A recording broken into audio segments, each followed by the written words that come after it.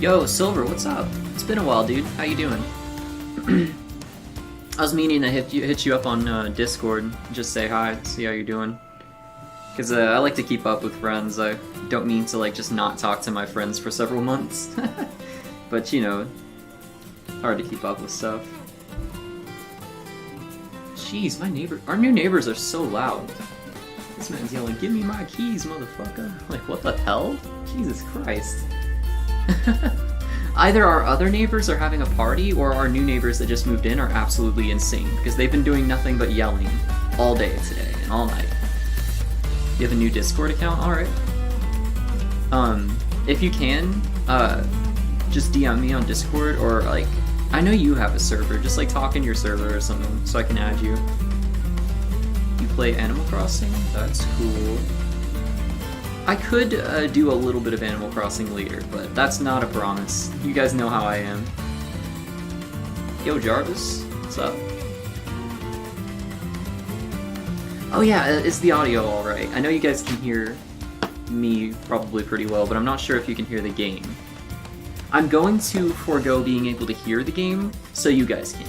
I need like an audio splitter, because that's what streamers use, to, I believe, to be able to hear their game, and so viewers can hear it at the same time. I could also play on my TV, and that would work too, but this TV is garbage, so I'd rather use my computer monitor. But for now, it's one or the other, and I'm fine not hearing it, it's not a big deal.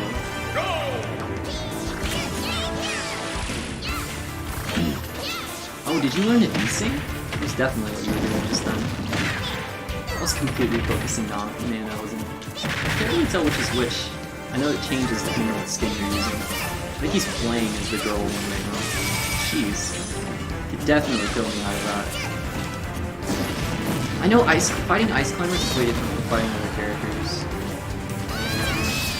Like, I found Pokemon Trainer does very well against Ice Climbers, especially Charizard. It's usually when I end up against an Ice Climbers in tournament, I pick Charizard, and I just, I flamethrower a lot, and I spam stuff like back air and Flare Blitz, and it seems like Ice Climbers have like no counterplay to Charizard's hit for the most part. I don't think I've played Pichu Ice Climbers yet, so this is definitely a new one for me.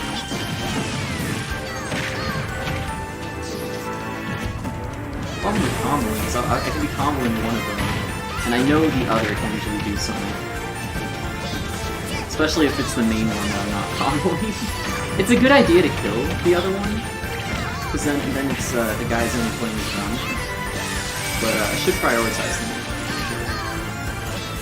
Jeez, he's just kind of crapping on me with these combos right now. I don't know what to do other than run away and T-Jolt, and like approach with stuff like down air. Down air's nice because Ice Climbers have a ton of in-ladder. Usually if you whiff down air, it's very bad, but it's not too big of a risk against these guys. Well, it probably is if they grab you, but like if they're already like using a move, that's what I mean. If they're already using a move, down air is nice, and Ice Climbers are like stuck in their moves for like an eternity. So, yo, Munchlax, what's up? You just gonna be here vibing when you draw today? Alright. Happy you were actually able to stop by.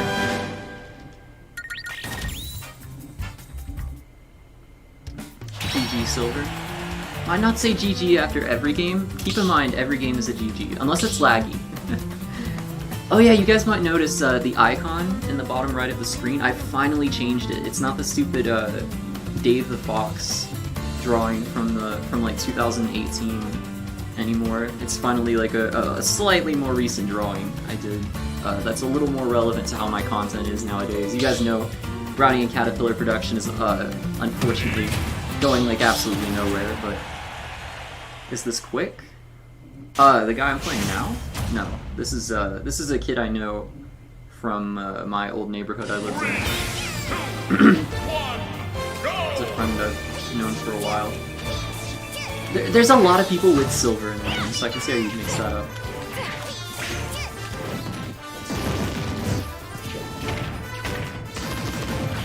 Playing Corrin? It's the same alt I use for Corrin. I tried to get a little more serious playing Corrin after the patch came out because she was buffed, but two other characters I love to play were also buffed, as in Isabelle and Kirby. So if I was gonna play any one of those three, it would definitely be Isabelle. And Isabelle's definitely clicking more with me lately. So I'm very tempted to straight up become like an Isabelle player. Especially because I've been having a hard time with Inkling lately. Like, I'm not really enjoying playing Inkling as much. I feel like there's just nothing special about my Inkling play anymore, just aside from like my Splattershot use, I guess, which isn't really that big of a deal. It doesn't like carry me. So, it doesn't like win me games very often. I feel like if I play Inkling, there's just like nothing special about it. And I definitely want to be like somewhat unique in my play. Maybe I'm just overthinking that, but I guess what I mean is I don't want to have an Inkling. I want to be like the Inkling, you know? I want to be like an Inkling people think of when they think of good Inkling. And I don't know if I can be that. I think I can do that with Pichu.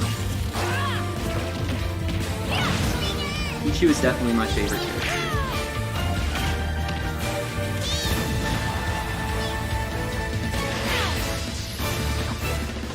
Like, for me, like, a character expressing, like, my identity, like, a character being, like, how I would want to present, like, myself through the game is very important, like, being on brand, and Pichu just fits me very well.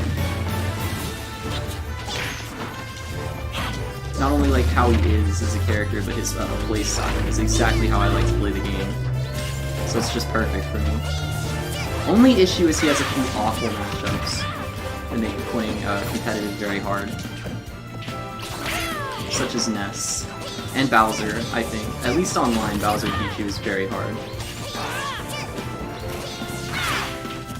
I want the 3-stock. You can die. Oh no, that's gonna kill, isn't it? Oh, definitely.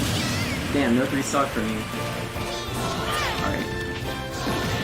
All I need is one back here and you're dead. There we go.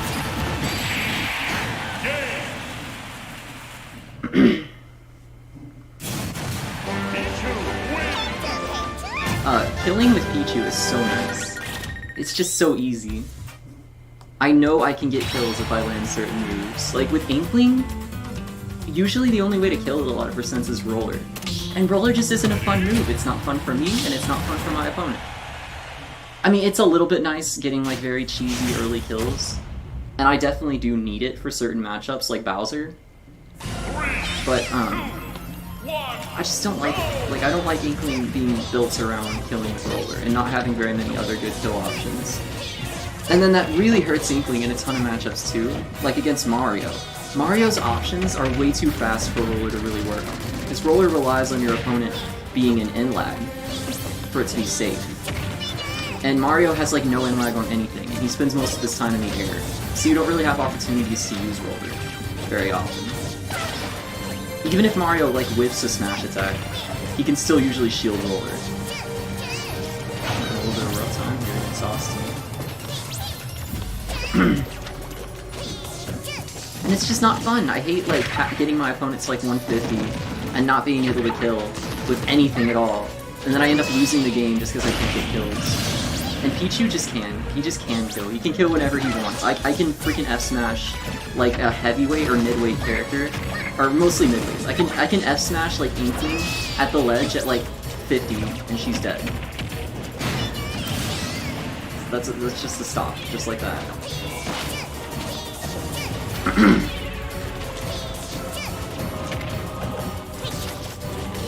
Using T-Duel a little too much now. He wants me to tech. Yeah. If I tech, you can get an almost guaranteed Roller out of it. Well, yeah, then I did it. I can't help it. It's hard to remember. Definitely don't want to get jab locked either. Ooh, nice. All your friends hate Pichu. Fuck Pichu, all my homies hate Pichu. No, how could you? I love Pichu. I was so happy when I saw they were adding Pichu. I didn't think I was gonna name him though, because I thought he was gonna be awful, to be honest. I was gonna, when Ultimate first came out, I still wanted to name Pikachu, but then I played him, like the very moment the game came out, I immediately played Pikachu, and I was like, wow, this is not fun. I do not like how he plays in this game. And then I picked up Inkling, because she was my, I was planning on naming her too, like as a secondary or whatever, because she was my most wanted character, before Ultimate came out. And, so yeah, I ended up playing Inkling and Pichu, because I figured out pretty quick that he was basically, like, what I wanted Pikachu to be. Like, how I wanted to play Pikachu. And I just like Pichu. You know, he's cute. I was gonna play him either way, just maybe not me. But, yeah, he, like, fits me perfectly. Oh, jeez. I really need this stock. Like, if I'm gonna win this, I need to, like, do something quick. Oh, I'm done. GG.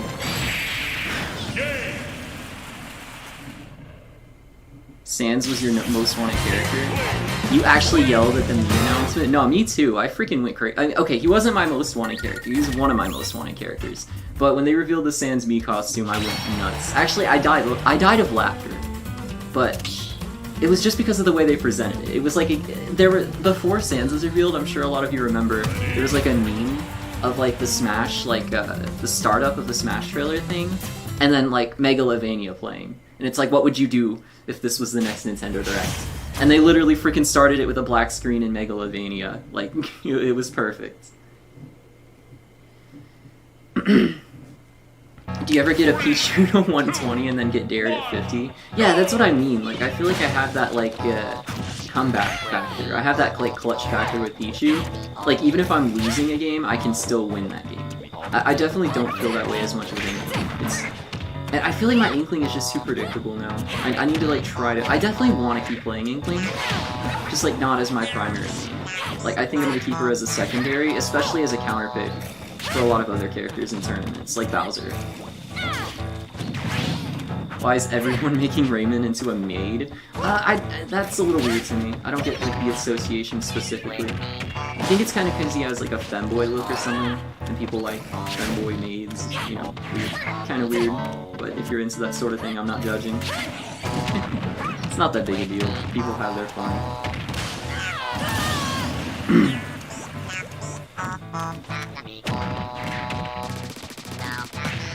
Austin's been going off lately. He's definitely been practicing. Been watching this dude improve. He plays in some of the same tournaments that I do. I might stream tournament runs again, but I definitely have to either, like, it'd be to where you guys wouldn't be able to hear it, like that one stream, or I'd have to get an audio splitter first. KKX Isabel. I could definitely see that. Damn, is he gonna get the 3-stock?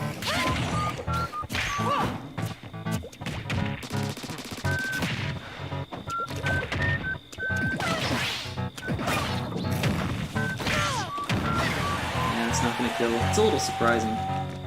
Earlier today I was watching a doubles match, and I saw Corrin. It was like closer to the ledge than that was, but I saw the Corrin like reverse kick kill Dr. Mario at like 100. And that was at 120, or no, that was like at I guess that was at 100, but it didn't kill. You're not playing good today? That's fine. You don't need to worry about it. Not gonna be like judging your play or whatever.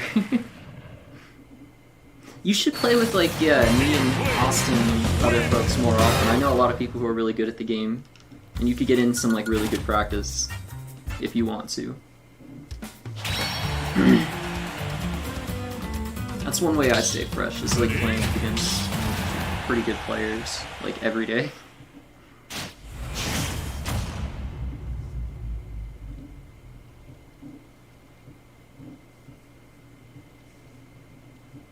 There's KK Slider. I won't lose this one. I refuse. Ah, dude, splatter shotted. Wasn't even a combo, but it just worked. I'm just like falling and stuff. I'm being a little bit of a dummy myself right now. I don't know why I keep going for down air. It worked on Ice Climbers. I don't think that would work very well on Inkling. You definitely don't want to whip down air too much on Inkling. You'll get either a free jab or roller.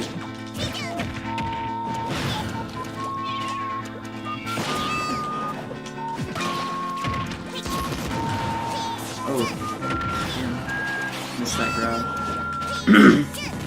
Gosh, I can't follow up anything right now. I keep hitting T-jolts and then trying to get a follow-up and getting punished for it. Oof.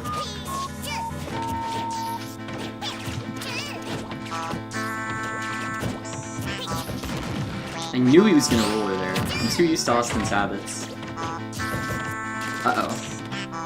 Ah, no, I went past the ledge. I really thought I'd grab it. I actually, like, went fully past the ledge. Alright. Finally, my stuff is working. I can actually land a game combo. It's getting frustrated with, like, trying to follow up stuff and getting hard punished for it. Down smash was not the best thing I could have done there. I could have gone for a down tilt to F smash. Not a true combo, but probably would have worked. It definitely catches people off guard a lot of the time.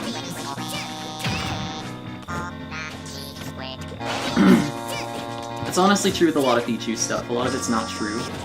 But like, you gotta react fast enough to not, like, die. And most people can't. That means you can't rely on that stuff too hard, though. Like, up throw down B. It also up throw down B is very matchup specific. Let's see, yeah, it didn't work. I think that's because Austin DI'd at the right time. And I freaking down smashed like a dummy. But against certain characters like Incineroar, I'm pretty sure it works every time. I think it depends on how big the character model is, because even if they DI to the left or right, they don't shift far enough to avoid the spike hitbox. Or, I think it also depends on your airspeed. So like a character like Captain Falcon would probably never get hit, although I'm not sure. I think I've actually done it to Captain Falcon before. But if they DI right, I'd imagine it wouldn't work. But then a character with like low airspeed like Incineroar is more prone, more likely to work on. I need to play way more safe right now. Kind of trying to skip neutral and just go straight into advantage every time. Do that.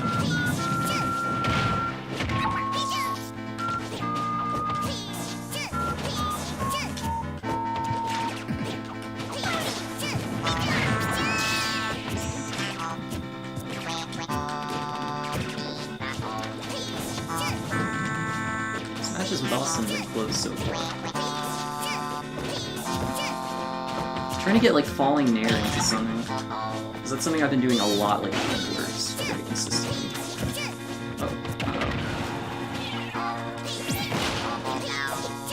Oh yeah, that up air might kill. If I get to buy it. Goodness.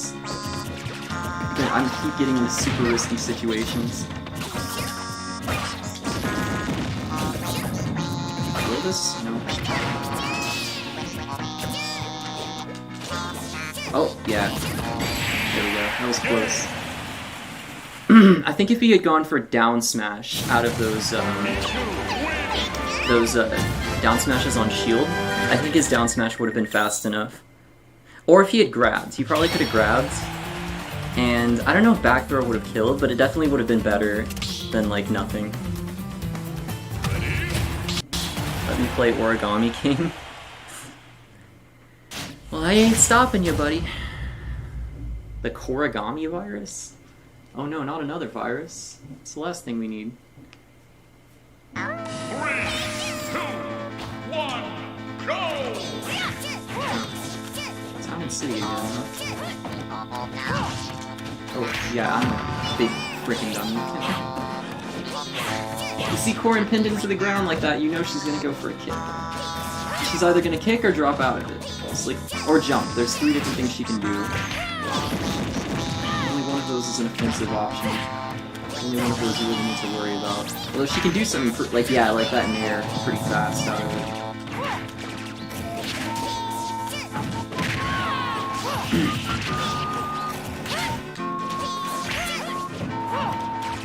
Definitely really like Corrin's pin. I do feel like it's... Oh, he did it!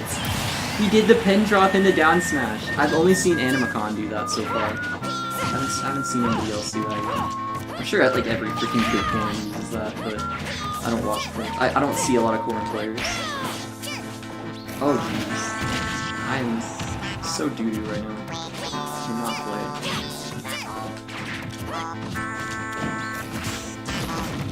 I'm kind of hoping I'll launch him off stage, but hit the ground too soon.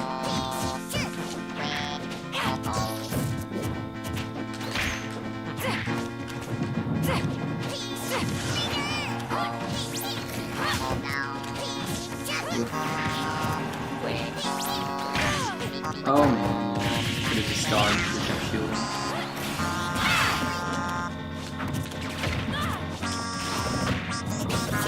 Wow, that killed him. It's probably just rage. Or maybe like improper DI.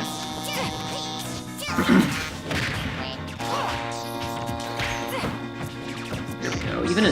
Even like a nair on shield can be nice for starting stuff.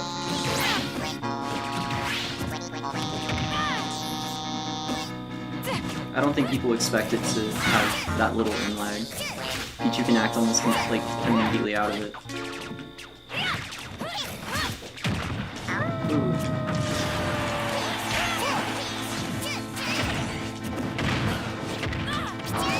Uh-oh. Okay, that's not... That's a little bit worrying. When you're Pichu at 170, anything can kill theoretically. Oh, I don't like that. That's so scary. I bet I can up throw down B right now. Wow, that didn't kill? I guess you have to get like the tipper for that to kill. Tipper is very weird.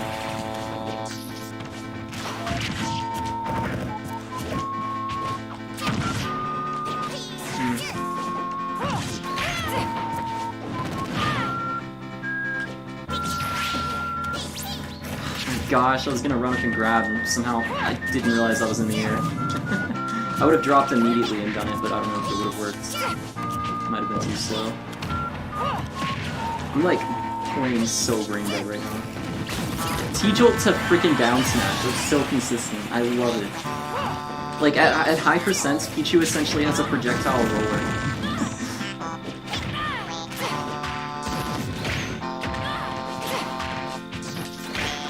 I think you're mashing out at T-Jolt though. T-Jolt is just very nice. Very good move.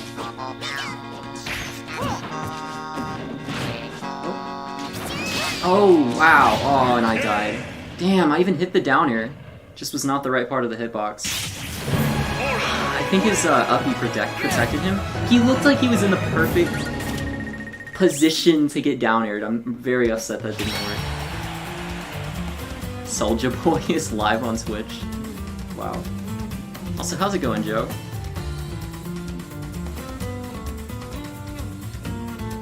What Corrin was I talking about? Animacon? He is, I think, the best Corrin in Texas. If Shattuck isn't in Texas, I'm not actually sure. Let me just look that up real quick. Shattuck might be in Texas, let me check. Because I think Shattuck is the best Corrin. Yeah, he's not. Other than maybe like Cosmos. Because I know Cosmos is a Corrin player now. He's kind of an up-and-coming player, but there's not a whole lot of like competition for high-level Corrins. And Animacon's been very dominant lately in like the online scene. In the few, I think in certain offline events too. And so he's just like a notable Corrin player, basically.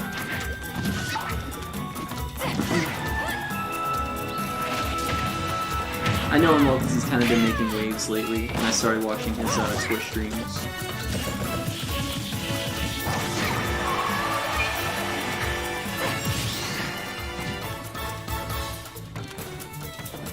Yo, Revolio, what's up?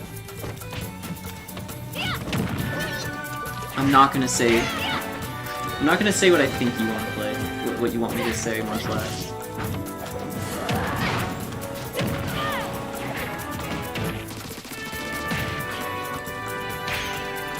It's Shattuck? Yeah, I don't think Shattuck's from Texas though. Did he? Let me look that up again. It was some region.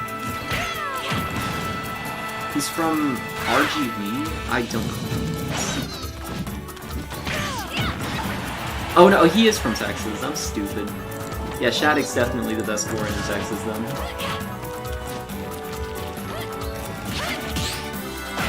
My bad. Also, how are you talking in chat like this much? In the middle of playing, what are you doing? Probably shouldn't be doing that.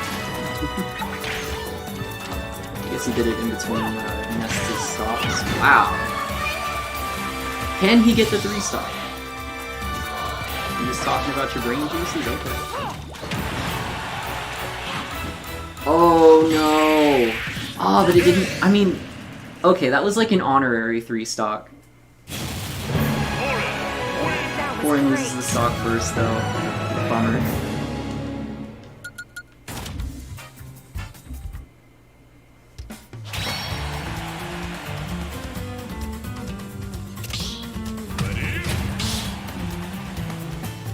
I'm kind of getting sick of Town and City a little bit. Oh, it's easy for you to type in chat while playing? How? I could not do that. It's already a little bit for me to look at chat while I'm playing.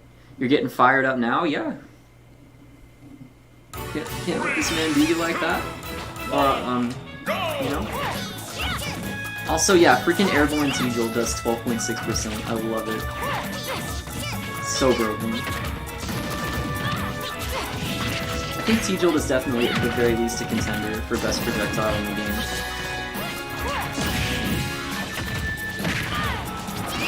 Alright, strong start. Can I cheese the stock?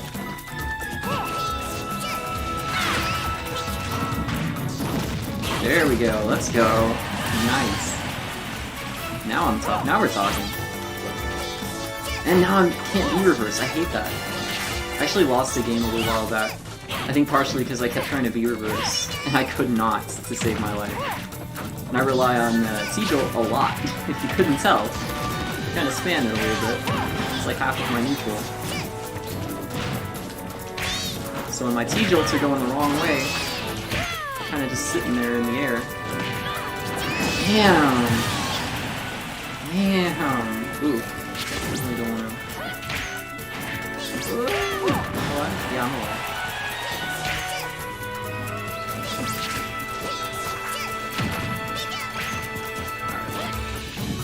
Oh man, the back air. Didn't expect him to do it again. The back air is very good.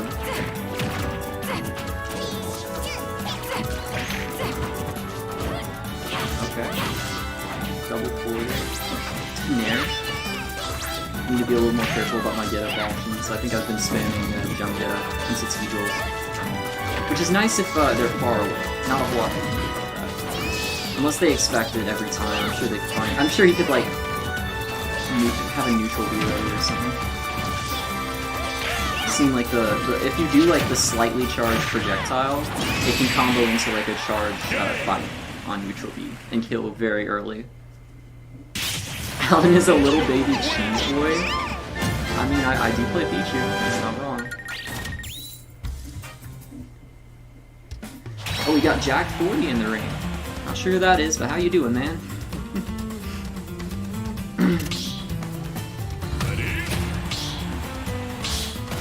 10 viewers, nice. Oh, 12, okay. Suddenly the stream is spiking in viewership, that's very nice.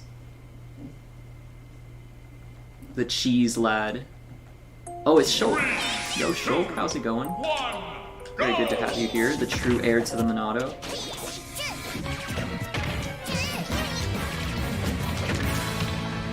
Ah. Oh my gosh. I'm a little bit laggy right now. Not sure why.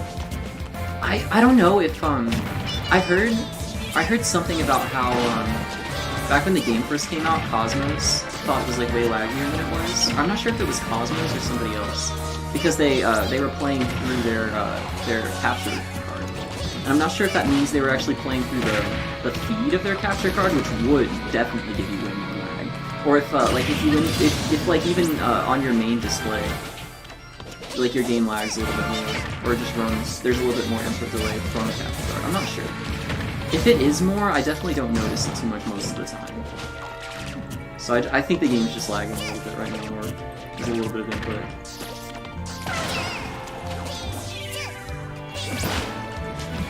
Ah, am I dead? Yeah, just not good. If it doesn't kill Pichu at 130, it doesn't count as a kill move.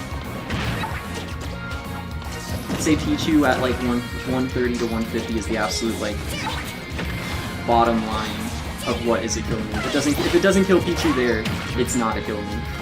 Especially at the ledge. Oh, I really thought those T-jolts would make it all the way up there. I try to do like T-jolt setups on these stages with the flat edges. Yeah, that's tough.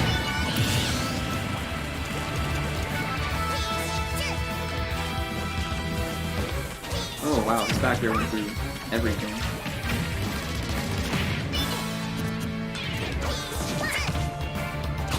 I read roll away a lot. Nice shield. Well timed. I don't think back air to down smash is true on every character. I think it probably is true on certain characters though. I'm not sure if landing lag is universal. I think it might be between the whole cast. But if it isn't, I think characters like Bowser might have more landing lag, but I'm not certain. Actually not sure. I think it's also like, it depends on how I hit the downer. Like what part of the move it's in. Because sometimes when I land a landing downer, it slightly launches the opponent upwards. Like very slightly, so then they kind of fall back into my down smash. But I haven't quite like perfected the timing on that yet. I'm not sure if it's. I'm still not sure if that's true or not. Also, I could have wall jumped it. Could have wall jumped. Oh well. Could have held on to that stock for a while longer.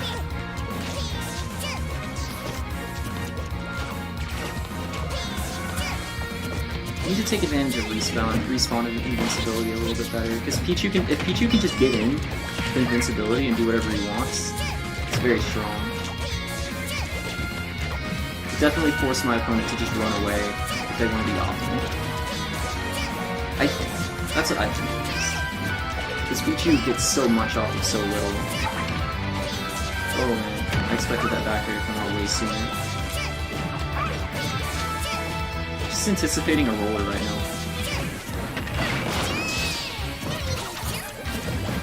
Smart. That was very smart on his part. My nose. I'm not Johnning. I'm not Johnning right now. But my nose is so itchy right now. Gosh. Oh man. Ah, and that's that.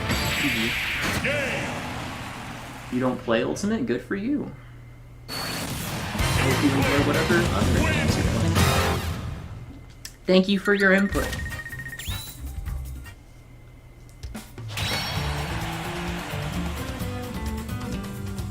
Dying at 30 to downer.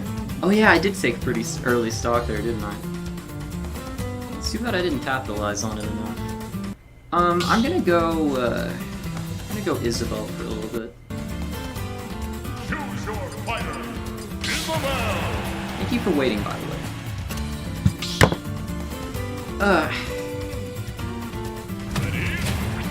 Cheese indeed. I wish I had some cheese right now. I like to buy just like blocks of cheese and eat it. You like living in Texas? Me? I mean, I would say me too, but I don't like the humidity here. I definitely do not like the weather. I definitely don't like living in South Texas and essentially like the country. I don't like being so far away from everything. It's kind of unpleasant. It is mostly, aside from my very noisy new neighbors, it is mostly very quiet and peaceful here. You don't have like riots and stuff like that going like there are in like every major city the past 2 months. But I don't know, it's all right. I definitely would kind of like to live somewhere up north someday. Definitely would like more clear air so I can breathe better. With my asthma, or like I don't think I have like really bad asthma, but like allergies mostly and like breathing issues sometimes, I would prefer to have clear air. No more cheesy. You were starting to piss Joe off.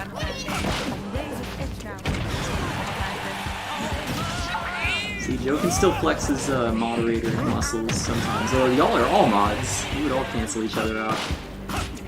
I love how much of this chat is blue, and by that I mean all of it. The only reason you didn't make arrangements to move to Texas is because you're only 17. Next year you'll see what you can do. As for quiet areas, that's where you do best. Yeah, I mean, you'd probably like Texas. It's especially considering your more traditional American somewhat beliefs, I think. I mean, it seems like it. Texas is nice. It's a place where you can kind of just do what you want. Like, you can have a property, and like, as long as you're not living in a neighborhood with like strict homeowners association, you can like set up a pool without like I don't think you need like a license or whatever. I don't know if that works that way in other states, but like, I know it's harder to do a lot of stuff in a lot of states. And Texas kind of just is chill.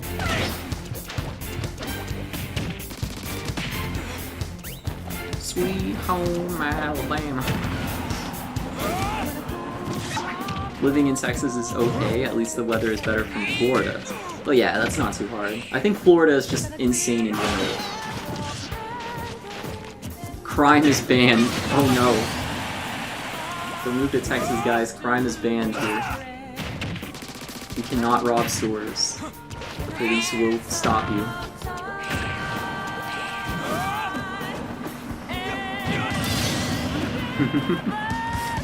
Yeah, that's how I look at cheese too. Sure, you love me some cheese. Not gonna lie. My mom is away for a few days, and she gave me a whole ton of money to like go out to eat sometimes and buy groceries. Mostly. Tomorrow I'll probably buy some cheese. Definitely feeding for some cheese right now.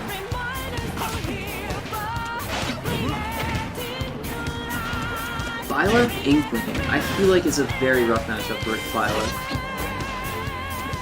It's hard to really pinpoint like Byleth's strengths and weaknesses. Aside from on the weaknesses side, them being so like slow and having so much end lag on all of their moves, they're essentially like Ganondorf in that way. But their obvious strength is their range. I guess that's it. It's pretty simple. But yeah, I mean that's enough to where Byleth hard loses a ton of matchups. And you, as a Byleth player, you're gonna end up having to work harder than your opponent a lot of the time. I would say Byleth does well against others though, like Kirby, Jigglypuff. I'd imagine Byleth can crit pretty hard. Any like other like slow character that can hardly move, like Ganondorf, Byleth probably wouldn't have as much of a hard time against, because you don't get punished for whiffing a move across the stage. Alan does the cinnamon challenge with cocaine. Jesus Christ. Oh, Jack left. Darn. I didn't get a game with him. Oh, and we got Hypergram. Guess that's an upside to that. They can't do that. Killing people is illegal.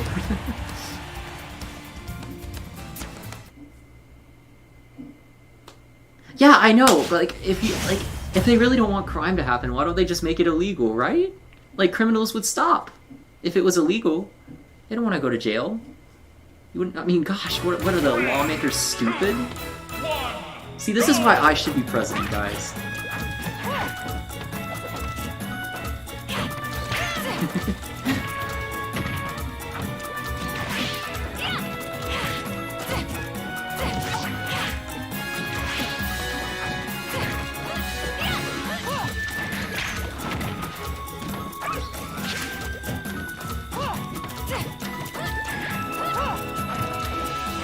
Yo, Bonnie, what's up? You like purple Inkling? Yeah, Munchlax, I'm sorry. I might have to take you in. Can't let you get away with that one. Sorry.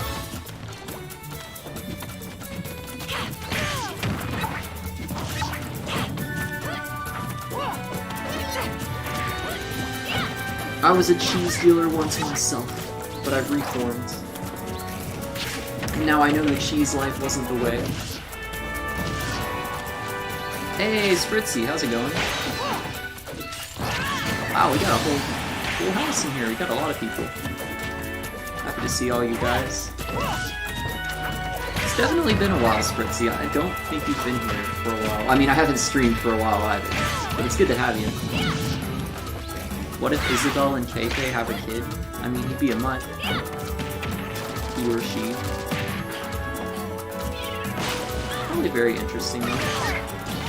Be interested to see like which qualities they took on.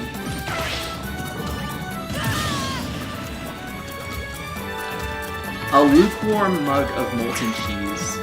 I don't know if that sounds very appetizing, I'm gonna be honest here. But to each their own.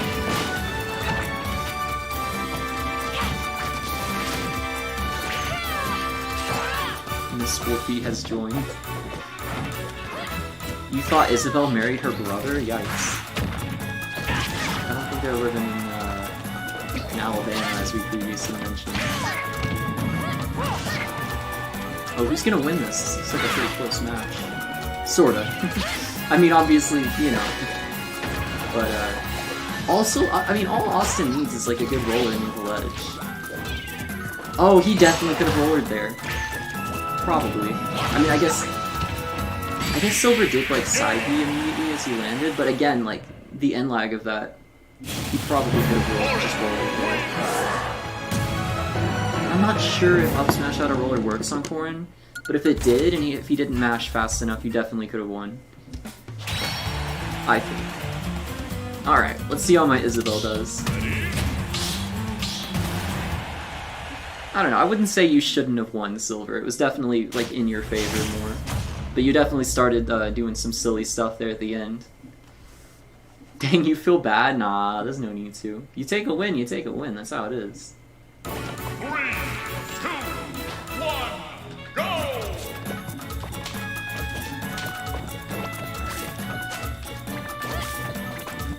My Isabelle is definitely a work in progress. Let's see how I do. Wow, Silver is already playing very different right now. Well, my mine is already gone. My freaking Lloyd mine. I don't know what to call it. I think the move should be a little bit better. I feel like it's very easy to break, which is unfortunate. Like, if Snake down B can be as good as it is, why can't, Isabelle's Lloyd mine be better?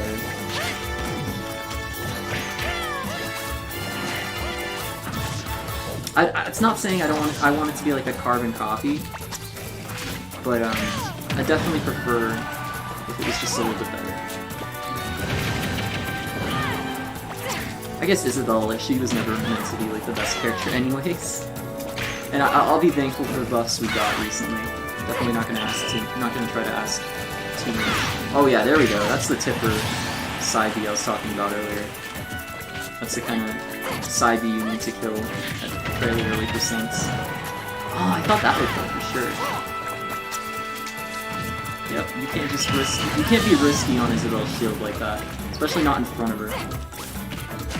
I'm not sure if you can reverse up smash yet. I guess you would just turn around really fast. But yeah, in front of Isabelle, especially when she's in shield, is a very dangerous place to be. Because that up smash is pretty good. Isabelle has very, very good kill power, and you don't really expect that, but she will definitely get you. You don't respect her moves so much.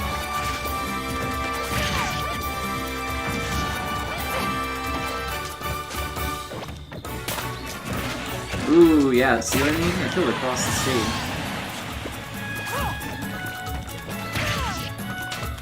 Ah, I hit pocket. I definitely hit neutral B. Oh well. Maybe it's not as fast as I think.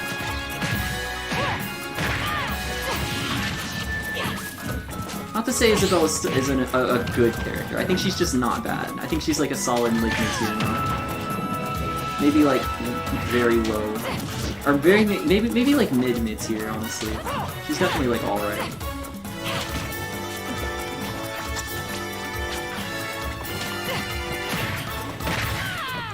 Yeah, you kind of don't want to down air. I guess he expected his down air to break it. You keep being very risky around that. He's stealing a lot of percent. There you go. Gotta be careful. But that mine does have a pretty generous hitbox. And yeah, he's dead. GG. How do I land up throw up air at higher percents? Try waiting a little bit. It definitely won't be true in this circumstance, but try waiting to see if your opponent does an immediate mid-air option, like an air dodge or whatever. Or just like wait and see. Or like maybe jump up to them and try to bait out an aerial. And up air after like when they're in lag. That's how I would do it. That's what I do a lot of times when my opponent is midair, is I start like trying to bait out options as Inkling. 3, 2, 1. Alright, a Mario. Oh yeah, Hypergram. I haven't played this guy in ages. I remember him playing DDD though. I'm not sure who he plays now.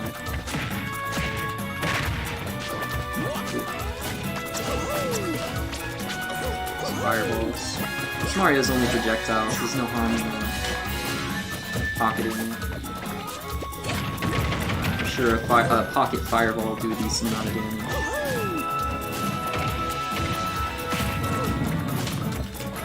He's using those a lot. I guess that's like Mario's neutral. It's kind of how I play. Oh jeez, that's kind of how I play Pichu. And we're both dead. I don't think he needed to die there. I'm not really sure what happened after he forwarded me. I was more paying attention to like trying to survive. But at that point, yikes, he's comboing me. Yeah, I'm gonna hide behind my my rocket. I'm gonna be a little more careful. Gosh.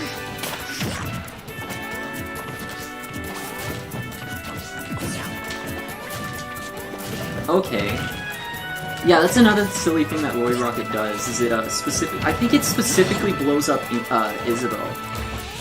I don't know if that explosion thing it does even works on anyone other than the person who created the Lloyd Rocket. Because I've never seen my opponent get hit by it before. But yeah, if you destroy Lloyd Rocket, it creates a little explosion. It's not like that strong or whatever, but it seems to only hit Isabelle. It's very frustrating.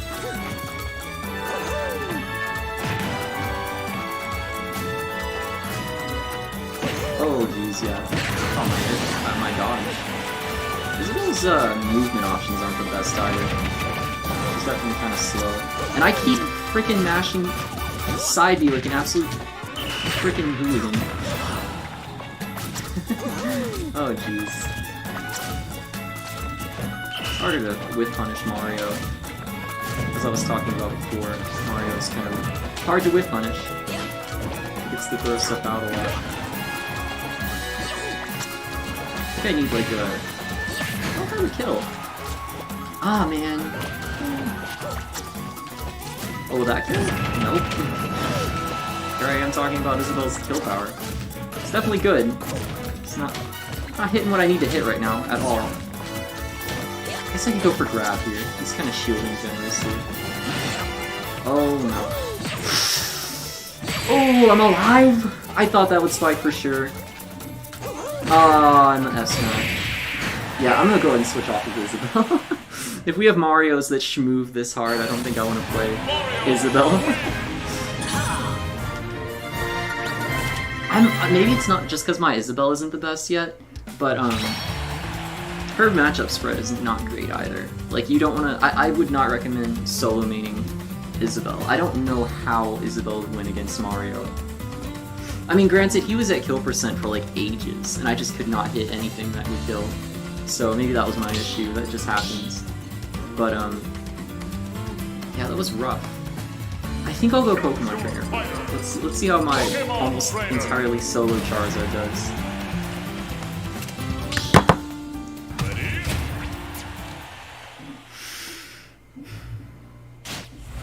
Yeah, I assume you're talking about Paper Mario right now, Revolio, and I do kind of agree with you. I do think Miyamoto definitely has earned his place being as high as he is in Nintendo. I mean, without Miyamoto, I don't think we'd have Mario or Legend of Zelda at all. Aside from another few franchises. But, oh, I thought he was dead already. Mario can definitely SD very early, or very easily, if he goes off stage and chooses a bad option. That's why I think one of the reasons Dark Wizzy is known for SDing a lot. But,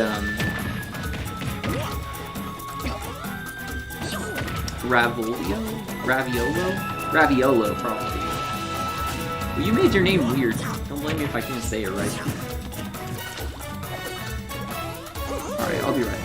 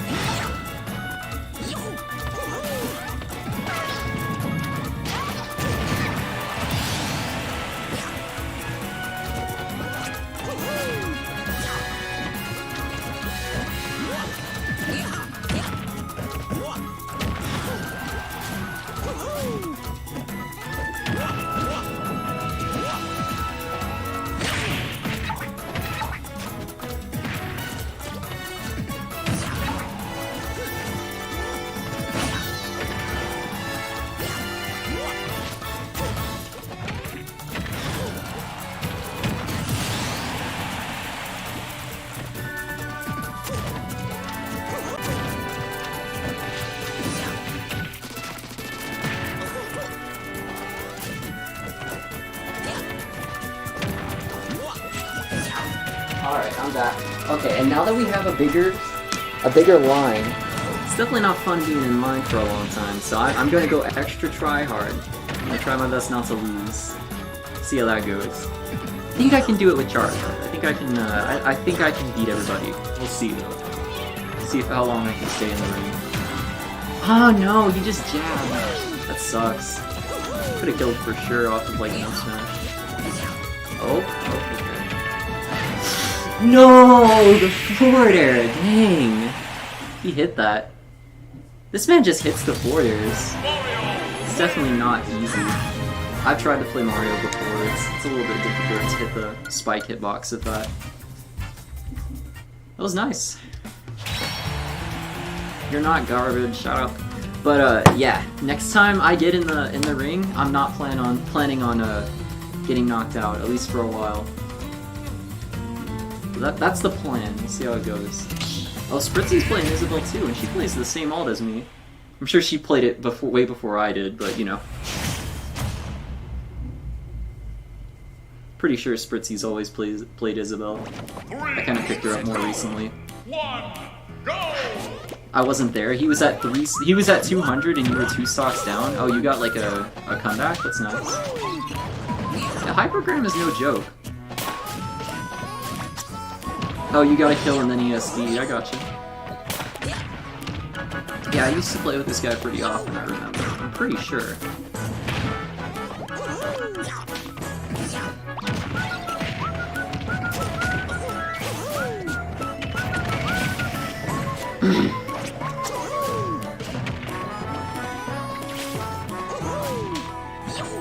Oh jeez, I'm watching stream right now. The chat is doing some very weird things. I think for now, I'm just gonna go ahead and get rid of the chat on the stream, because it'll like show the same messages over and over and do a weird thing when it refreshes, and I'm not sure why it does that. I'm definitely gonna have to like figure out why, or like how to fix that later, but for now I think it's better off we just don't have chat like showing up on stream. Yeah, I was going back and like watching the VOD of my Terraria stream, which I think was my last one. And yeah, it was doing that, and it was kind of weird. I'm kind of surprised nobody pointed it out.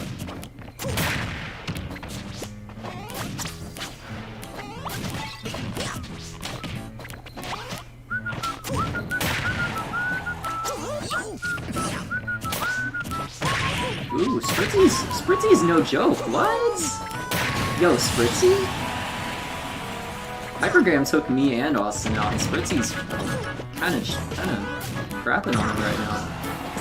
Definitely dominating this match. Oh, there's the kill finally. But Spritzy still has a stock lead. That's impressive as heck. Maybe Mario Isabelle isn't that bad, and I'm just bad at it. Sometimes I'm pretty quick to blame a matchup on like why I'm losing, and sometimes I'm wrong about like you know the matchup. Sometimes I'm just bad at certain. Sometimes I'm just bad at fighting certain characters, unless I'm like using my mains. Hell, even with my mains, like I freaking I have so much trouble with Ness as Inkling.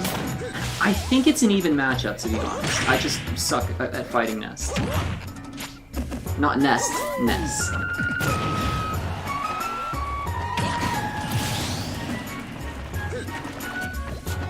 Aw, you gonna head out, Munchlax? Damn. Ooh, Hyperdram's bringing it back. Damn, it sucked. I want to see Spritzy win because she had that initial lead so well. Also, I'm kind of surprised the fishing rod didn't stage fight there. Maybe if she, I've seen Isabelle players grab people with fishing rod and then hold them for a little bit, like, and then wait to throw them. But I'm not sure like how to do that, or I'm not sure if it was like a glitch or something. But if Spritzy, do you know if that's possible? Because I've seen clips of it before.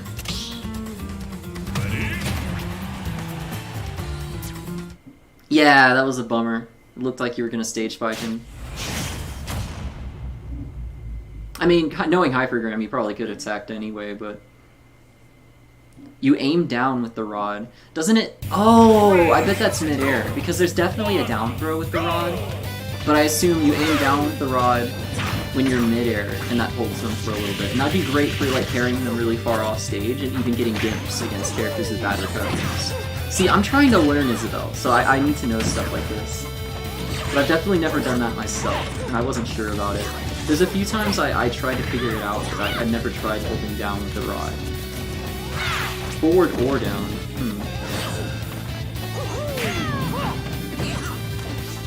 Yeah, it seems like generally the best rod throw is up.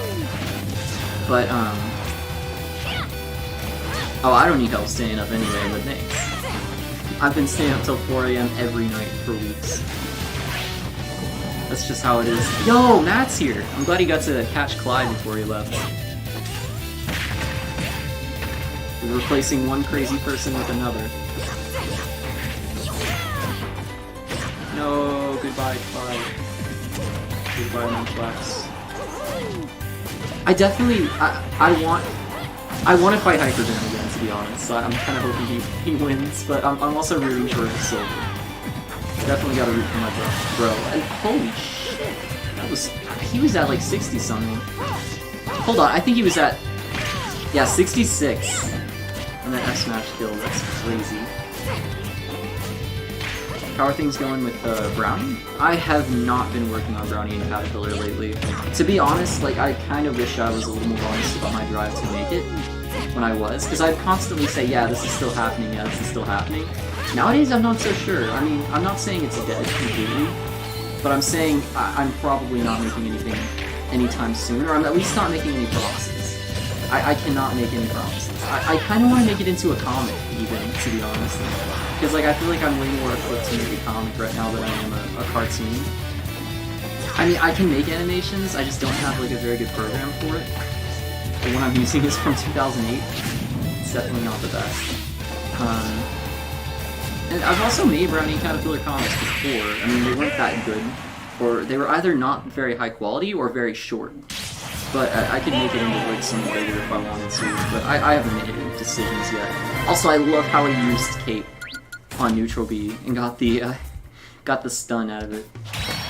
Alright, hopefully my Charizard can pull through here.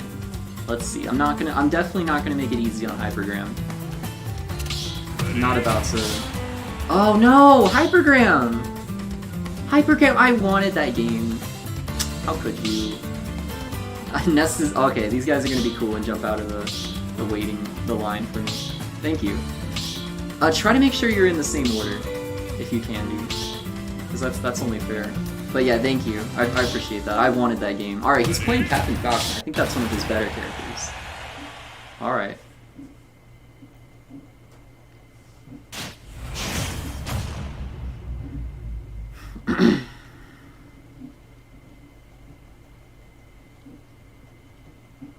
Oh, it's Town and City again. I don't know why we're only getting Town and City right now. I might see it, like there's a reason.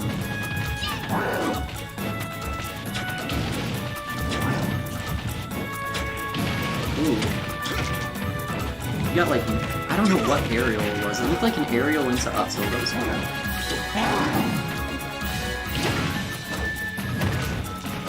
I'm gonna try to be a little bit aggressive. I know Charizard doesn't work too well for being overly defensive.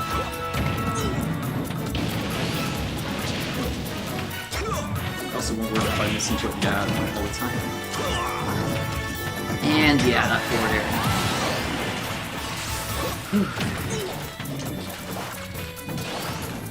Wow, kind of surprised I didn't get hit by that side B. I know that has like a very wacky hitbox. Alright, I'm not really getting that air combo right now.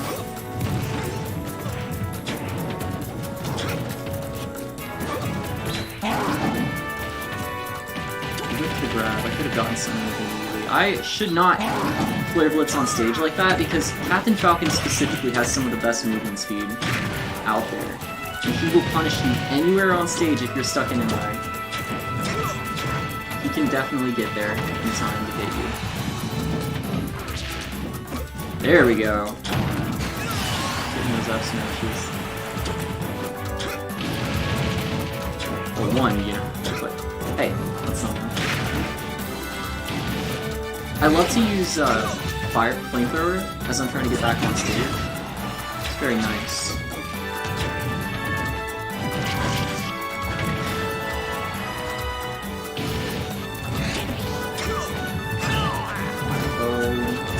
Ah, that did kill.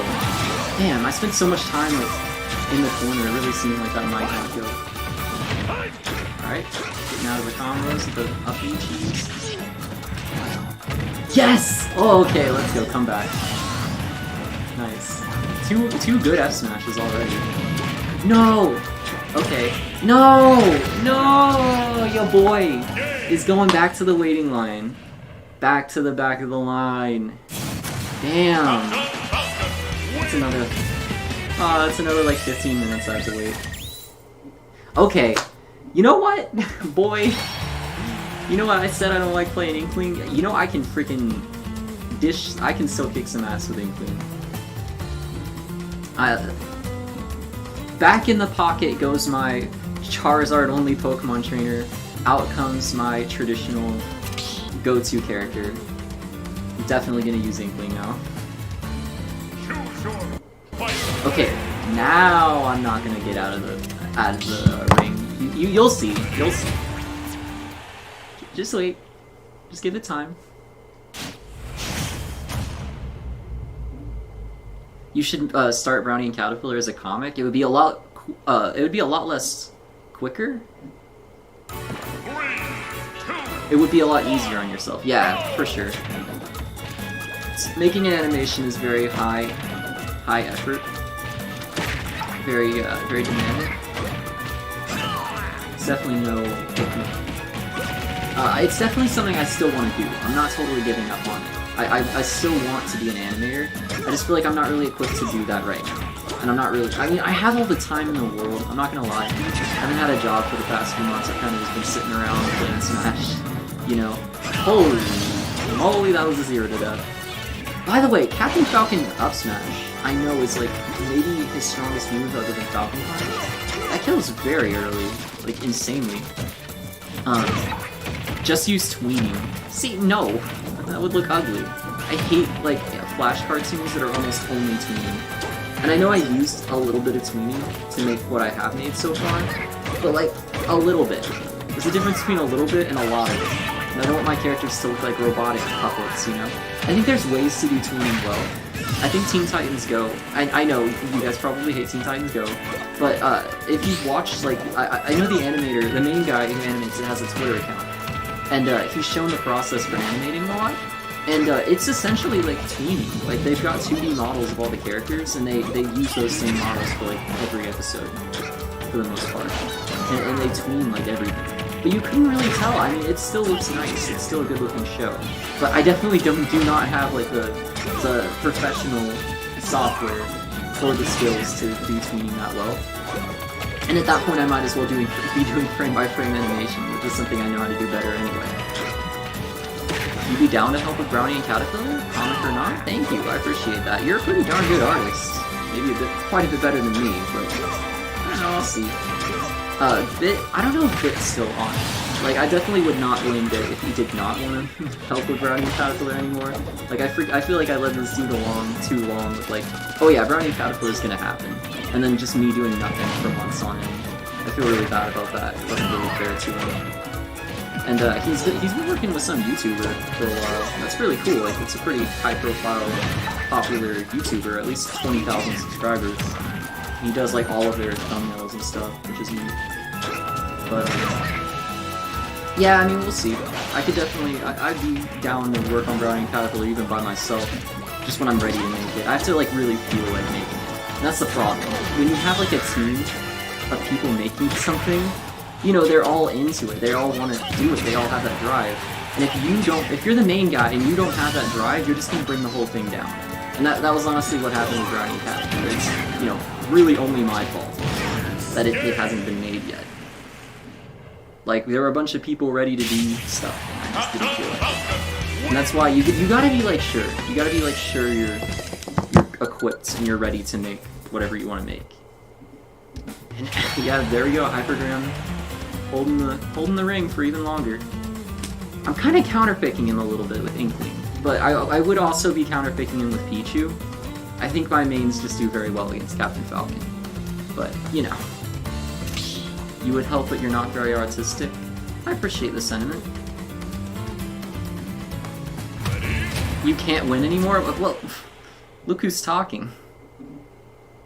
I haven't held the ring for like 45 minutes. Or no, at least like half an hour. 3, 2, 1, go! Teen Titans Go looks like tween shit. I think it looks alright. You should get background artists. If Bit is still willing to help, which it seemed like he was a few months ago, but I don't think he's even in the Brownie Caterpillar server anymore. I'll hit him up. If I'm actually sure I'm gonna start making Brownie and Caterpillar as a comic or even as a cartoon again, I'll definitely ask him. But like if he says no, that's fine. If he doesn't want to help, that's fine. But I'd ask Bit before I tried to get a different background artist. Because he was, like, for the longest time, gonna be the Brownie and Caterpillar background artist. Are we living in Town and City? Yeah, I'm getting a little bit sick of it. I don't know why we're getting only Town and City, but right now I'm kind of just focused on getting back into the ring and trying to beat Hypergram, so I'm not gonna worry too much about the stage right now.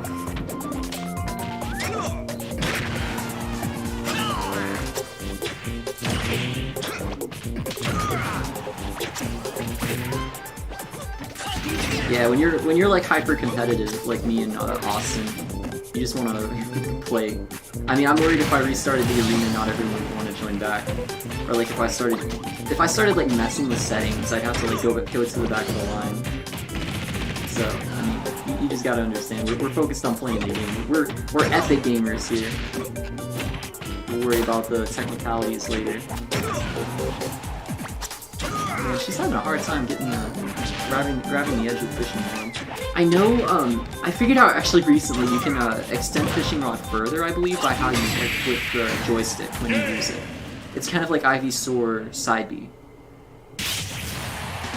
But I'm not sure if that affects like its range when it comes to grappling the edge of the stage. Usually, when it comes to tether grappling moves, they all have like the same. It's like the same range every time. But it could definitely be different with Isabelle. You thought about quitting art? I mean, if you enjoy art, you should make it. You don't have to be, like, adamant about it. Like, I kind of do art as a passive thing right now. Like, I'll go, like, a month without drawing anything, and then I decide, damn, I feel like drawing. So I'll just open up my phone and, you know, draw for a few hours. It's whatever. It's just something I enjoy doing sometimes, and if I don't feel like doing it, I don't make myself do it. And just to become a memer, you could definitely use your like editing skills to make memes. 2, 1, go! Yeah, I mean, as good as Isabelle grab is, you definitely don't want to go for it too often. I feel like Isabelle has a ton of really good options, and you gotta make use of like all of them. Damn! I'm gonna watch that again on the replay. Jeez, he took that stock like it was nothing. Down throw, up air, forward air. Nice. A lot of people say Falcon isn't sick. I disagree. I mean, he's not my favorite character, for sure. I think he was a little bit overrated back in Smash 4. Freaking, there were so many Captain Falcon players. But I'll say, Captain Falcon is pretty sick. It's pretty impressive watching his combos and stuff. And I'm glad I picked Ink, because I don't think I could deal with this without Ink and Raichu. Charizard's just too big and slow and combo too. I was asking to get killed at like 50 off of one exchange. And just to become a real draw something. My sister got a water hose online. And we went outside today with the dog. And we just sprayed at Daisy with a water hose. It was fun.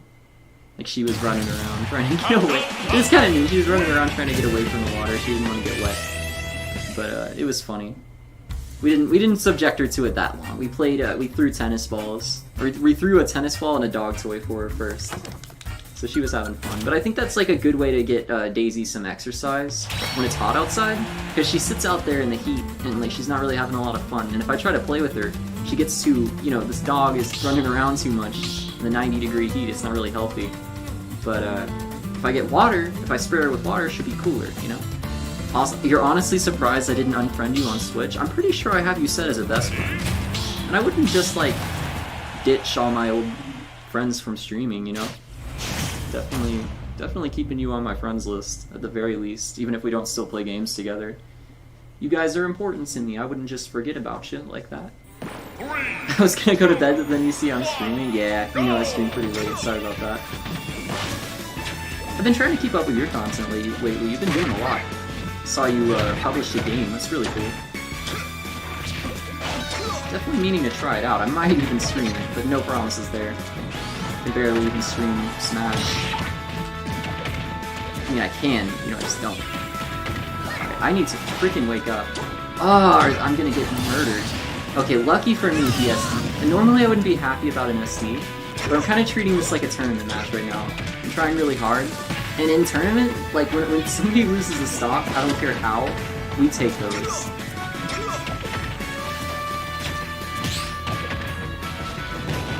Oh no. How many? Oh goodness, I really almost walked right into that S smash, even though I saw it coming.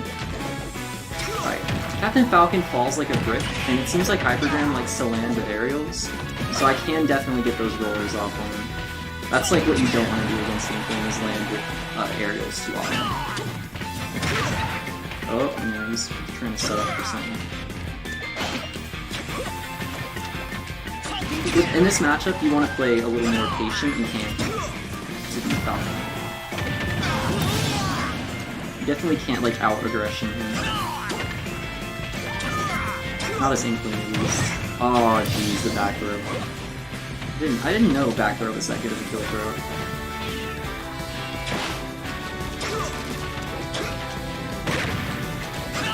Wow, my dash attack just went right under his grab.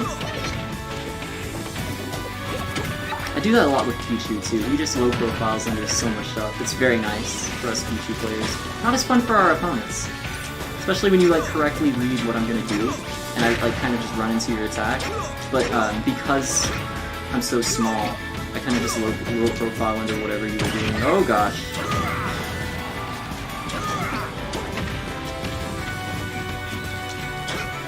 Ooh, whoa, that's dangerous. It's not roller too much. Here, rollers are very risky. I say that as I roller again. And that's not gonna kill. That's depressing. Oh man. Ah, Hypergram.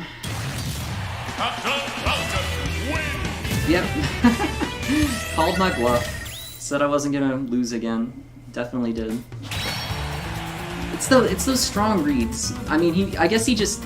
I mean, also I'm an idiot. This man started charging a smash attack and I landed right in front of him. I could have like avoided that very well. And I guess we're not spectating this match because I'm switching characters. Your boy can't stick with a character. Going back to Pichu, he carries me. Yeah, I guess we won't spectate this one, that's fine. Oh, man. You know, it's this weird mix of emotions. I'd be really mad right now if Hypergram, like, left. But also, like, I cannot get any games in. Because he keeps winning. But I mean, if Hypergram leaves, I'll be taking over the arena. I mean, I'm not even gonna say that. I'm not gonna freaking say that until I can prove it, but, you know. I want to play Hypergram, but I'm worried, like, if I lose too many times, he's gonna leave. You'll commentate? No, okay. I appreciate that.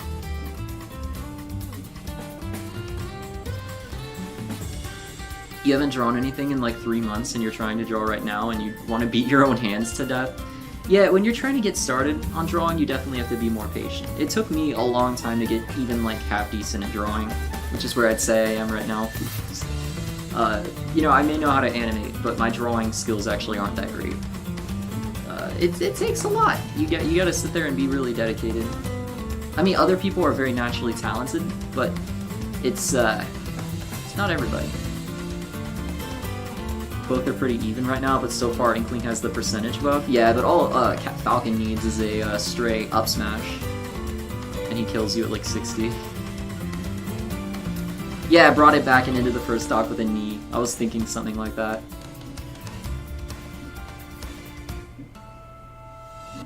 I think I was at 80 when I died.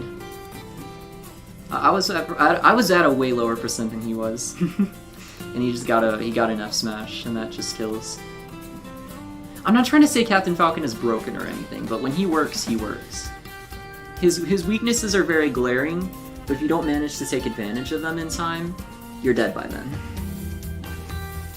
They're taking stocks too fast, you can't type this. Okay, I was at 130, 103.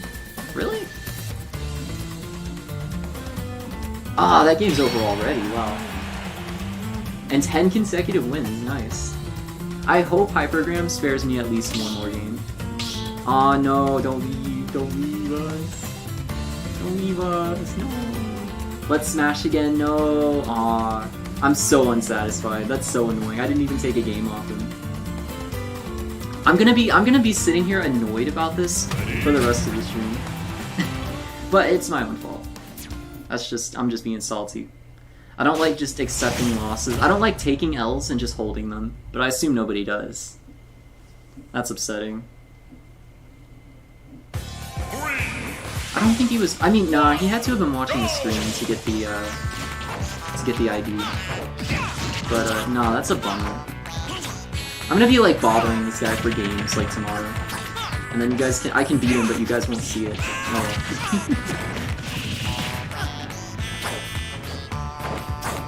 I should have tried-harded harder. I should have just stuck with Pichu.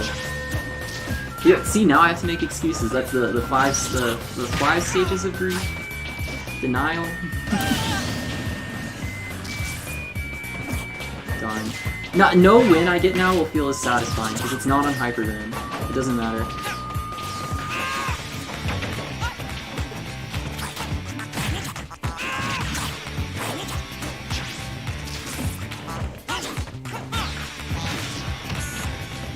Another pit name.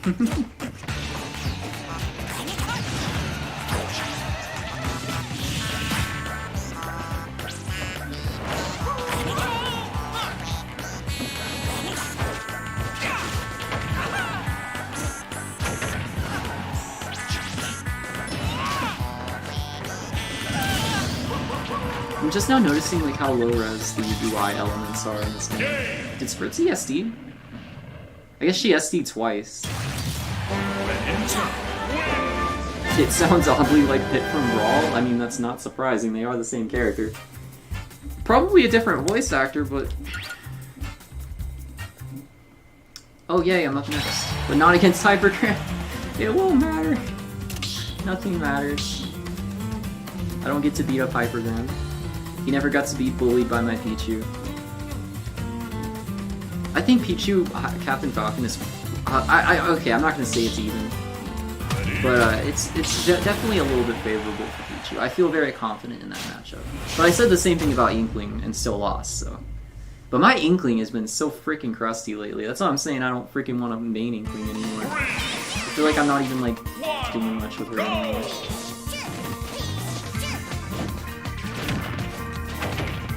Gosh. I feel so unmotivated right now.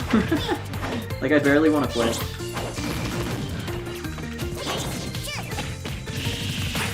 I guess Hypergram did play a lot of games, so I can't blame him for leaving. Spikes don't feel the same. You know, like, I'm gonna like turn into an emo at this point. I'm depressed.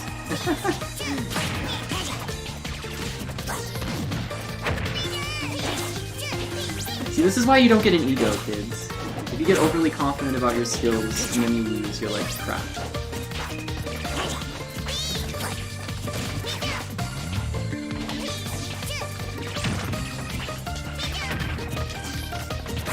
Just whiffing the...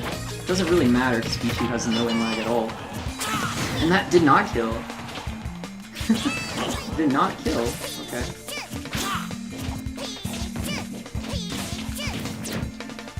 And not every character has Captain Falcon smash attacks that kill you guaranteed. I guess that's partially because he hit me with like a sour spot. That's unfortunate though. Kinda hate when, like, Captain, like, freaking, okay, Falco is, like, almost too good, but his forward smash is, like, kinda silly, because, like, I've hit people with Falco F smash, like, the tip of the move, and it does way less knockback if you hit, like, the front, like, closer to Falco. It doesn't kill even at like, ridiculously high %. It's silly. Like, why make a freaking tip of the smash attack barely kill? Unless it's Roy. I can forgive Roy, because that's like his whole thing. If you go Captain Falcon while I count as Hyper, probably not. I'm sorry. Not too many people can do that kind of stuff with Falcon. At least not in Smash Ultimate. Back in Smash 4, every other freaking player who was decent had a like pocket Falcon because he was amazing in that game. Damn it! Alright, Spritzy, I'm gonna need you to jump out. I'm not trying to sacrifice my place, I just don't want... I want Green to be able to spectate. Thank you.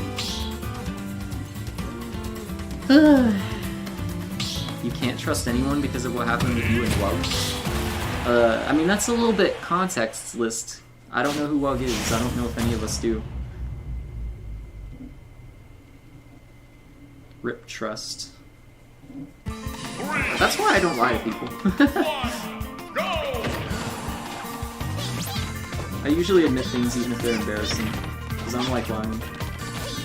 Every time I freaking lie, like, people figure it out anyway, so I don't lie.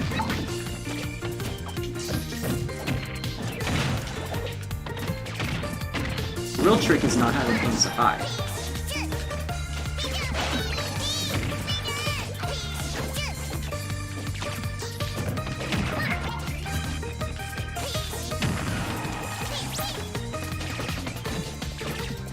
I really thought he was gonna roll it, I don't know why. If I just stand there looking like a dummy, it's because I expect him to roller and I'm just like getting ready to shield. There, that's a roller. I want rollers so bad. Because it's very easy to punish, especially as Pichu. If you hit roller on Pichu, it's very nice, but most of the time rollers get Austin killed. Speaking of roller, I hit roller with on Hyperdram at kill percent and up smashed like a total dummy, and that doesn't work on Captain Falcon because he has a weird berry animation-ish sort of thing, like the still frame like position that characters are stuck in out of roller. Some of them are stuck in certain positions where the first hit of Inkling's up smash will not connect into the second hit. I don't know why, but like sometimes they'll just stay stuck. Or like sometimes they'll just fall out of the move and never get hit by the kill hitbox at almost any percent. It's very depressing, and it means Inkling up smash just cannot kill those characters out of berry.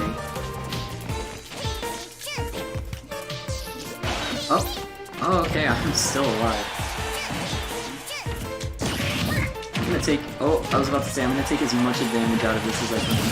Do as much damage as I can. Against Pichu, I'd say 70 is kill percent. If that Splat Bomb hadn't hit me, he would have been dead.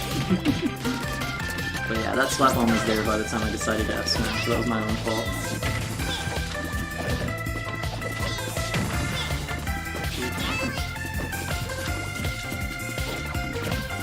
I mean, Austin's still a tough customer, at least.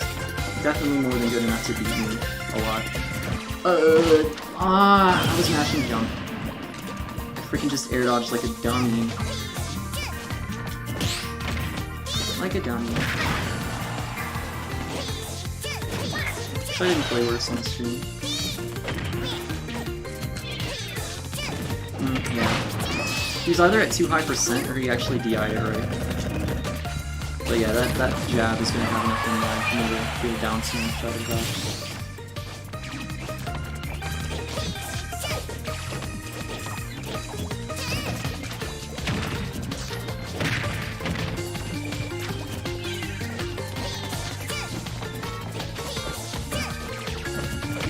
Yeah, he wanted me to tech. That's what I mean. If you get like if I tech something, he gets roller, he can kill me very early. Like I think at like 60, hell, maybe even 50 with the F smash. But I expect that every time, so I just don't tech, and it's honestly a better option. Ooh, that was scary. My up B has enough in lag though, where he can roller that. So up being on stage when he has like the positioning and time to act, very risky.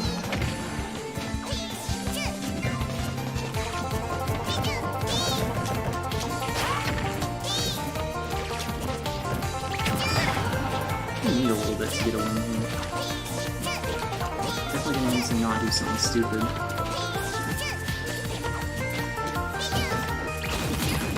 Yeah, not gonna hit. I could have done something there. I just kind of did nothing because I was spooked. It's like judging the risk and reward. Ooh, I'm scared. I'm so freaking spooked right now. Oh no, lag. I hate that.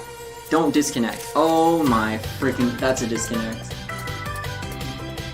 Austin! No! He needs a new adapter.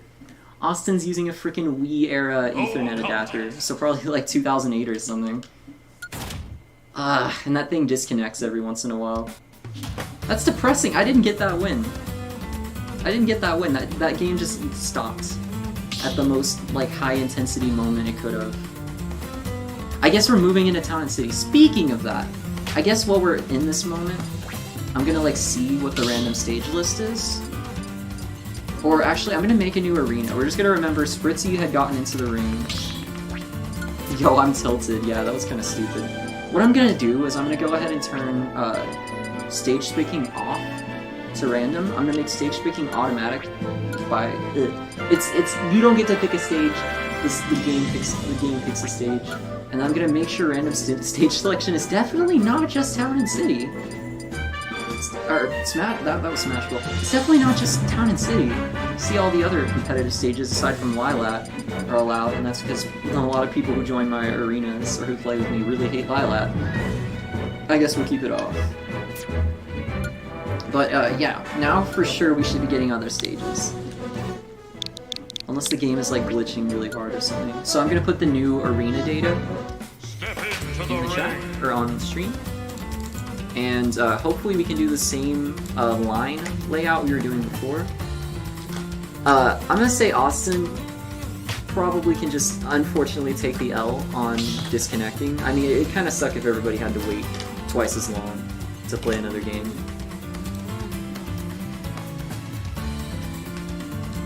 Oof.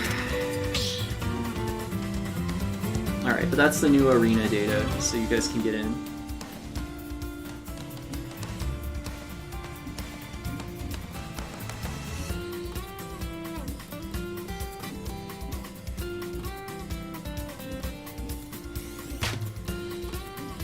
Alright, everybody's back. Damn, I'm still freaking mad about Hypergram. I just wanted to freaking beat him. He's so good. Like, the better an opponent is, the more I really wanted to win. This guy you're talking about, he was rude to fans, he begs for donations, he's toxic, hypocritical, condescending, and moron. See, I'm like never here, but at least I'm not a jerk when I am. And I think I have been a little bit sarcastic to you guys before, so if I've ever said anything mean to you, I'm sorry. I think I've been mean to Revolio just because he spammed like Buddhist hotline references in the chat that nobody understood or cared about. But, you know, I love all you guys. And I definitely would never want to like hurt your feelings to make you uncomfortable or unhappy to be, or not like happy to be here. So sorry if I ever did. And I hope you do enjoy your time on my show. I think this is my first time playing Spritzy, actually. So I guess that's one benefit to Hypergram not being here, is I guarantee get to play with everybody. I mean, I think I could have taken a game. I think I could have taken some games off him with Pichu, but you know, I'm just gonna stop talking. Alright, that's two down airs, nice. Kirby cannot do too much about those, aside from Uppy. But Uppy still puts him in like a bad position, because he's very vulnerable during that move.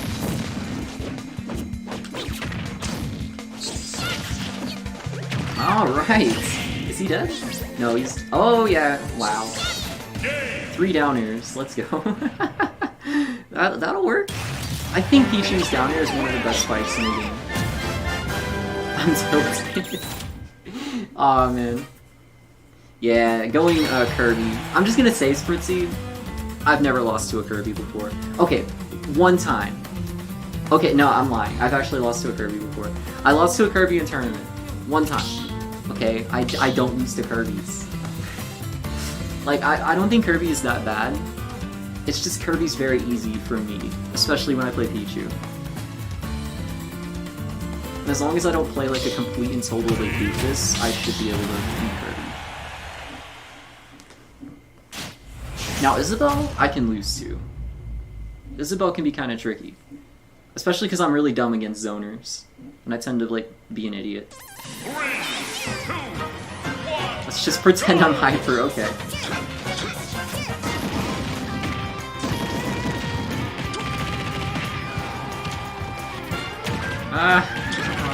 Keep trying to combo stuff out of Nair. It's not happening.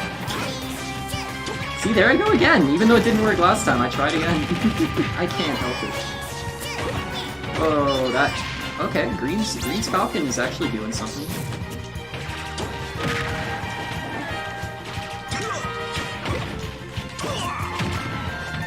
Oh, nope. I really thought I could get killed. I mean, I definitely could have. I just went too low with that back there. And Falcon has such good air movement too. Green knows how to utilize that. You can just go wherever you want. I wonder if he has more air movement out of his up B. I feel like he does. Because he drifts so fast and so far. It's like freaking Jigglypuff, just faster. This guy moves so much.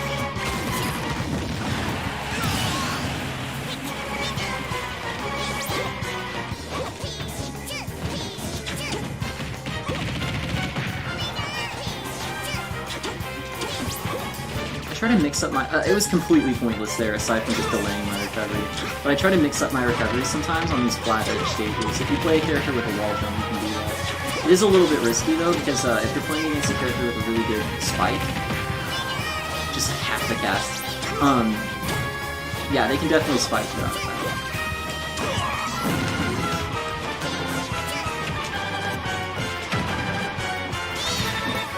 At least I think so.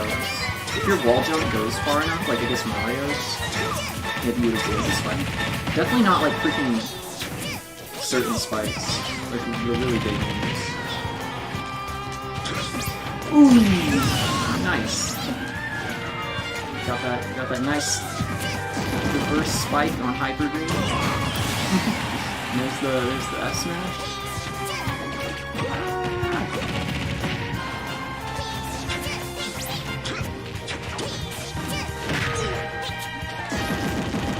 Yeah, I used to play with Hypergram a lot back in the day. I remember he definitely did beat me a lot back then too, but I at least took games off him. It definitely wasn't all one-sided. Nowadays, I'd like to fight his DDD if he still has one, because I've been having a little bit of trouble against DDDs. You don't really get to practice against them too much. Unless you play freaking Quick Play, and I really would not want to do that. And those probably wouldn't be very good DDDs anyway. Like the worst types of DDDs that take advantage of lag. And that side B's gonna kill him. I'm watching the replay, I'm seeing... Maybe he could have up... Yeah, no, he could have... Yeah, he could have up. Alan makes me want to hang up the call like Jonathan Hills from like Buddhism Hotline. I don't know if that's a compliment or an insult. So I just will say nothing. That's unfortunate though.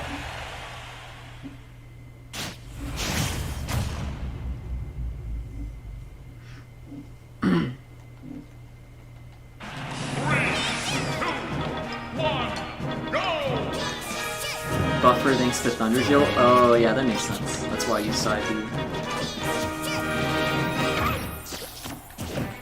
Alright, yeah, we're getting our nice rematch now. Because the last game was very close. Honestly, Austin was winning. And the game decided not to let it finish.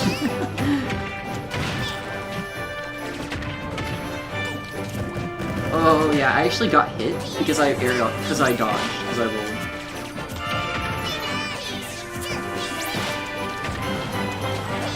The last hit of jab caught me out of my roll. Sometimes if you DI right, you can actually buffer a shield out of his jab. Or out of Equin's jab. I'm not sure how to do that consistently though, it's just a thing that happens sometimes for me.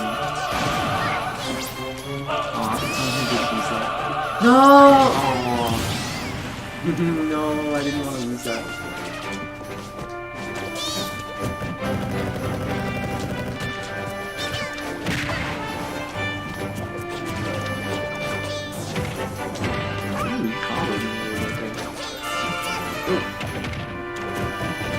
Yeah, Pichu's not easy to combo, but he's not like impossible to combo either. Also, that F smash really didn't kill. I'm not surprised. Okay, I wouldn't have been surprised if that down smash didn't kill. Usually, I'm pretty confident in F smash's kill power, even at lower percents. At least near the ledge, I'm very confident about F smash because I take stocks very early with that. Yeah, air dodging in against Pichu is a mistake. Oh. Oh, that was an accident. I meant to down B.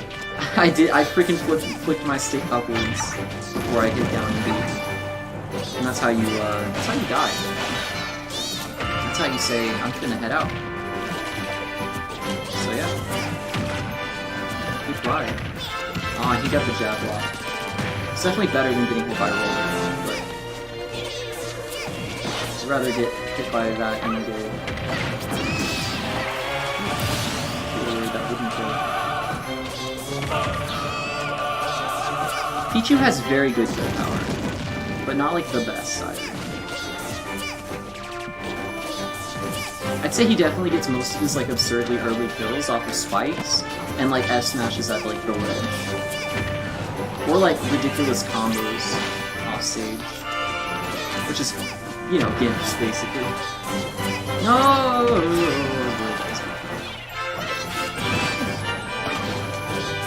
Okay. That was actually an accident. I meant to dash attack, but we'll take those. Oh, okay, that was scary.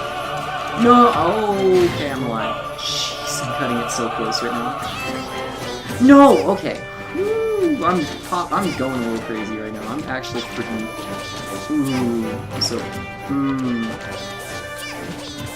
I gotta calm down. Oh. Accidentally reversing that grab was so scary. Because he could have done, like, anything.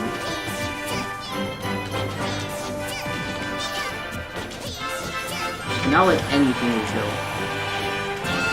Oh, jeez. I'm taking such gambles right now. Every time I roll in against his down smash, I'm just playing with fate. And I'm dead. GG. Yeah, Pichu at 200. That's spooky stuff. I can... You know, no excuses. I'm just not gonna say that. I'm having a little bit of a rough time right now. That's to be expected, though. It's a little hard. I mean, it's just hard sometimes. Definitely hard to be consistent. Whew. I was so spooked. The feeling of being at kill percent at 20 is scary. I have a couple other characters I'm trying to learn, so I'm gonna play at least 1 or 2 rounds with them before returning for a ninja. Alright. Yeah, I've been a little bit too scared to go secondaries this stream because, like, really good players. So, like, I want to go good characters and not lose a bunch and then not have another chance to play them. Because, you know, that's a bad feeling. But, yeah. I mean, now that Hypergram isn't here again, I guess I can go freaking Piranha Plant. Piranha Plant. Why not?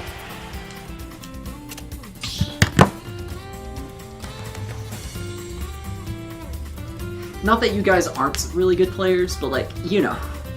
I feel like I can at least go secondaries right now and do okay. Against Hypergram, I definitely need my best characters. Whew. 3, 2, 1. Oh, wow.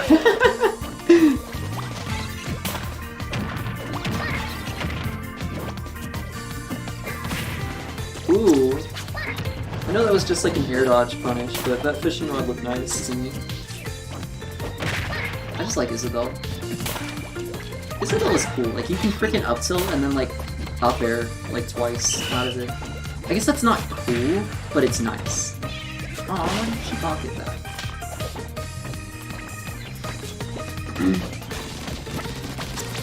Pocketing Splatter Shot. Another funny thing is if Game & Watch uses Oil Panic on Splatter Shot, his Oil Panic move, like when he absorbs projectiles, the strength of the projectile move he gets from Oil Panic actually depends on the strength of the projectiles he absorbed. So if he got all 3 like stages of absorbing it from splatter shot, the move he uses afterwards, like the projectile, is very weak. And it does only like 10% or something. It does like 5%, I think, and does not kill at all. Like, it doesn't even launch you anywhere.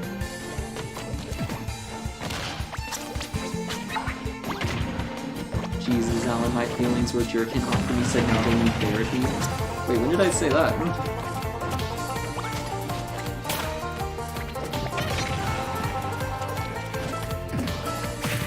I don't even remember what I said. I'm just spewing nonsense.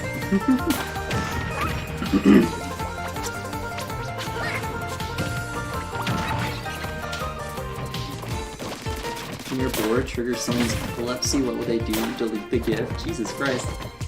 Neither do I.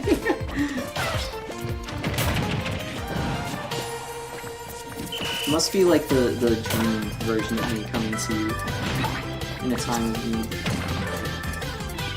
You look up into the sky in your lowest moment and like a ghost of me appears and gives you advice. That makes sense. It's probably just some creepy guy from like India or something trying to get you to buy their product, but you know. Feeling good about something about feeling good enough to do secondaries or something like that. I don't know either.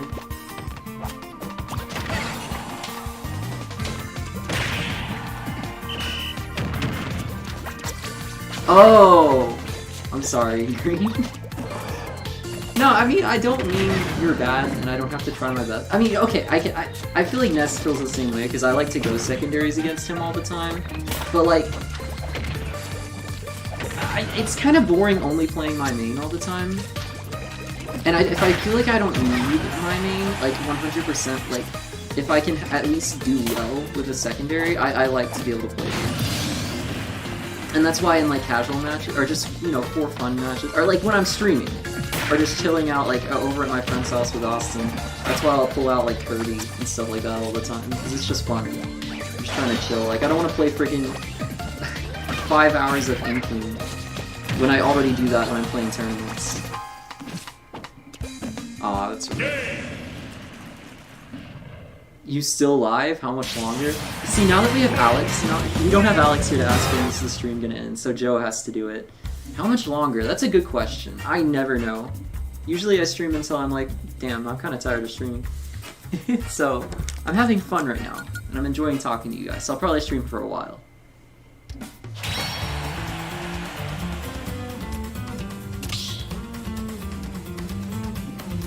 Alright, Green versus Ness. This is always close.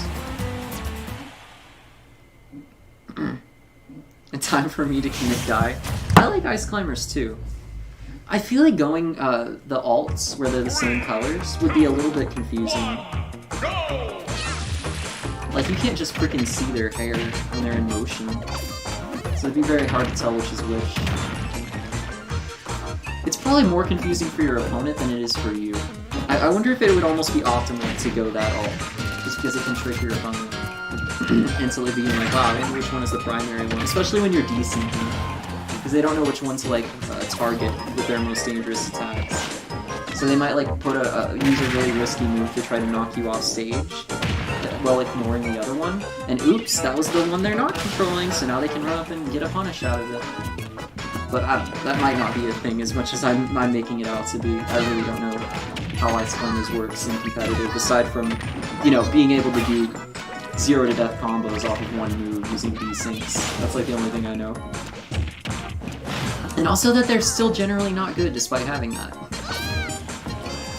What happened to the server? I've been neglecting it a lot. It's kind of just a lot of the same people. A lot of the people who've been around for a long time, who like still are involved in like just hanging out with the friends they made through the server, that's still talking.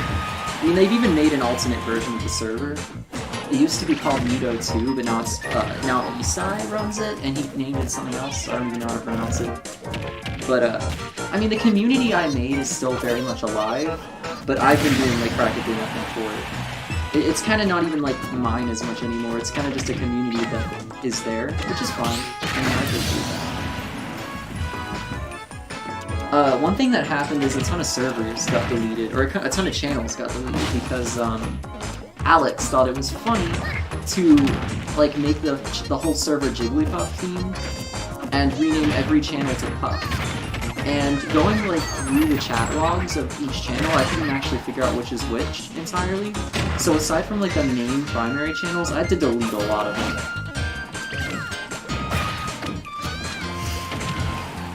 The community has seized the server, basically. Do I play Splatoon anymore? Sometimes. I open it up every once in a while.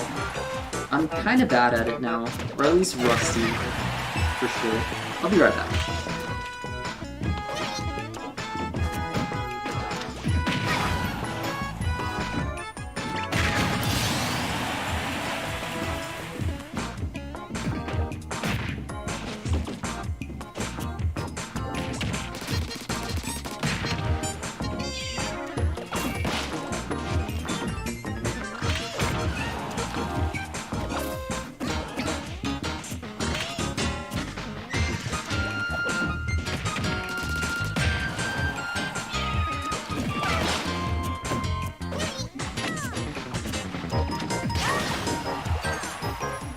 Game.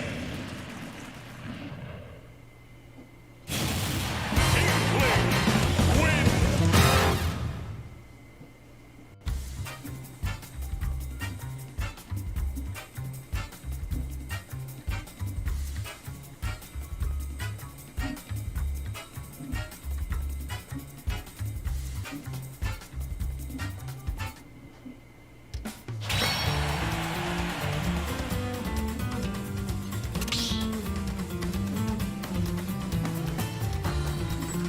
Oh yeah, okay. My turn to play. One thing I was thinking about was, Persona 4.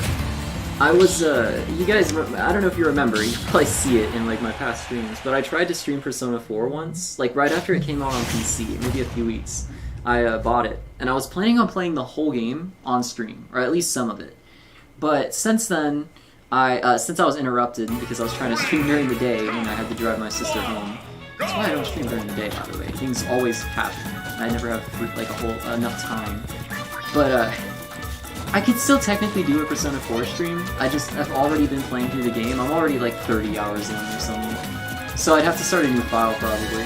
And you know how I am. Like it's a super long game, and I'm very bad at committing to things. So I probably would end up either taking almost a full year to beat it on stream, or I'd, like, never beat it on stream. But if you guys still would want me to do a Persona 4 stream despite all that, I still could. It's a game I like a lot. And there's a lot of, like, different routes you can go through and even different endings.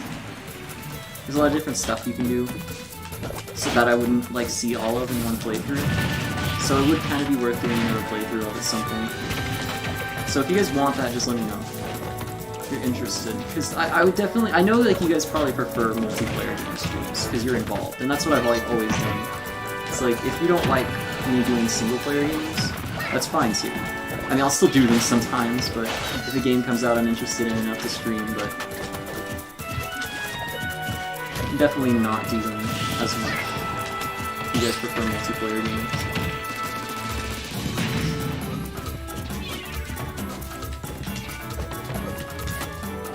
That's what I mean. 69%, baby!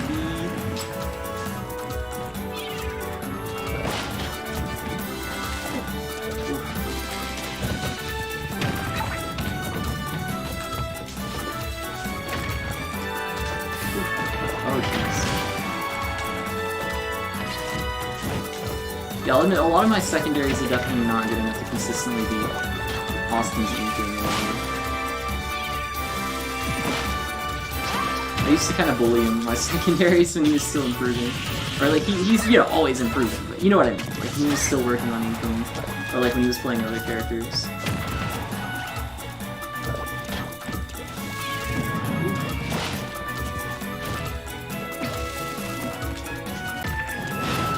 Alright.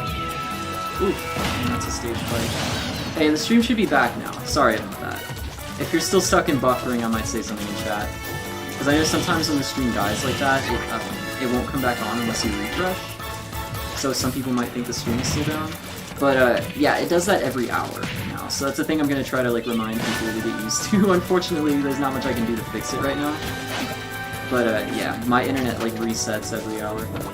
It doesn't knock me out of the game just because I have my Switch hooked up to LAN. For some reason, luckily, it doesn't do that when I have something hooked up via LAN. But my PC is hooked up via an Ethernet cable to a wireless extender. Because I'm basically dedicating my only good like long LAN cable to using it on my Switch for Smash.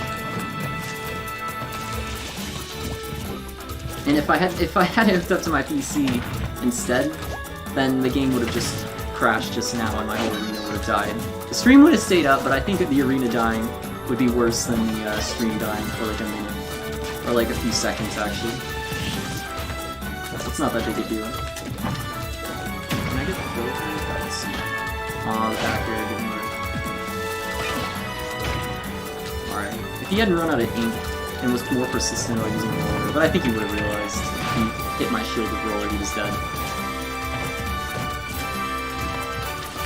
And yeah, I think that's how I took every stock. Yeah, I keep you can't hit shield with roller. I'm sorry. That's not what you want to do. To be fair, I'm 2 years into a Fossil Fighters Champions playthrough, and people still give it a watch once in a while, so you can take your time. Appreciate that. Or I appreciate the advice. Thank you. Yeah, I'll keep that in mind. Aw, Spritzy's going. At least she played a little bit more than she said she was gonna play. I'm deleting my Smash. Just use this as a lesson, don't roller on my shield. If you did literally anything else, I think you would have won that game. Please mod people on Discords for damage control so we don't have the puff thing again. I think we do have enough mods on Discord though. Especially like JoJo gets a lot done. Unless like he still doesn't have mod. I know he did. I think he did something at one point and then he take mod away. But I think I thought I gave it back. I'm pretty like lenient about that. Even if you do like mess up when I take mod away, I usually give it back after a while if I think like you're not gonna do whatever you did again. Oh no! He basically lost mana for no reason. Or whichever one is the one he's not playing as. Oh jeez, I keep running this. Alright, now that there's only one of them, it's very easy to get. So I'm gonna try not to die first. The longer I can hold on to a stock, the better.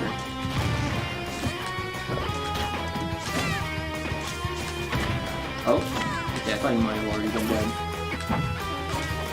Ooh.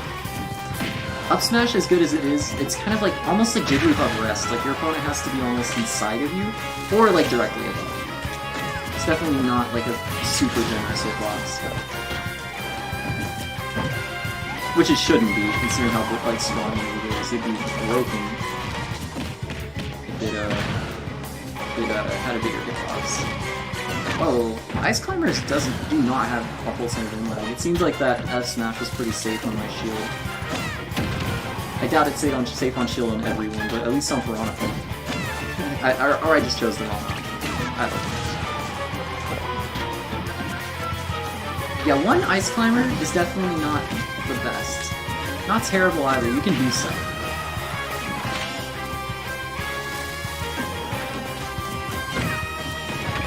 Kind of removes the whole point of the character being the other one. Yeah, there we go. I wanted to take that stock first. And I have a lead. And that did not last very long at all. All I did was some damage to the other one.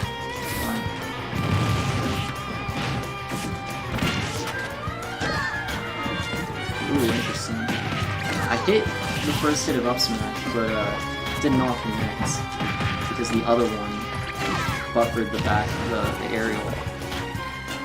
Interesting. Yeah, interesting thing about Ice Climbers is like they each have their own like in lag, and because like one uses a move after the other, like if they've committed to that move, the other might be able to get punished for it even if you can't punish the main one. And hitting one of them is good because it limits the other one's options. And although they can punish you if you use a super risky move just to hit the other one, like using a non-risky move or a fast one just to like deal as much damage or try to kill the other one as fast as possible is definitely not a bad idea. You can just separate them too and get them all staged. They're basically done for very quickly.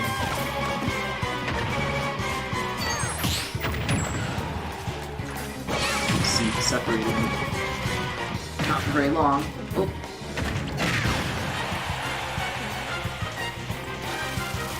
Oh. Whew.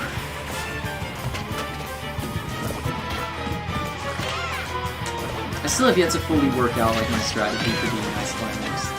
Aside from using Pokemon Trainer, I think that works well enough. If I just work on my Pokemon Trainer more, I don't think I have to worry too much about Ice Climbers. But then again, I haven't really fought them. I fought only like one, like really good Ice Climber before, which was Icy Mist. It might be the best one in Ultimate. And, but I'm not sure. Oh, he's dead. Yeah. But, back then I don't think I knew, like, that Charizard did so well against them, and I tried Inkling, and I got kind of bodied. But I'd be interested to, like, try it out now on, like, a really good player. Alright, yeah, it was nice having you, Spritzy. Thanks for playing. I appreciate you.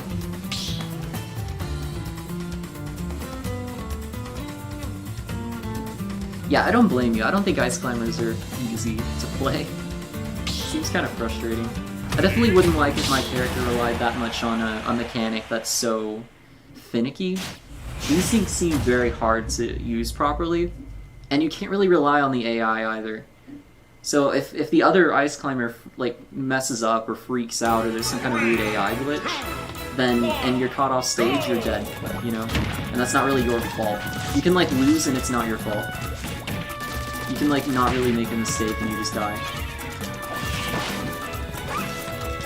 I've kind of been interested in Ice Climbers before. I really thought my jab would beat that. But like I don't think it's worth like all the stress of playing such a weird character. I'd at least want a secondary. It's definitely the trade-off of being able to like 0 to death people off of like any move, like almost any exchange if you know their combos. Because I know Ice Climber players do that. But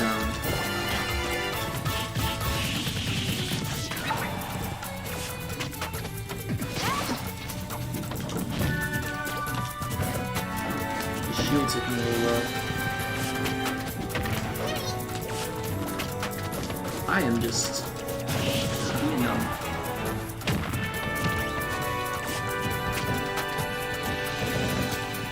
Oh, how did that not break shield? Thought for sure.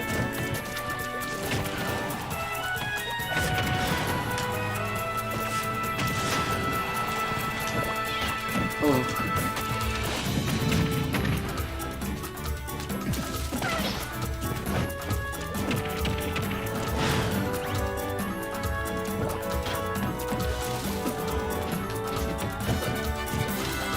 Oh, that actually killed me.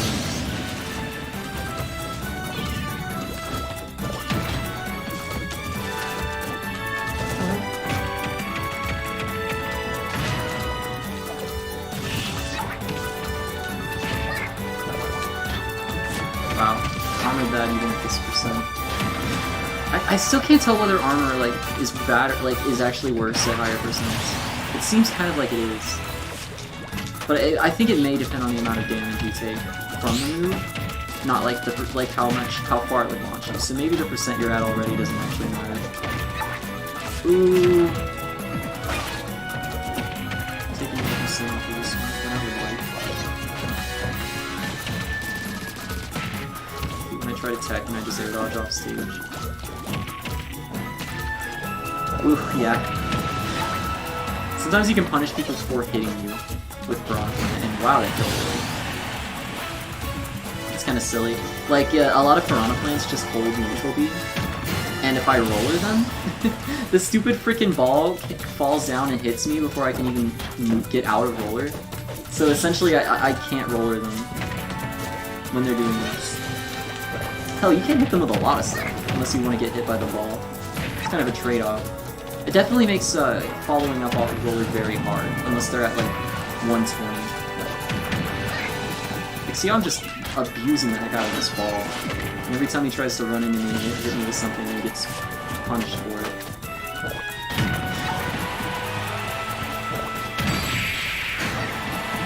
It's a really good move. Alan, tell the joke I told you in DMs. To be frank, I don't remember. I don't know if you're talking about the one where you were like, do you like anime? And I said yes. And then you changed it to like, do you hate anime? And then you screenshotted it, so it was like, oh, you hate anime. Why do you do this to me? Because it works. Don't let it work. There are two types of piranha plants, the one that spam Patooey and the one that spams down B. I was both of those just now. Oh, Bayonetta. This is gonna be interesting. It's just spamming. You kept holding right on the joystick, okay? You don't want to hold right on the joystick when I'm spamming. You should have just thrown a splat bomb on me or something. If you knew I was gonna keep neutral beam every time, you gotta do something different. It's your own fault for falling for it. That's why spammy players, like people with very dumb playstyles, that's why they do it, because it works. And you don't have to let it work. It's not a 100% winning strategy. It's not perfect. As soon as you're smart enough to like outplay them, as soon as you're smart enough to do counterplay to what they're doing, they won't get away with it. That's like why you beat that Holness guy that I couldn't beat, because I was too dumb to friggin' deal with his stupid stuff. But you actually were. You were smart enough to beat him. Spamming works. I'm Todd Howard. Yes, I will put Skyrim on every platform.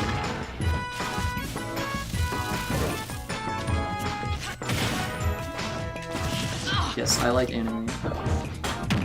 I mean, I don't like I'm not like I wouldn't say I'm an anime fiend, or like an anime fan in particular. There's a lot of anime I enjoy, and generally I enjoy anime more than I don't. But I don't watch anime just to be watching anime. I just like certain. I think it's a good medium, and a lot of good shows are anime. Oh no. So one thing, Green, I can tell you about Bayonetta is a lot of Bayonetta's approach with side B mid-air. It seems like side B mid-air is very safe. It seems like it is. And if you approach with it a lot, you can kind of just do it. You can like dance on people's shields. It's kind of like Sonic side B.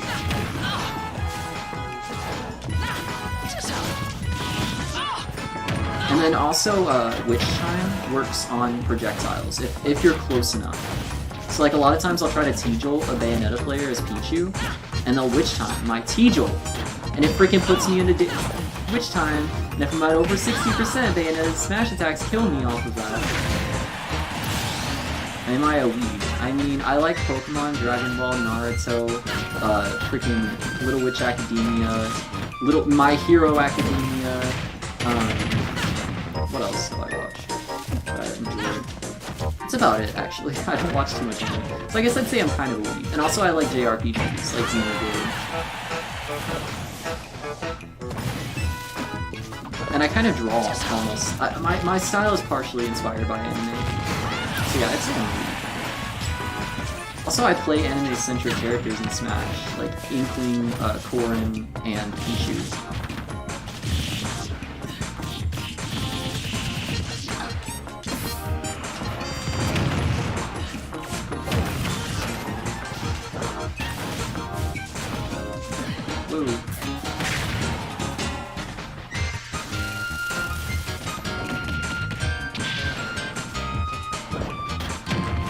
Sap that shitty rat art form into oblivion. See, I think that's very close-minded. To hate like an entire medium of something, like people who hate rap. Like, you can't just log all rap together and say it's one way. Because it's a medium that can be a lot of different things. If you take the time to like try to just explore it a little bit, I'm sure you'd find rap that you would like if you're one of those people who doesn't like rap. You know, it's like everything has nuance. It's not all black and white. Like, anime can be very weird and horny and just strange, and if you like American values, you might not like a lot of anime, but then there's a lot of anime that you might enjoy. You know, there's a lot of cool, like, action anime that doesn't have a whole lot of, like, you know, other stuff to it. I guess we're not letting people spectate. But, you know, if you actually took the time to try to like not be that way about anime, if you actually took the time to have an if you allowed yourself to have an open mind, I'm sure you would like certain anime. I'm sure you would like at least one, is what I'm trying to say. And like being closed-minded like that, it just like it keeps your horizons limited. It limits the pool of things you could really enjoy. And I say that as kind of a person with a small comfort zone. I'm trying to work on it, but like I definitely try to have an open mind when I can, at least.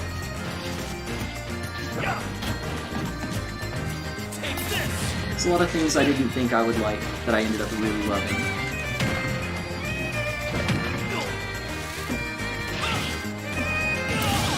Has anyone here seen Ghost It? I should recently really liked it. I have not.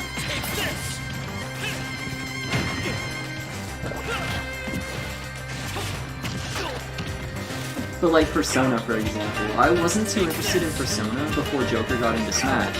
And of course, anytime anything I didn't really know about gets into Smash, I start kind of researching about it because I'm curious about it. You know, it's represented in my favorite game at that point. So of course, then it's caught my interest. After seeing a lot of Persona 5, I was actually pretty interested in it. And then I eventually got into Persona 4, which you know is a game I'm playing now.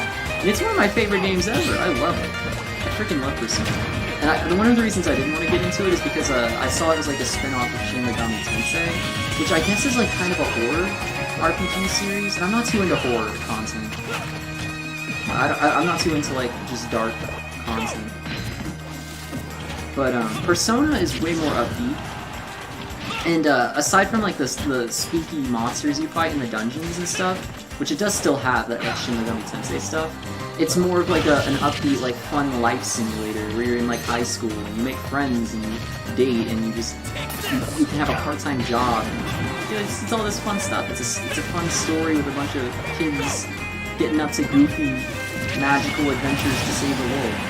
And yeah, it still has like the weird like penis monster and stuff that's in other games. It still has very serious elements, like sexual assault, suicide. It explores a lot of like dark elements, especially in its villains and like what they do. Like the bad guys, they do some pretty bad stuff, and you have to change their hearts or find the killer, find the murderer, stop a serial murder case by going into the spirit world and fighting people's other selves. Other stuff like that. I've only played 4 and 5. But, it's fun. It's a lot of fun. Oh, jeez. How much can I abuse Neutral B? Persona has a lot of dark theme, but it also has a lot of those bright aspects to it. Yeah, that's what I mean. And it's definitely not like horror-ish when you're fighting monsters. Like, it has the fun... It has super cool battle themes. I love the music. I listen to it practically every day. The characters are just fun and bright and colorful and full of personality. Persona's just like right up my alley. GG. Yeah, Simon's recovery is totally awful. I think you could have used your up air or forward air to recover there, and you might not have gotten hit by neutral B. And then one really cool thing I've seen a lot of Simons and Richters do is recover high by using down air, because down air has enough of an arc to it. It travels like forward enough where you can actually use it to grab the ledge. Or like forward air and then up B after you miss the ledge, and a lot of times you'll still grab it. Do it only if you're really high and close enough to the ledge. I actually waited to mash. I don't know why. Also, hello, Mr. Popcorn. How you doing?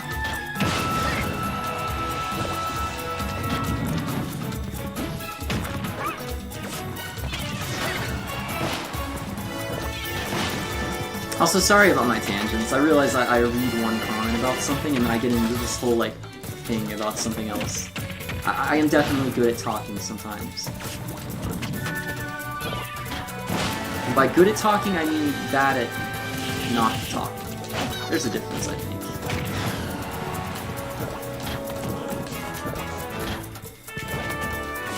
Oh no! I wanted to shield that, but... Ooh, and that got me.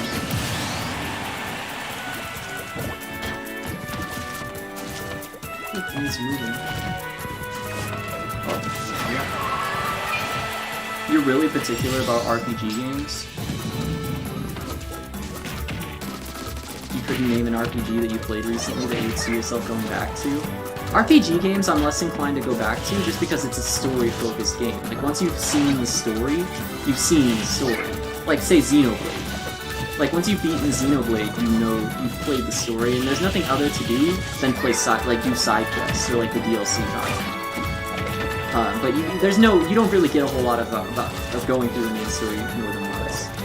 But like, say certain RPG games like Persona or Fire Emblem that have different endings depending on what you do. Like, especially Fire Emblem Three Houses.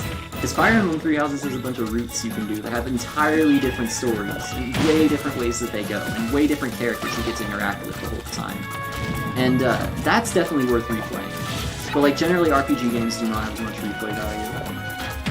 Like, I beat Xenoblade Chronicles one time, and I didn't want to go through it again. Even though it's one of my favorite games ever, I just didn't want to. I could be inclined to buy the Switch version when I find it on sale and play through it again now that it's been like 5 years. But you know, I didn't want to play. I wasn't gonna go back to it and just play it for fun. Oof. Oh, I'm lucky that doesn't work on Piranha Plant.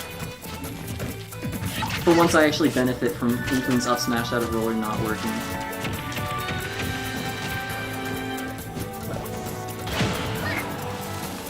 That's a bummer though. As cheesy a move as roller is, it's kind of sad when like you think you've got the kill and you don't. I've lost games that way. Like Rob, I was playing a really good Rob player, and I thought I had the game. I rollered him at 150%. We were both at last stop, and I tried to up smash. And up smash out of roller does not work on Rob unless you're standing in like the middle of his hitbox, because it never knocks him into the air, but he's tall enough where the second hitbox will hit him if you're in the middle. But I was like to the right of him, so only the first hitbox hit, and I did not get the kill. He just fell out of roller, and I was so sad. I ended up losing the game. That was nice. Oh no, I'm in trouble now. I am in so much trouble. Is that it? Okay, I got that. What now? What now? What now? What now? What now? No! Oh, he up smashed again? But, yeah. I should have tagged.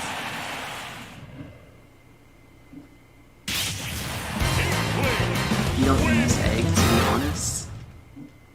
If I do, and it's when they're off stage. I'm assuming you play Yoshi? Or Banjo, maybe. There's only two characters I can think of that have, egg-based projectiles. Any Banjo mains, okay. Yeah, I certainly do not play Banjo. Wasn't a fan of him that much before he got into Smash or afterwards. Sorry. I'm gonna go back to my real go-to character. That was sick? Yeah, I will say. You did take kind of a risk going for up smash there. If I would have teched, I would have not gotten hit by the forward smash, most likely. Oh, Green is going Inkling. I saw a clip of him playing Inkling on Twitter. I was like, Green plays Inkling now? What? Alan needs to name a simp or he simp. What? That's a very weird conclusion to come to. I can't name a simp, so I can't. I guess Mordecai from Regular Show? I will be requesting Inkling tips. Okay, so here's the thing. Austin picked up Inkling like maybe a month ago, and you know I'm a pretty darn good Inkling. Okay, if I do say so myself. But I cannot give advice to save my absolute life. So aside from like basic stuff, I cannot tell you much that would help. I think Austin might even be able to give you better tips than I would. Not to like say he's not as good, but like he hasn't been playing Inkling anywhere near as long as I have, and I feel like he could still give you better tips.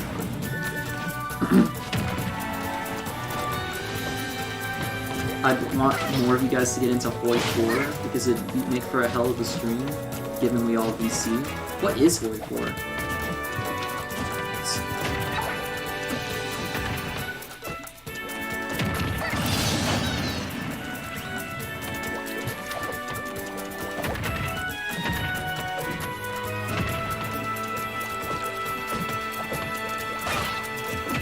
Also, finally somebody also uses the default Inkling hole. Everybody's always like, you use default Inkling? Lame. It's like, I don't know, default Inkling is nice. I like the orange and white combination. And it's just an iconic look.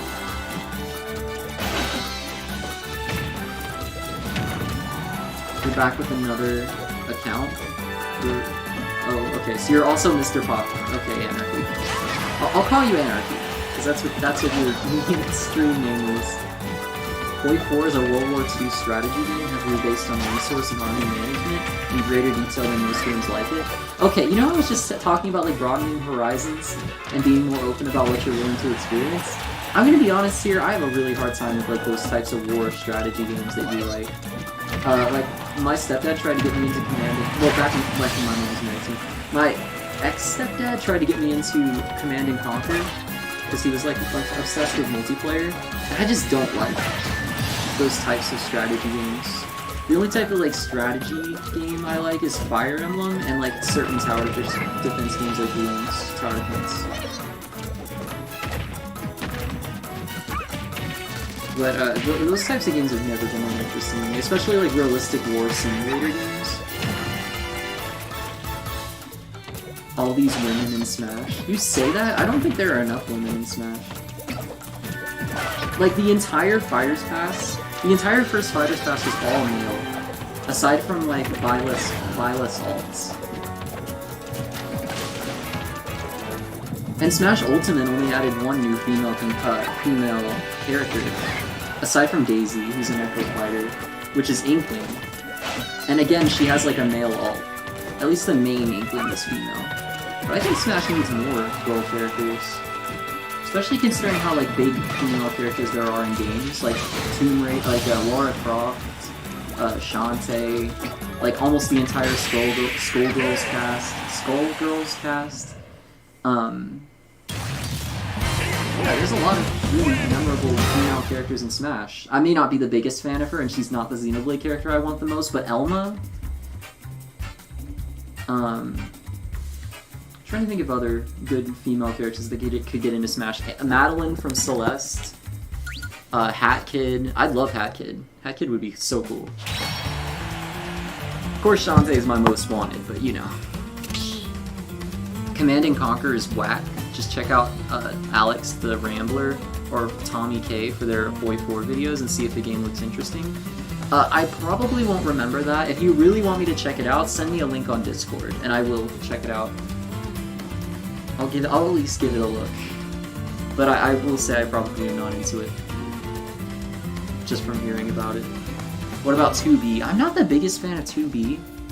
Maybe this is hypocritical considering I like Shantae a lot. Okay, no, Shantae as a personality. I feel like 2B is just ass the character. She's just like, I have a big ass, the character. I'm sorry. She's a weird like android lady with a blindfold that uses a sword. I don't know a lot about Nier Automata or Automata, whatever. It looks cool. Haven't played it. I would not be excited if 2B got into Smash, but I know a lot of people want her. To me, she's a lot like Bayonetta. Like, she's a female character from a rated M game that's like naturally very provocative. Play Nier. Like, would she have like a turret or something? Every time I watch gameplay of Nier, 2B has like a turret that like shoots at stuff. Most of the women I like don't originate from games. Yeah, I don't think any anime for characters that aren't from RPG games are getting into Smash. Also Alan for Smash. I will admit the female characters that I like tend to gravitate more towards like the cute ones, like Shantae, rather than like the naturally provocative ones, like the very womanly ones, like Bayonetta, freaking 2B. I guess 2B's alright. I like Lara Croft. Lara Croft's really cool. But I'm not just gonna let my like personal tastes get in the way too much of the character I want. But well, actually, yes, I would. That's the entire thing that dictates the character I want is my personal taste. I like.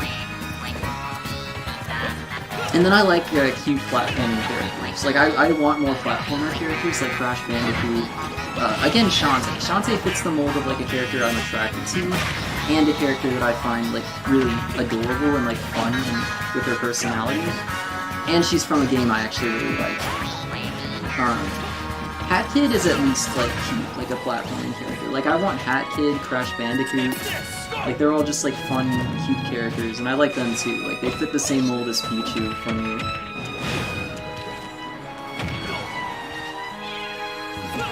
But I'd also like I'd also like Rayman. A lot of people don't want Rayman. I like Rayman. Yeah, Brownie for Smash. I want to make him. Okay. I like, was looking up how to make characters for Rivals of Aether. It looks like you do need a fair amount of coding or at least scripting knowledge, and I don't know if I'm really willing to get into that. But I would like to put Brownie in Rivals of Aether at least. That's probably the closest he'd ever be to getting into Smash. Crash Bandicoot top tier waifu. That's true.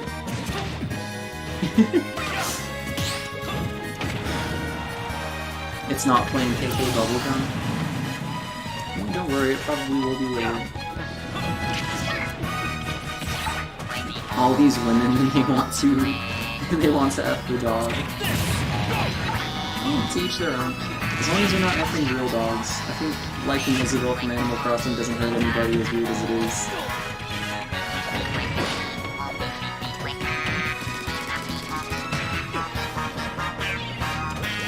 I'm trying to think of other like cool, like, just fun characters I'd like in Smash. Minecraft Steve. Again, a lot of people disagree with me on that.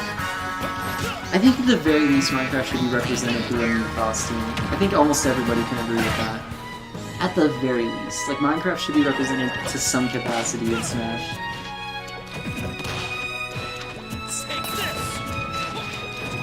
I'd love a Minecraft stage. Imagine a freaking competitively legal Minecraft stage. That'd be amazing. The dog is where it's fucking at. You're still waiting for Phoenix, right? I was thinking about that today. A ton of people want him. You can't deny that. I think Phoenix would be cool. Honestly, like, even if I don't want a character, if it's a character I know a ton of people wanted, I'm not going to be sad about them being added. It's definitely cool to see, like, the top requested characters getting added. One thing that does make me upset, though, is, like, and I feel like it's happened with all of them, is, like, some of the most requested characters of all time got added to Smash and Ultimate, and they're some of the least popular characters in the game. Like, K-Rool is very rare and competitive. I know it's because he's kind of bad. I actually don't think he's bad. Like, he's, like, hard to play, basically, and he's a heavy, so you can combo him. So I guess people get discouraged from playing K-Rool. I think he's actually good. Freaking Banjo-Kazooie. I get that Playstyle is boring, theoretically, but I've seen Banjo players be cool before. I think it's possible. Also, Joe is winning, wow. But yeah, Banjo-Kazooie was one of the most requested characters in Smash of all time, and they're very rare. You don't find Banjo players often. And Ridley. Ridley's even more rare. And he was the most requested character in, like, all of the character pools. Like, what? Everybody wanted Ridley. Everybody spammed Nintendo's comments, put Ridley in Smash. And they put him in Smash, and nobody plays him. K-Rool's common in casual. That's true. He's common in casual at least, but when it comes to competitive, like, I forget some of these characters even exist, because you never see them in tournaments. And then even in casual, Ridley's fairly rare. A lot of the same people who like Ridley would rather play with Bowser or K-Rool. Like, it's kind of just all the same people who like these types of characters, and they already have such an abundance of the characters they like, so they end up just neglecting others. Which I guess makes sense. I mean, that's kind of the same for me. There's a lot of characters I like in Smash. I would love to play as Daisy. She was one of my most, like, top wanted characters, and I don't even like to play her. But that's just because Peach and Daisy are too hard to play. And I'd rather focus on other characters if I'm going to be a competitive player, instead of, like, spending a ton of time learning Peach and Daisy tech. Also, let's go, JoJo! I'm proud of you. JoJo went and took a game, nice.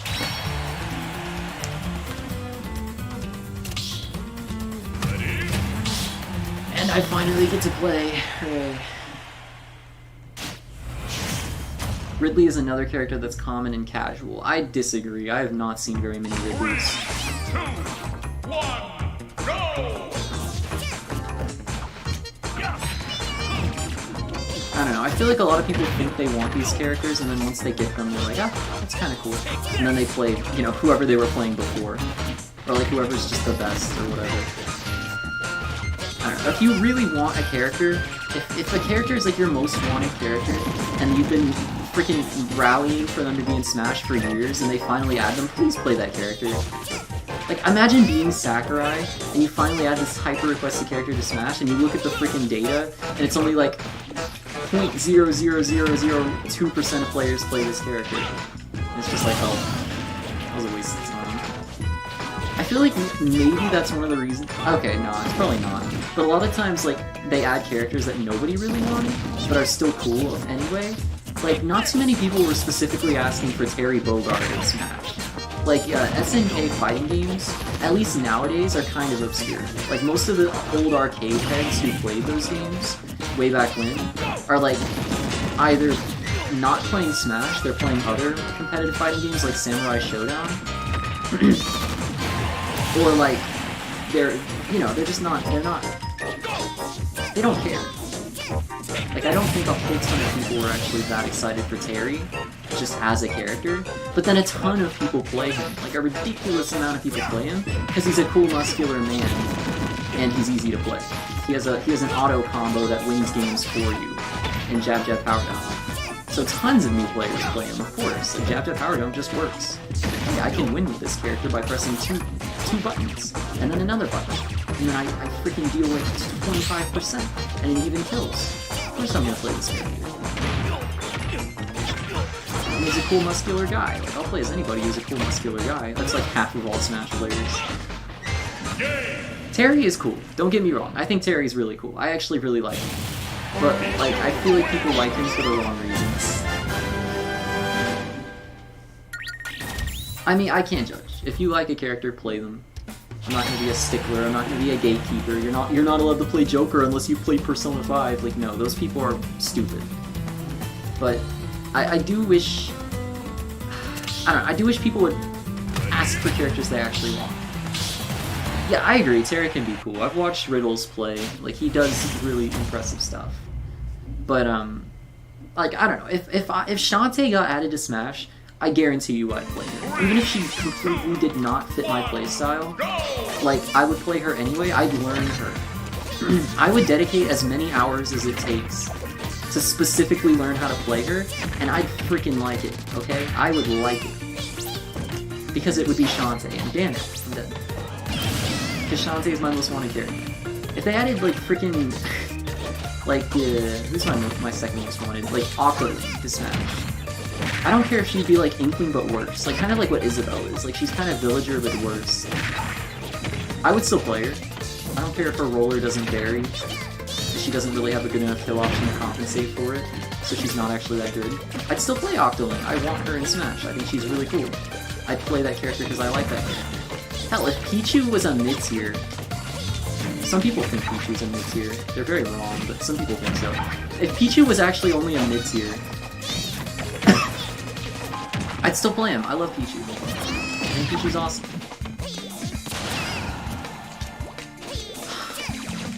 Yeah, roller goes through speed rolls sometimes.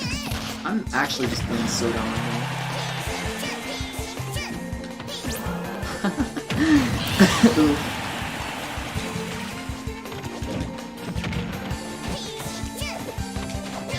Wow, he's kind of like just moving.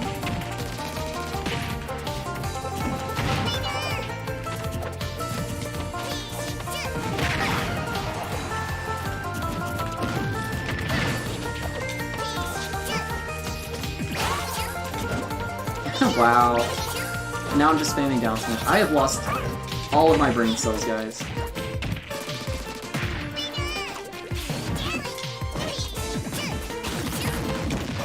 Alright. I refuse to get restocked. Let me freaking focus. I was not focusing at all. 5-hour energy is focus. Honestly, you should pick up Inkling, maybe. I think you have potential with this character, and it could definitely cover some of your bad Greninja matchups. I think Inkling Greninja would actually be a really good, like, combination of characters to play. I know you also do play like Luigi, but Inkling can definitely cover a lot of matchups for you. Because Pichu Greninja, I know is very hard for Greninja. But Inkling Greninja, Inkling Pichu is actually, like, even. And even though you like just started playing Inkling, you were already kind of like decimating me. Granted, I was freaking half asleep, but you know, we're only gonna John a little bit out here. All right, that was a good choice on my part, going for the middle platform. He still could have punished off of that, granted, but like he only had like one option, and that was up there.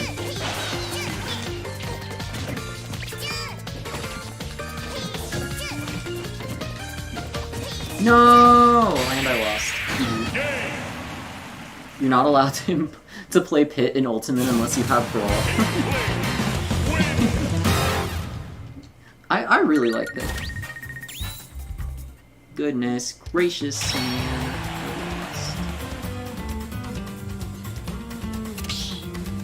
Alright, you know what? If we're gonna have a freaking Inkling party, I'm joining. Not gonna let you guys have all the fun without me. I refuse to let my Inkling get washed up. I'm not completely giving up on this character. Also, apparently we have Abadango in this in this ring. That's interesting. I wonder if that's like the. I doubt that's the Abadango. That's probably Luke. That would explain why he's spectating. You stole Fadel's Smash Ultimate lobby icon. Oh yeah, Mithra.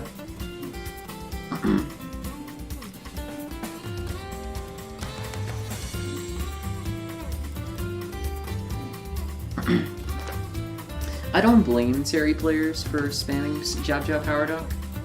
I think they do miss out on certain, like, I think they do actually miss out on dealing a lot of damage at certain percents, because there's actually way better combos they could be doing. But Jab Jab Power Dunk is very easy and deals a lot of damage, and is very consistent. Although you can SDI out of it at certain percents, generally it is a true combo, I believe.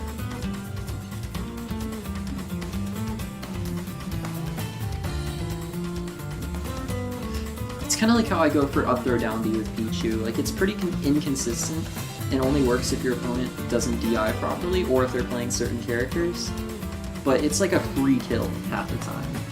And like, how can I not go for that? If I get a grab and I can kill off of it, potentially, why not try? I mean, granted, it resets neutral if it doesn't work. But, I mean, it kind of puts them in a bad position. I could sort of like nair or forward air out of it. But, you know, why not? Now, after it doesn't, like, after I do it and it doesn't work, like, the third time, or second or third time, I'll just, like, forward or throw or back throw. Or even down throw at low percents, because those all put the opponent into worse situations. You don't want to be off stage against Pichu, and then down throw combos into, like, a ton of stuff. Mostly up air, but then other stuff.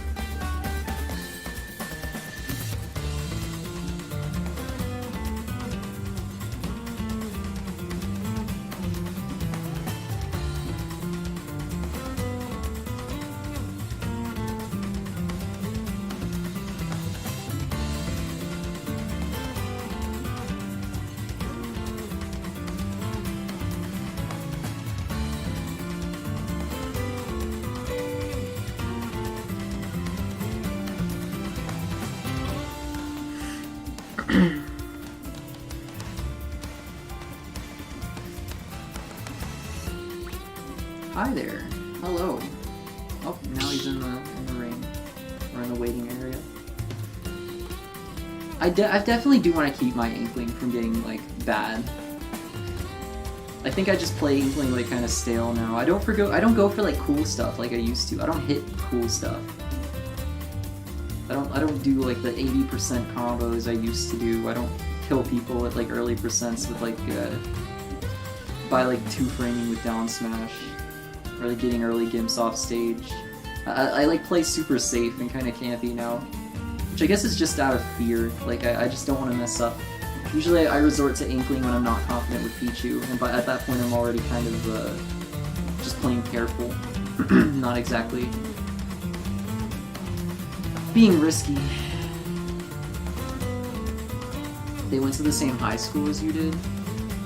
They still did it. Huh. Anyway. to look at a previous comment from Revolio. You're gonna listen to cowbelly music. Who went to the same high school as you? And they still do what?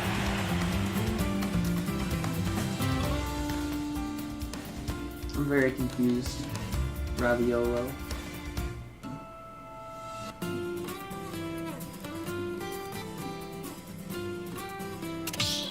Oh, I bet Green's switching off of Inkling. No more Inkling party, I was late to it. That's fine. I understand if you're not confident with that character yet. I do the same thing. 3, 2, 1, go! Take this! We got Ness and JoJo's rematch. JoJo's already getting off to a strong start. I think Austin just has trouble against Belmonts, to be honest. If you're not used to fighting Belmonts, it's very hard. Any Inkling tips? I told you I'm bad at giving tips, and I paid very little attention to your play. If you watch my Inkling at all, you know that neutral B can be very good at times, especially if you aim it upwards and your opponent is approaching you diagonally in the air, as going for like a forward air. You can catch people in the air with a splatter shot, and a lot of times it doesn't true combo. It's a grab, jab, or grab, but you can go for those, and half the time it works.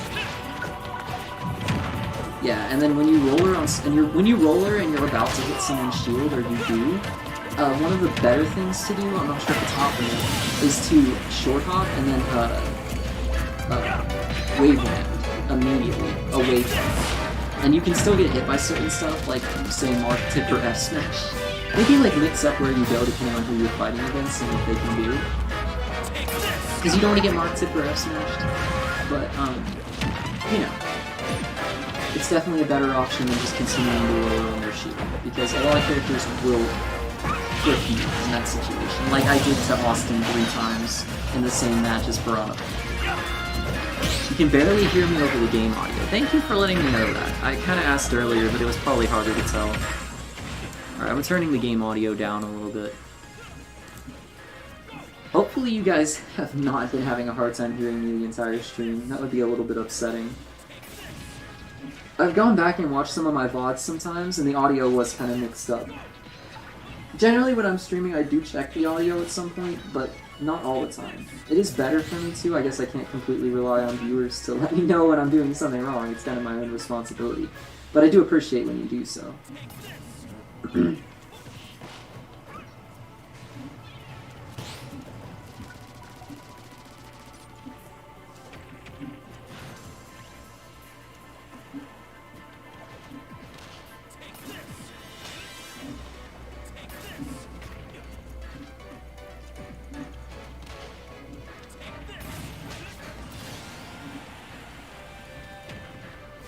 Yeah, that's good.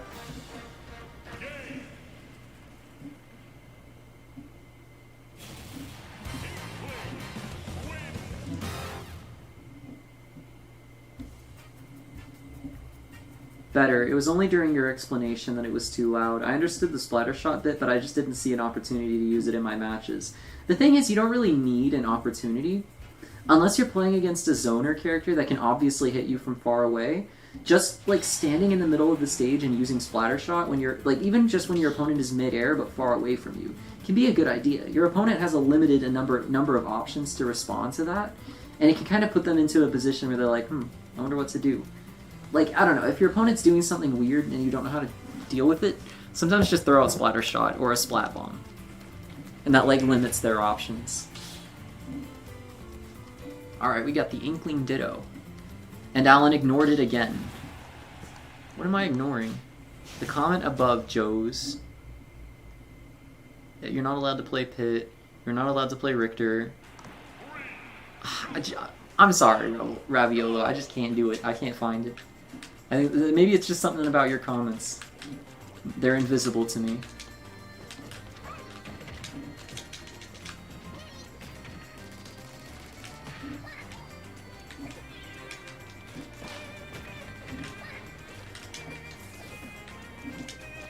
Let's see if I can play not Krusty Inkling. Also, getting the hit with roller that doesn't bury is actually a pretty good thing. As you saw there, I was able to combo out of it. It's definitely not bad. Not as good as getting a roller, but you know. We're getting a berry, you know what I mean. Oh yeah, see how he aimed Splatter Shot upwards and I rollered at him and it stopped me? That's how you, that's like one of the main ways you want to use Splatter Shot. It's like a defensive move, kind of. But it also sets up for a lot of stuff.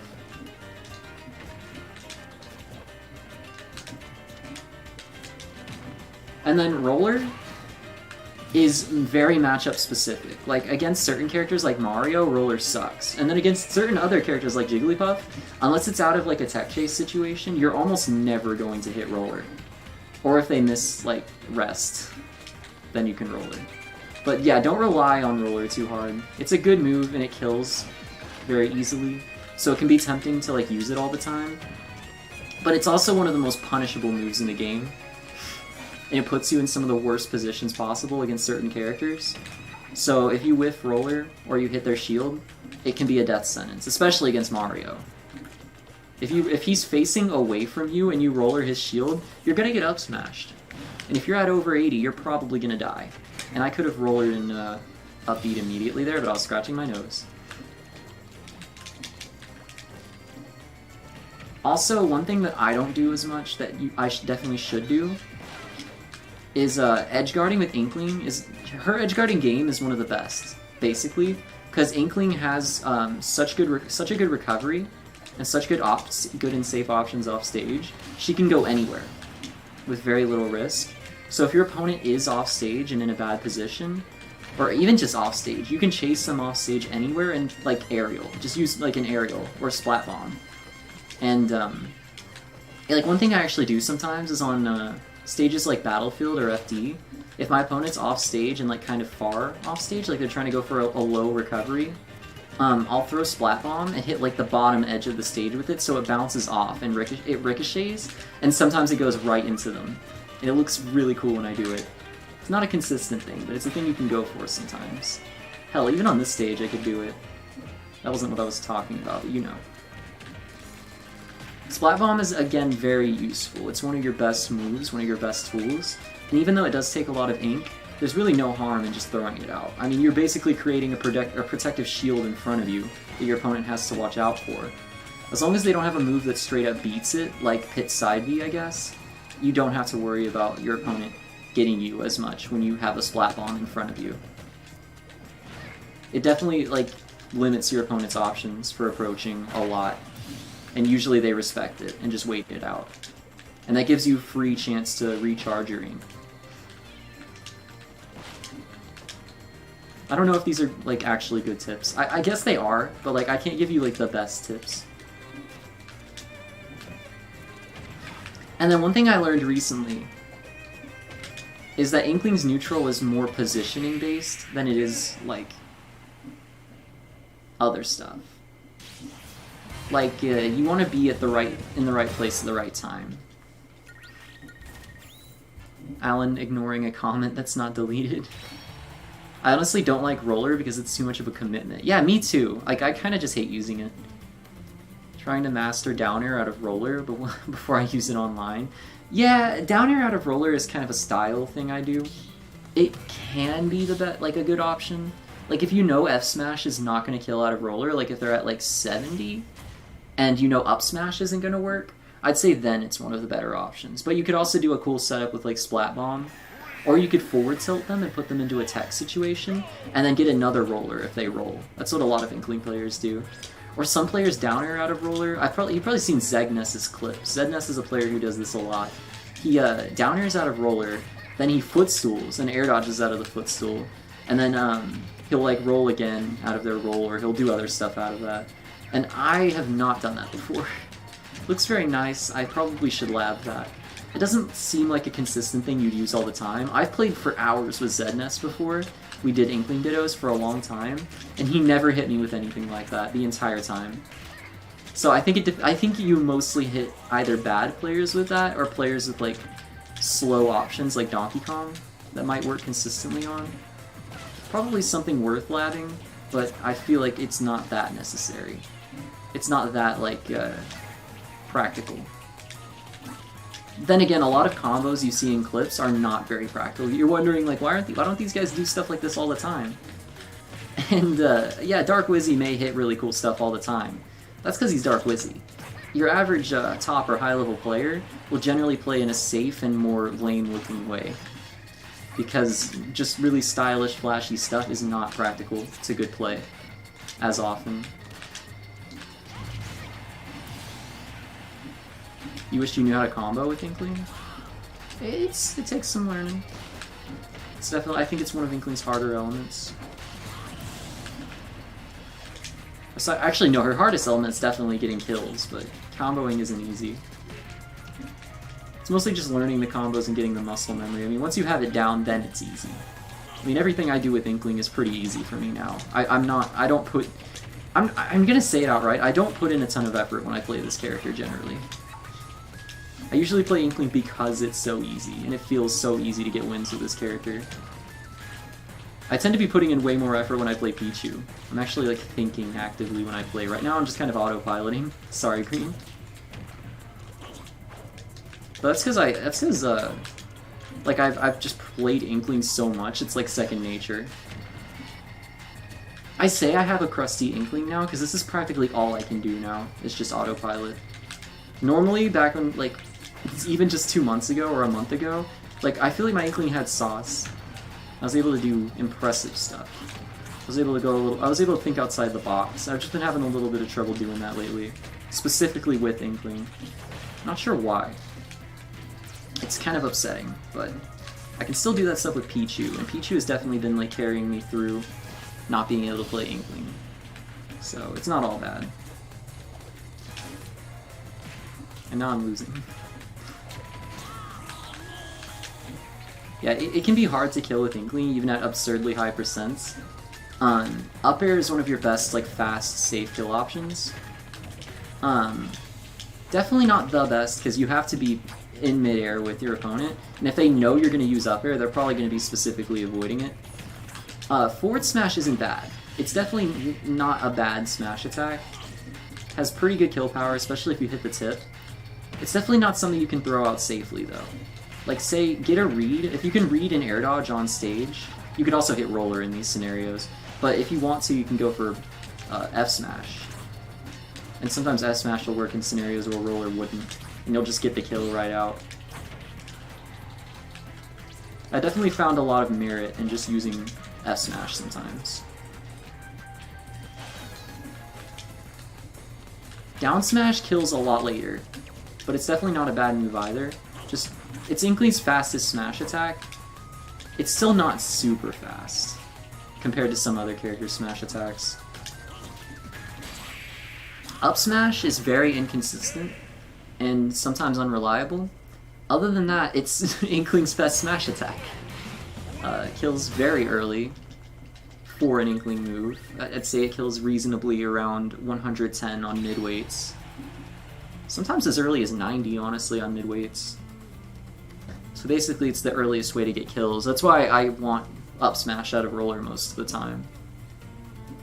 Boring, I'm gonna jump in Blender. Okay, see you later, Ravolio? I don't know why I'm having trouble saying it all of a sudden. Hey man, if somebody asks me for Inkling tips, I'll try my best to give them. You just need to learn to apply them. Yeah, and that's the thing. You definitely... Most people can't learn a character overnight. Raviolo. There we go. Yeah, I said it right earlier and then I forgot.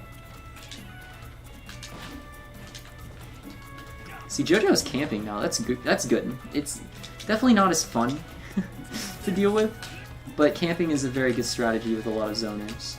Then again, might not work well against people who can get around your projectiles really quickly.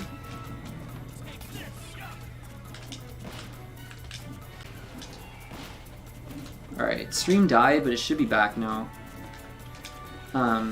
Anyway, I was basically gonna say, Inkling's kind of stuck in a weird position between being a zoner and being a rushdown character, because she can kind of do both, but she's not the best at both either.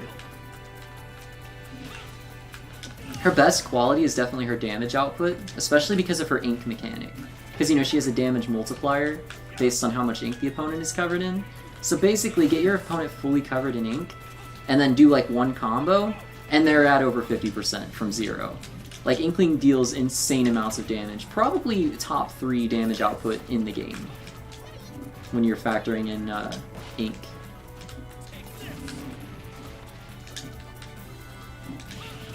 Ooh, that's unfortunate.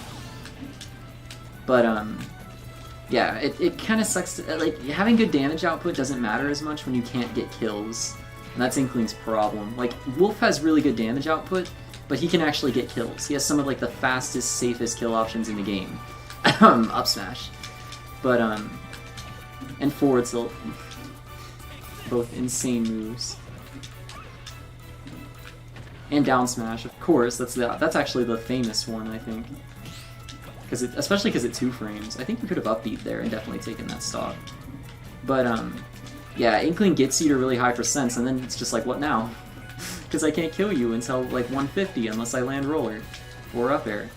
So that gives me, like, 2 solid options, and my smash attacks are way too slow. Of course, you're going to shield or dodge them if you're a good player who reacts very quickly. So in a lot of situations against a lot of characters, you just can't kill.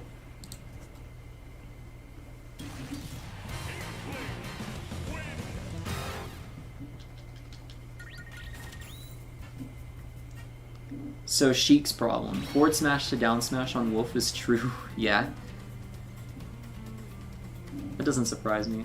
It's probably a very percent specific, but I would believe that. Also, we got 2 new people in here. Wow. Nice. I'll probably go for like another 20 minutes at least. I think it's already... Yeah, it's 2:31 a.m.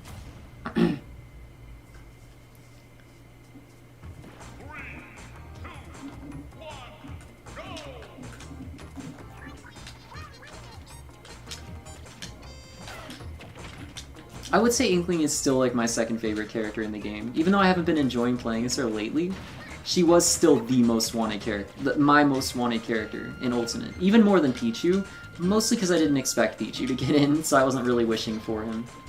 But then, you know, Everyone Is Here happened, and a lot of characters nobody expected to ever get into Smash. Again, like Young Link. Like, who freaking thought Young Link would be in this game? I thought he got just completely replaced by Toon Link. But no, here he is, back in the game. So if you're one of like the 5 people who wanted Young Link and aren't just playing him because he's a top tier, well, there you go. Again, I won't gatekeep characters, but you know what I mean. I think gatekeeping characters is more scummy, way more scummy and reprehensible than playing a character you didn't like before. Because let people enjoy what they want to enjoy, of course. And hell, playing a character like you weren't familiar with before might actually make you, like, might be a gateway into like figuring out about their games or like playing their games and really enjoying them.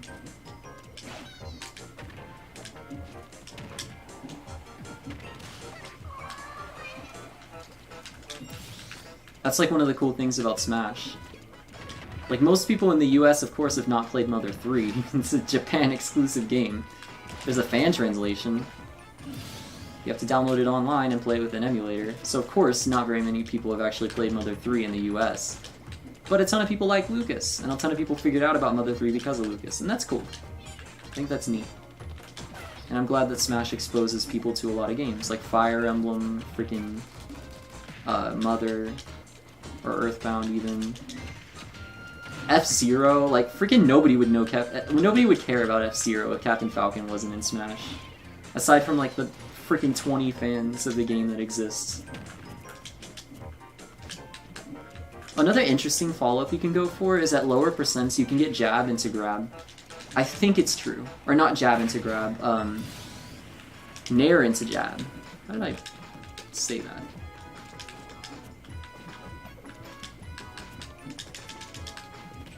Oh yeah, and jab is a great thing to throw out. Very easy to hit, tons of damage, and put sync on them. Although you can almost never follow up off of it, it's just a good move to use.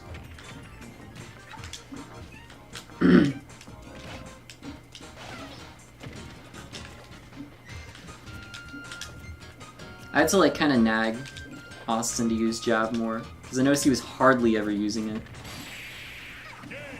Smash also exposes a lot of predators. Yikes. That's true. Fuck those exposed, besides Relaxalax, it was false. Oh, I didn't know that. I had already unsubscribed from Relaxalax. I try not to jump on bandwagons too quick, because I know some people can get falsely accused, but generally when someone's accused, I do automatically, like, kind of suspect. Granted, like, I'd hate to be freaking accused of something, you know, and I'd hope people would at least have some hope in me. But, like, when it comes down to it, you should believe the person who's accusing. Like, to a degree. Like, definitely don't, like, throw the guy in jail and completely disown him until it's proved. But, like, I don't know. It's a rough topic. I guess I probably shouldn't be going on too much about it. Venia was also cleared up? I didn't know that. I kept hearing a lot of contradictory stuff about King Venia, because I know he came out with accusations about someone right after he was accused. That was interesting. I think he even accused the person who accused him. Like, somebody abused him, and that's interesting. Like, I gotta wonder who was actually doing it then. One of them is lying and one of them is true. How do we know? Wow, that splat bomb killed. Alan exposes hate. Alan exposed hates anime. I think hating... I guess if you hate anime, that's fine. More power to you. I know I was just talking about earlier, you should broaden your horizons. I don't care. Enjoy what you want. Don't like what you don't want to like. I'm probably not going to play any wartime strategy games that aren't Fire Emblem anytime soon. Fire Emblem or Patapon, which is not really strategy. But, goodbye, K-Roll.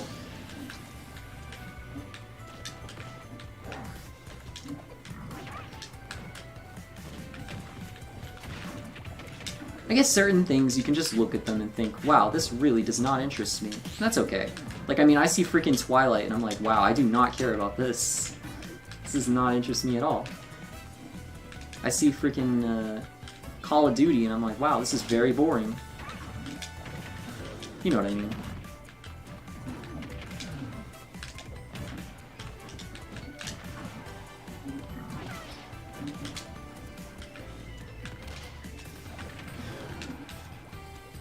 GG.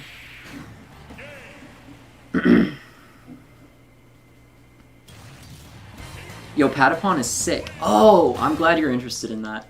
I played through all 3 of the original games on PSP, and they're some of my favorite games ever. Especially 2 and 3. I wish I still had my PSP so I could play that. I guess you can emulate it. You can actually emulate Patapon very well on phone, and it's very easy.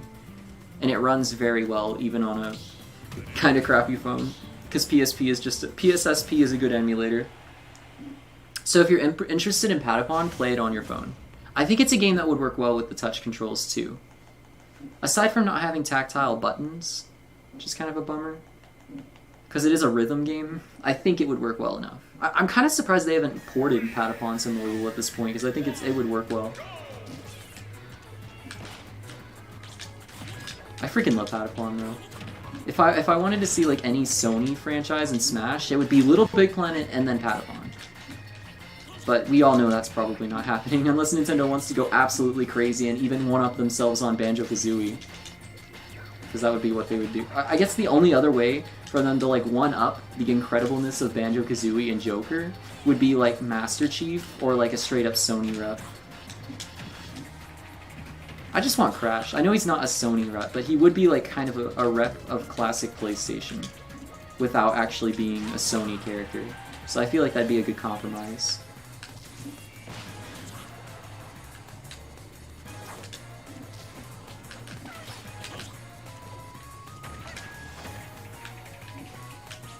Yeah, you had to die. Oh, back air. I forgot to mention, if you're in a pinch and your opponent's at 150 and you're having trouble killing, start going for back air.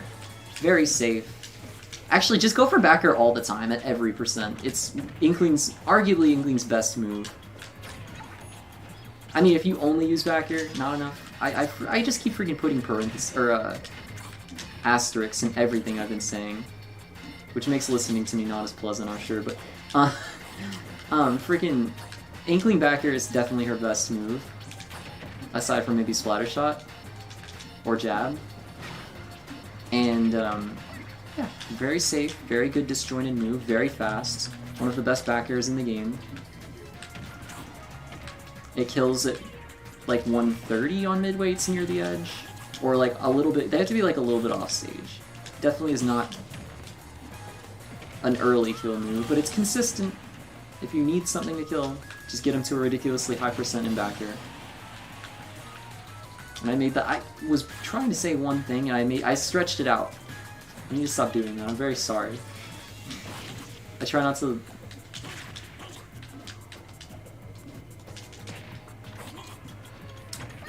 Green, you should know this. At what percents on mid-weights is down tilt up smash true? Because I've been hit by that a lot, and I think it is true at least at certain percents. It probably is. Yeah, it's probably different depending on what character. I bet there's like whole sheets. There's a sheet you can get, I'm sure, that shows all the down tilt up smash percentages. Alan, why can't I play better? I've played shitty this entire stream. So, you tell me that. You tell me that about me.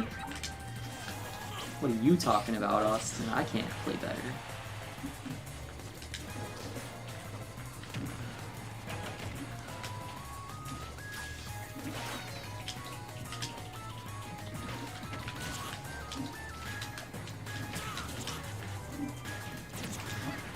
I wonder if like the reason why I can like only play Pichu well now is maybe it's just a psychological thing. Like I think I only want to play Pichu, and that's why. I'm having fun playing Inkling right now, but like generally like in tournaments I only feel like playing Pichu, and that's why like I don't autopilot when I play Pichu, and I actually just think, and I do cooler stuff. That's probably it. And I'm like simultaneously getting way better with Pichu, so it creates kind of this placebo effect where I'm thinking, wow, my Inkling just sucks now. And I should only play Pichu. And now my Pichu's better than my Inkling. When I'm probably just good with both of them now. And I should probably keep playing both of them, because they're both good characters and they both cover different matchups. So it'd be dumb to just drop Inkling. But it's tempting. It's tempting to only play Pichu. But I should play both of them. Yeah, don't freaking buy Patapon on PS4 though. I feel like you need to hear that game really well, and I feel like it's better on a handheld. Yeah, it depends on the character, but it's usually true from mid to high percents. It's usually safe to go for around 65 to 110. That's definitely a wider percent range than I expected. Also, sorry, E. I was not paying attention for the first like 10 seconds of the match.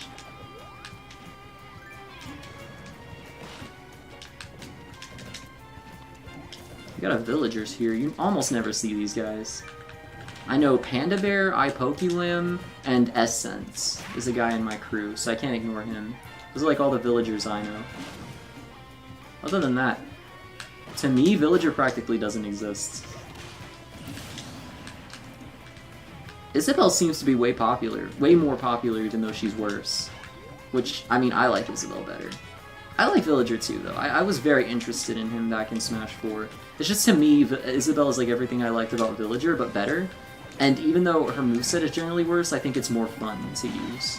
Especially Fishing Rod, it's one of my favorite moves.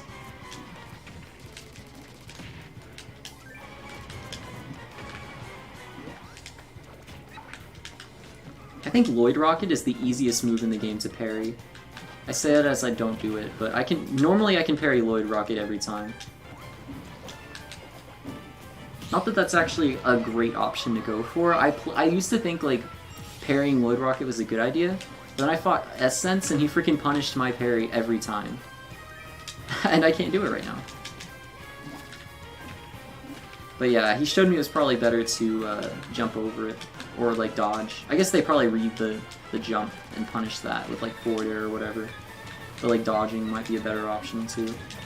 Or just holding shield, so they don't like immediately get something out of your parry.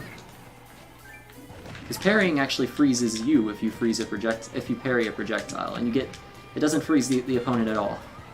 So they can do whatever they want. You're basically just sticking yourself, you're freezing time for yourself. It's only good if your opponent's like far away.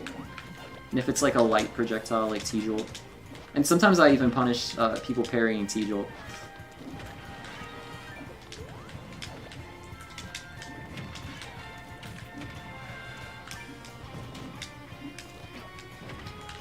That's one reason I think parries are bad, because I like never actually worry about my opponent parrying stuff. Like when somebody parries a move, like when I'm playing Pichu and somebody parries one of my moves, especially because they're multi-hits, I'm like, oh, and then I like punish them for it, or like all it does is like resets neutral. It doesn't matter. Sometimes they get out of my combos for it, and I guess that's nice. It's not that much though. They almost never get a punish out of it. I should note it, the higher the percent, the higher the chance the opponent will fall out of it. That's why I never feel safe going for it. And mixing up smash is the only buff I need for, or fixing up smash is the only buff I need for Greninja ever. That's understandable. Multi-hits in this game are generally very inconsistent and unreliable. Also, hello Red Blood, and GG Cool Flute. You switching to your main? Alright, I'm down for that. Hey, and we got Red Blood in the arena, nice. I'm really glad I decided to go for a public arena and putting the password up, because before I had to add so many people on my Switch friends list. It was kind of ridiculous, and I'd always have to delete somebody because I already have 300. This definitely works way better.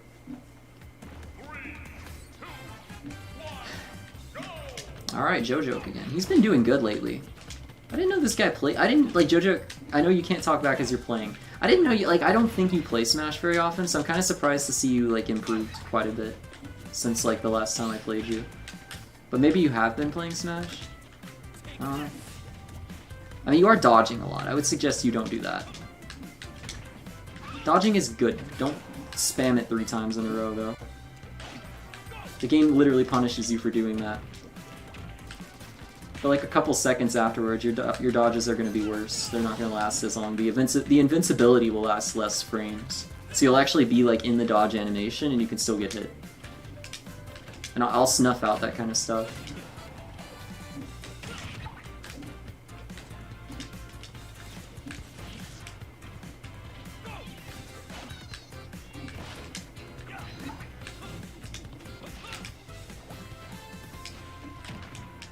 Yeah, the dodge got punished immediately. Oof, did that wrong.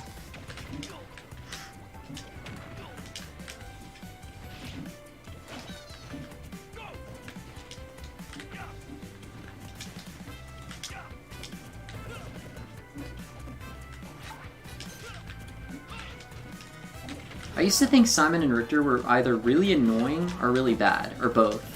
But I actually have a lot of respect for them now as characters. I think Simon and Richter can be really cool if played right. I've seen a lot of really cool Simon and Richter play in the past. And I'm generally impressed when I see them like doing, like, Simon and Richter players doing well.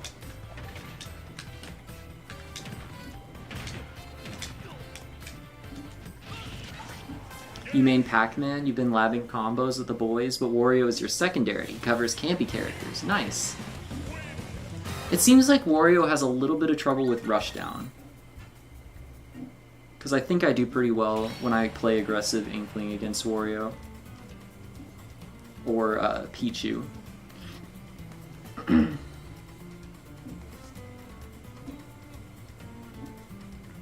Pac-Man I have some trouble with. You have to like play around all of his stage control stuff. Pac-Man forces you to play the game a little bit differently. And if you're not used to the matchup and you're trying to play against him like he's a different character, it's very frustrating. And you'll probably lose. And just get mad. And it seems like he's very OP. Which he is, really good. But once you learn how to deal with Pac-Man, it's not that hard. Some top players think Wario is the best player in the game. I think DeBuzz put him at the very top of his tier list. Maybe as a joke. Most people say it's mostly because of his really good damage output and combos, and Waft. And that's like all he needs. Because he gets a free stock because of it. But then again, I don't think I've fought too many good Warios. I've been killed by Waft maybe once or twice.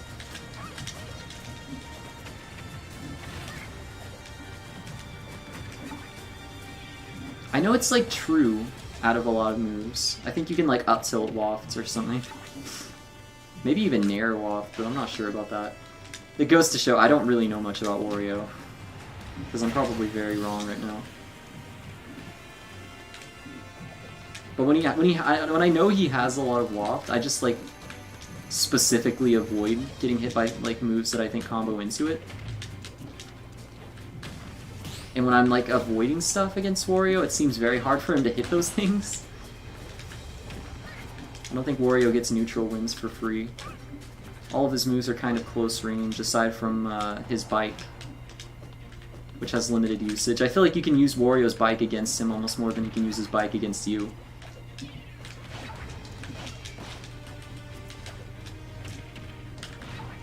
Same with freaking Pac-Man Hydrant. Pac-Man Hydrant has a lot of setups for his moves, especially his fruit, his like power fruit or whatever. Because the water will make them behave a lot differently, or like launch really fast, really quick at you. But you can also use Pac-Man's Hydrant against him in a lot of ways. Like you can do unique combos using the water pushing you and him. You can launch the Hydrant at him pretty easily. Like one Splat Bomb with Inkling will break the Hydrant.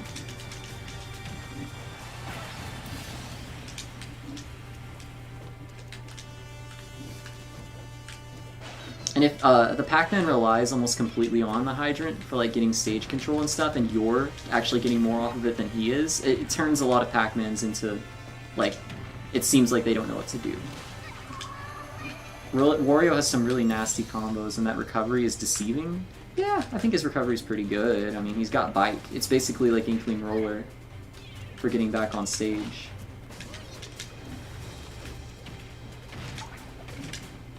But then you can just specifically try to get him off stage when he doesn't have Bike. Also, frick, man, I was doing stuff. I'm moving right now. So much for my Inkling being crusty. I'm actually playing well. It makes me happy.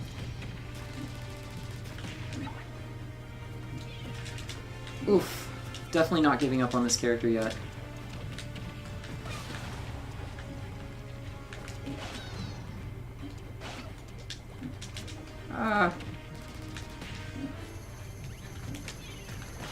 Didn't think he'd be able to shield that. Ugh!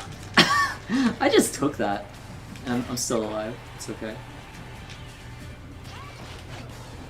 Man, I thought I'd be able to grab out of that for sure. I'm upset. Getting a little roller happy there, buddy.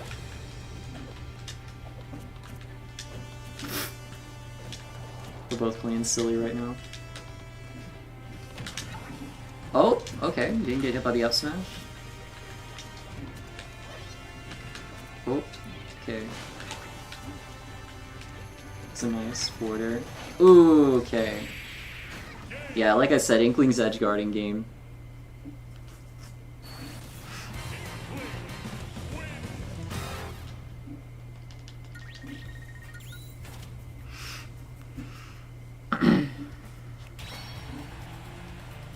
You main Pac-Man? Then oh, I already read that. When it comes to taunt, all I ever do is taunt, have a water push me, and forward smash.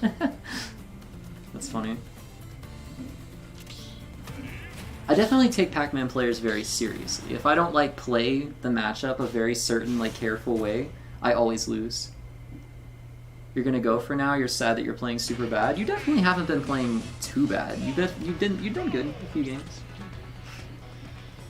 You're just bad? Nah. You do need a better land adapter though. It sucked when we were. I think you were gonna take that match and then it just disconnected you. I'd get it ASAP. Go on Amazon and look for an Amazon branded Ethernet adapter. Those are really good. The Amazon Basics ones. That's the one I have. Works very well.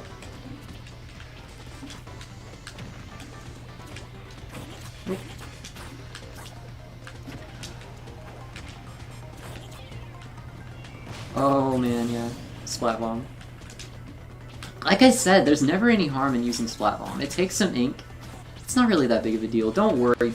Okay, aside from recharging your ink once it's empty, my main Inkling tip is don't worry too much about your ink. Because as soon as it's empty, all you have to do is like land a back air or a grab, and then you can recharge all of your ink. Because your opponent's spending too much time in like, you know, being launched to actually get you for charging your ink at that point. And Inkling has plenty of decent moves that work when she's out of ink. Again, like freaking grab or back air. Very safe, or pretty safe options that work when Inkling is out of ink. You're not gonna take stocks probably when you're out of ink. Recharge it as soon as possible, but don't worry about it. Don't freak out. I use my ink very haphazardly, and I don't care.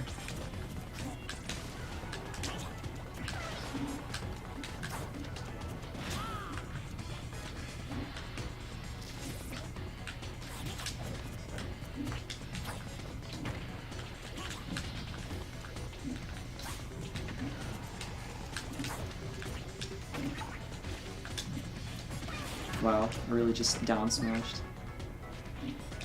Did he just walk up slowly and down smash?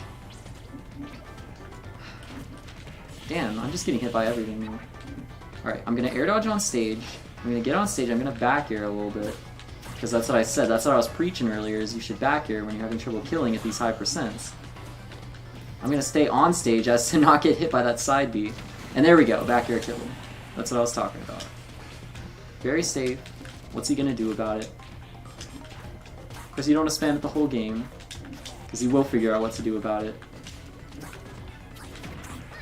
I'm not actually sure what Greninja can do about it. I guess if he knows you're just sitting there spamming back air, he could charge a neutral B, but at that point you could react. He could counter. I'm really trying to think about what Greninja's options are against back air right now. Most characters don't have options against back air. It's just a move that works very well.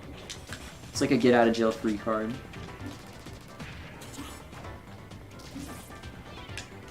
It's like a win neutral free card.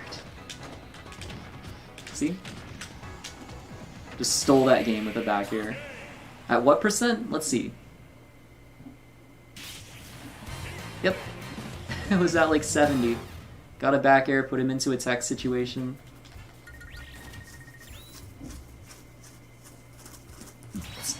If Pat gets his forward air buffed with knockback, he would be really good. I don't think Pac-Man needs buffs. I say it's easy to beat him when you know how to beat him, but then there's also Pac-Man players like T that win very consistently with Pac-Man. I don't think he needs buffs. I think he's a solid, like, maybe low or mid-high tier. One of the best zoners in the game, if not the. Buffing Pac-Man would be very, very bad. I think he would be very broken at that point. Don't give him anything. He already has absurdly good kill power, good combo power, some of the best zoning in the game, a lot of very safe, good moves. His grab went from like one of the worst grabs in Smash 4 to one of the best grabs in this game because it lingers for so long and has such good range. Yeah, Pac-Man does not need buffs at all. I feel like Pac-Man's one of those characters you could use like half of his moveset and still like be decent. He has so many tools he doesn't even need them all, in my opinion.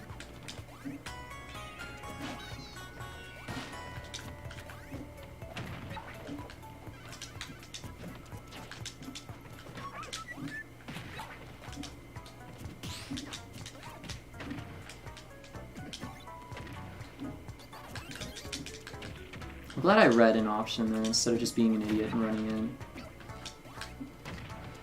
I'm expecting that freaking projectile to come out.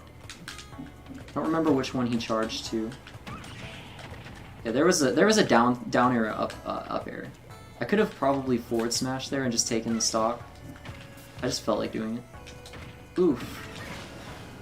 And that was a phantom splat bomb. I don't think he saw that coming at all. Oh, and there's the key. That's one thing. I say charging ink is not very risky. It is against Pac-Man. That's one thing I hate about this matchup. Is, yeah, he'll get you for charging ink for sure. Especially if he has a key. Or a freaking bell. Stupid Taco Bell kills. He can kill you so early off of that. Gosh, just having the frickin' bell really makes Pac-Man so good. It's a move that like stuns you like forever. And he does all of these like super cool combos out of it.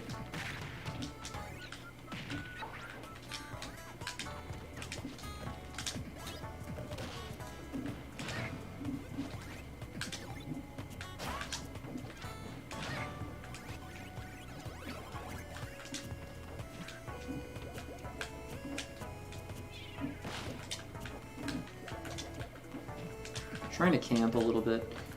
Oddly enough, some of the best campers in the game, the best way to beat them is camping them. Even with characters that don't generally camp. It's one of the weirdest things to me, but it's very consistently true. You tend to not beat campers with Rushdown. I think Pichu's one of the only characters in the game that can beat campers with Rushdown. Maybe Fox. Yeah, see, his smash attacks are pretty safe, too. I couldn't roll her out of that F smash. And there's that bell. If that hit me, my stock was forfeit. Oof, yeah. He has good burst options. Way better burst options than Inkling, I think.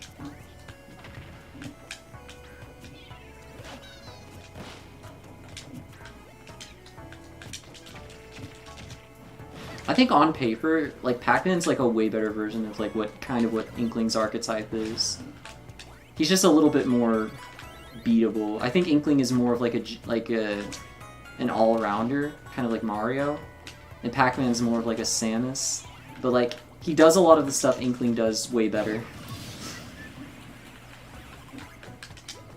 Like, he kills easier and has better zoning.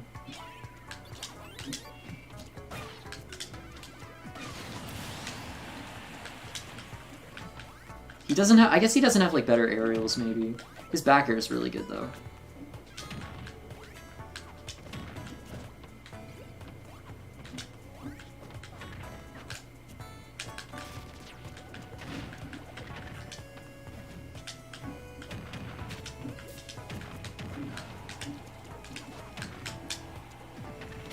There we go. GG.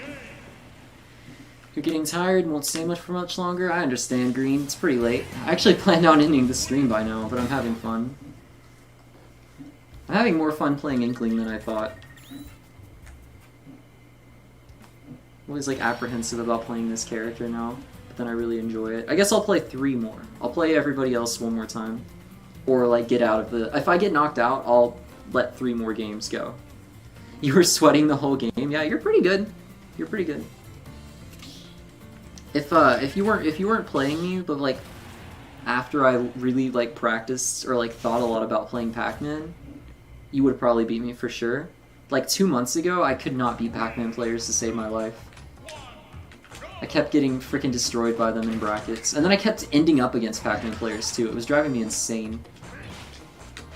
And then I like it just kind of clicked. I ended up, I think I was playing like a Pac-Man player in my crew, and I beat him. And I was like, oh. And then I remembered, just play very safe and campy, and do not let him have Hydro out for long, so he can't get his stupid setups. They make me very mad. I don't think the setups are stupid, I think they're annoying. That's what I mean.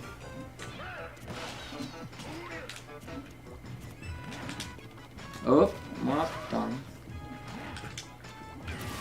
Ganon probably can't wall jump either. Ooh, yeah. I talk about Splattershot being so nice for walling.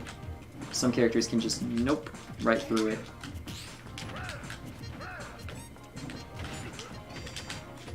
Ooh, this guy kind of just throws out his smash attacks, but he's doing pretty well despite that.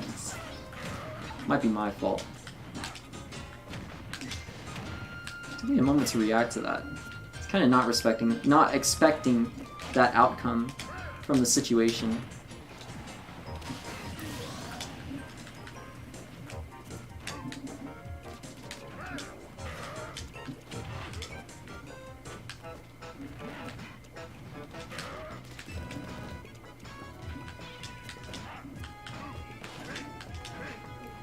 Using that dash attack. Definitely can't say he's wrong for it. Well, it's just a badly timed up smash. If he had done that, like, a second later, that would have been bad for me. And by bad for me, I mean I would be on my last stock right now.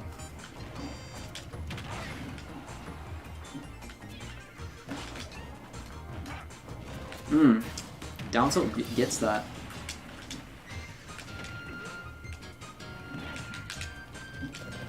Oh. Oh, he lives. Definitely don't want to get overly confident. Oof. Oh no. I could die here. Gotta be careful. Ooh. Nice. I want a rematch. Damn it. Okay, we're playing more. I can't take a loss. I just can't take a loss. GG, Cool Flute. Good night, Joe. Yeah, everyone's kind of heading out. Everybody's tired. I understand. Alright, I'm gonna switch to Pichu. I want to freaking bully Ganon. By all means, I definitely should have won that. But I was scared off stage, and that's the last thing you want to do against Ganon, is just be scared of him. Whoa, what the heck? Oh no, he left. Aw. Alright, well, I'll let these two play, and then I'll close the arena. You will take the win. Wow, he's just gonna take the W and leave. I think we have a 1-1 record now, Flute. Just gonna leave? You're just gonna leave off of a 1-1 record, buddy? Okay. Okay. I guess you beat me with Ganon, so I'll just take the L. Can't complain. Can't really say much.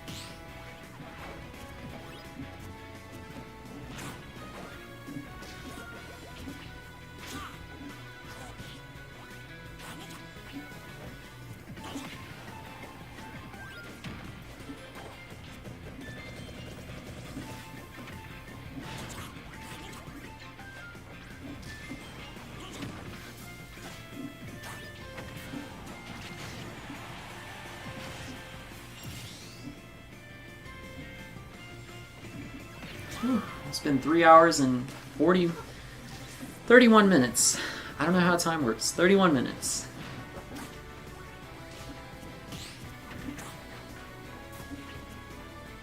I guess I'll play one more. Since I like hyped myself up for another game, I'll play whoever wins this one. Do one more Pichu match. Because I really feel like playing Pichu now. I gotta let it out of my system. Oh, what are they doing? Oh, yeah, that's death. No! I guess I'm too used to getting Pac-Man back through, like, as Pichu. Because that does kill.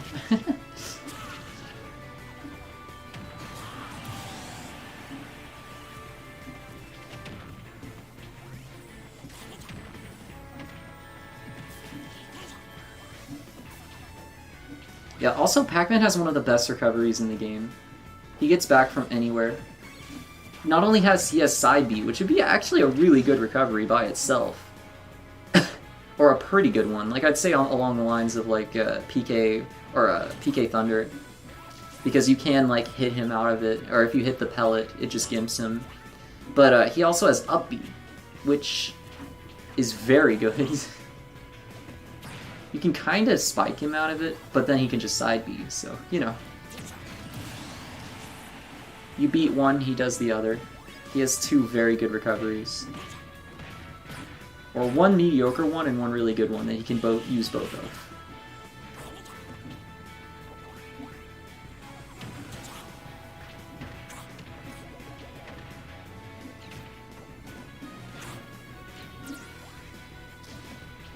I actually really love Pac-Man's like visual design in Smash. I appreciate they went for the box art look, or like the classic look for Pac-Man.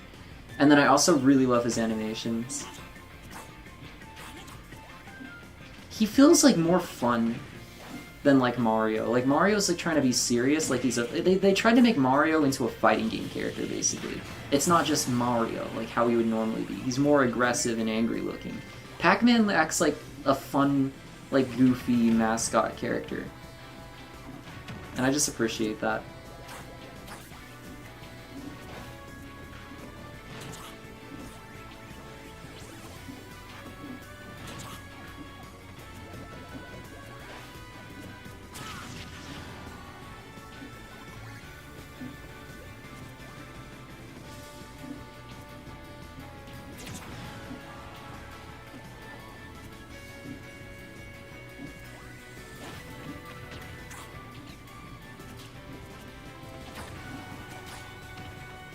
I just realized it's 2 Smash 4 newcomers right now I'm playing.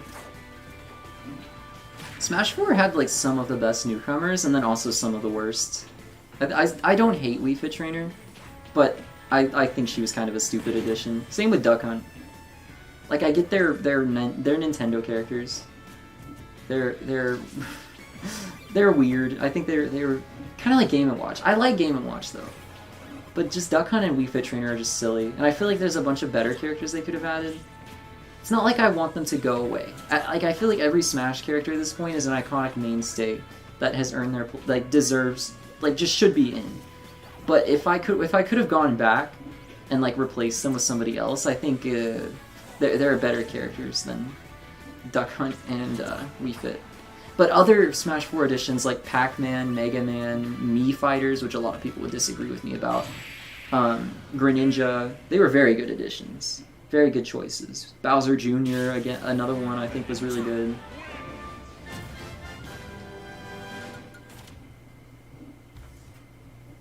But yeah, I don't think we needed like multiple joke characters. Shulk was another good one. I'm kind of upset neither Smash 4 or Ultimate added a new Sonic character. It seems so obvious. Like we've had Sonic in 3 games now, and it's still just Sonic. Like Knuckles, Shadow, Tails, Amy, anybody. At least not, hopefully not Metal Sonic. I don't want a Sonic clone.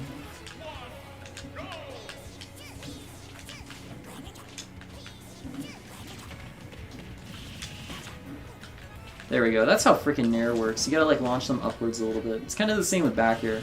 Like back air doesn't combo into anything if you just land on them and they don't go anywhere. They can always just shield. You gotta hit like the right freaking Nair. It's weird. Or I guess higher percents helps too.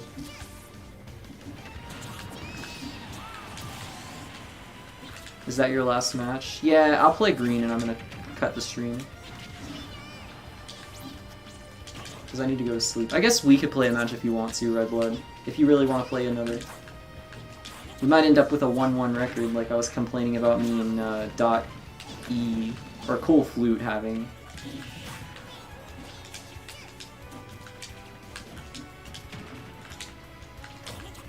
But I definitely don't want the stream to go on forever. Because I'm tired. I mean, I'm gonna definitely stay up longer after this stream, I'm not gonna lie. But you know what I mean. I'm a tired.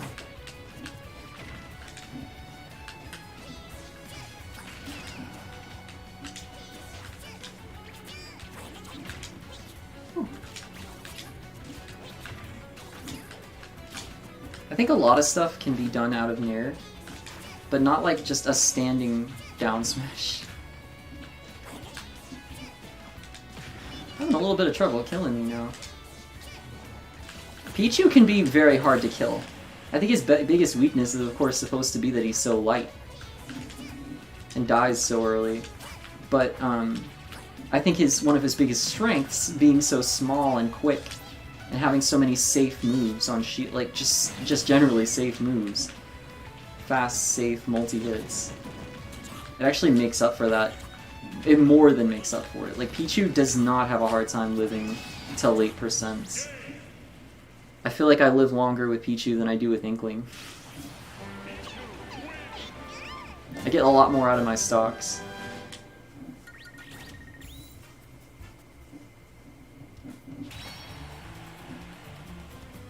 Sad boys. Definitely had some sad boys on this stream. It's been a thing. Alright, last game. Hope you guys had a good time, by the way. I realize a lot of you guys are leaving or have left by now. I hope you guys had a good time. I hope you had a fun time. Sorry about my... I was tangenting almost inside this entire stream about Smash stuff. Hope that was okay. I could try to talk a little bit less next time if you guys want. But I had a fun time at least. I'll try to stream again soon. I got these like next 3 days doing just nothing. I did apply for a job recently, so if they get back to me on that, I could be working as soon as like next week at a donut shop. Should be cool. Donut shop only like 20 minutes from where I live, so that's nice. To live out in the sticks and still be able to find a place to work that is so close is very nice. I want to take this stock, but I don't know how. These platforms are in my way. Oof. Okay, that works. You definitely weren't your best today, but you had fun? Yeah, same for me. I feel the exact same way. Like, I definitely feel like I could have beat Hypergram at least once normally. But I was playing kind of crusty. He got me good. Not gonna... I'm trying not to John. I'm trying my best. Hypergram is definitely good. But yeah, a lot of people were probably messing up a little bit more than they normally would. I feel like today was mostly good for me though, because I'm getting back into playing Inkling, which is fun. Like I've been just having such a hard time enjoying her, but like playing her again with like a fresh mind after like taking a break and actually like enjoying my main again. After like feeling like maybe I'm gonna drop this character that I've been playing on and very much relying on for almost the entire time this game's been out. It feels good. Because I'd hate to lose that. It's almost like... Inkling's almost like a crutch, to be honest. I like Inkling though, but... Pichu is like this harder character, but that I've been like just doing crazy stuff with lately and like getting way more consistent with. The character I've always... Pichu's like the one I've always wanted to play, but like never could just because he's too hard, or like... Because I just felt more comfortable playing Inkling, so I just didn't practice Pichu as much. And now I feel like I could play both of them for sure.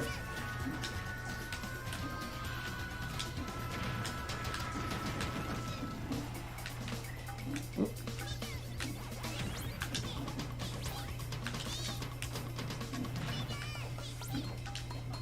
Whoa, okay. Can I get some kind of goofy kill here? Yeah, there we go. GG. You still have a hard time understanding neutral? Yeah, that can be one of the hardest things. And you play Greninja too. Greninja's a rough character.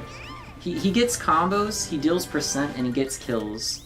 But like just getting to the point where you have your opponent where you want them is very rough. And Greninja doesn't have the best tools to do it. He definitely has like a hard time. His moves are limited. He has weird hitboxes. I think his forward air, up smash, and down smash are some of the better moves in the game. But like they're definitely not easy to use. You like naturally chose a hard life when you pick Greninja, but he's a good character too. He's not bad. It's not like maining freaking Ganon where you're losing every matchup in the game. I think Greninja's actually high tier. It's more of a you problem than the Greninja problem. That's definitely possible too. I mean, I kind of have an automatic predisposition to blame characters, which may just be because I'm a Smash player. But I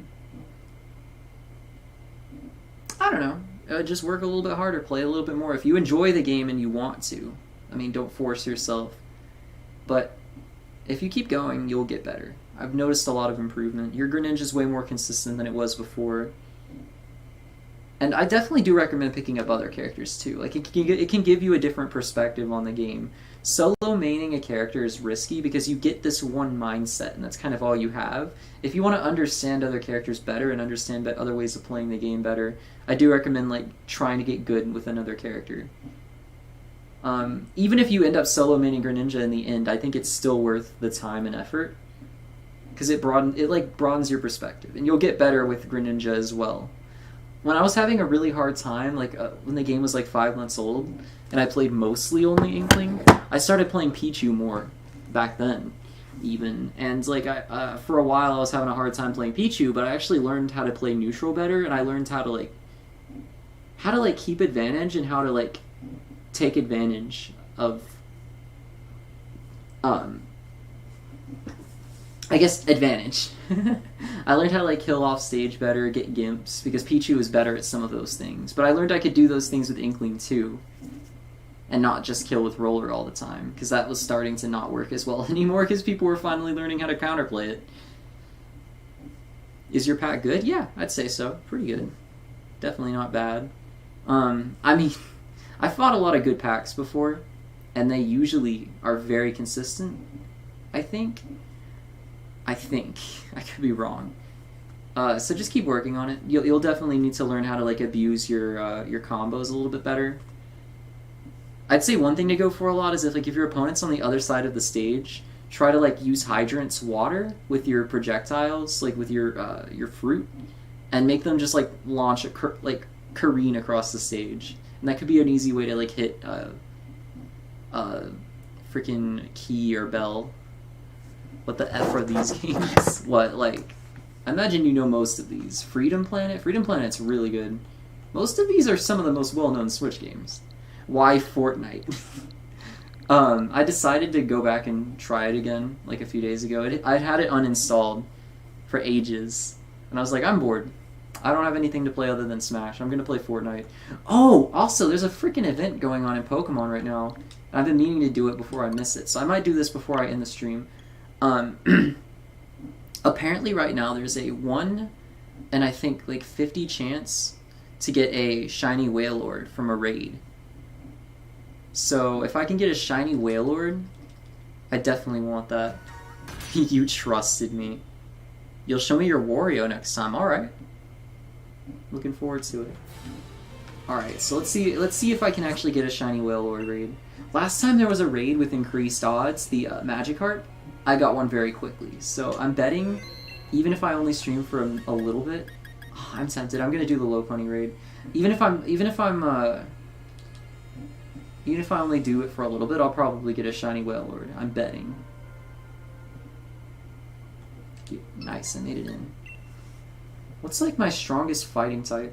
Or no, I'll use freaking Iha because he's a ghost type, and I can dodge those normal type moves. 2% chance, yeah, so 1 in 50. That's a very high chance for a shiny. Like, certain Pokemon have similar, like, encounter rates to that.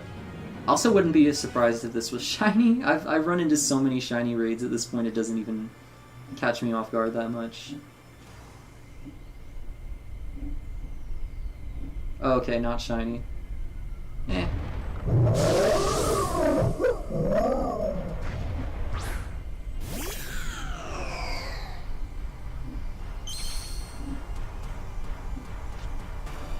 When do I stream? That's the thing. I have like no specific schedule. If you want, you can turn notifications on for me.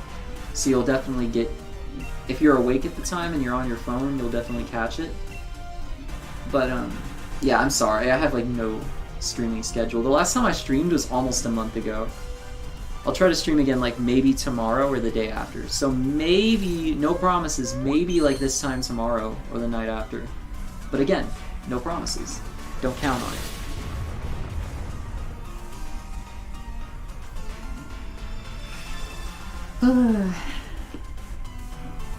Green, if you want and you're not going to sleep immediately, you can join me for these raids if you feel like it. Damn it! I wish it tried to max strike me. That's why I chose Shumblet. It would just eat the attack. Instead, it's bullying Clefairy.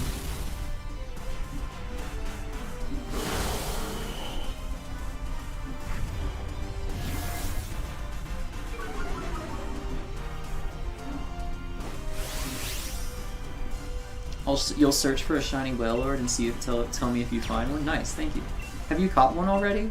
I would not be surprised for how much of a Pokemon fiend you are. I really appreciate you can access raids from the DLC, like the Pokemon that are available in the Isle of Amor, without buying the DLC. I think that's a good business practice from Game Freak. It's very consumer friendly.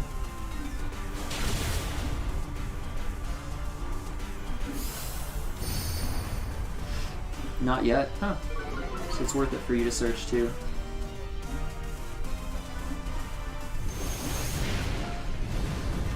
Ah, I hate that. Does like no, it's like scripted amounts of damage you can deal.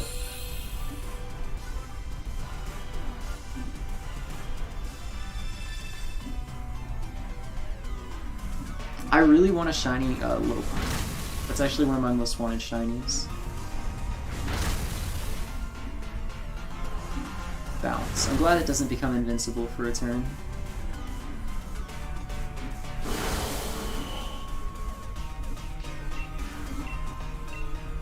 Lopunny is like hilariously blatant furry bait, but I do like it a lot.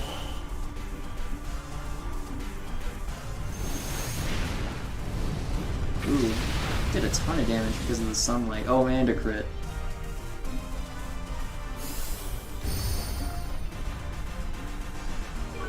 Especially with its Mega Evolved form, I'd be very surprised if that wasn't on purpose. The freaking ripped leggings, like, come on.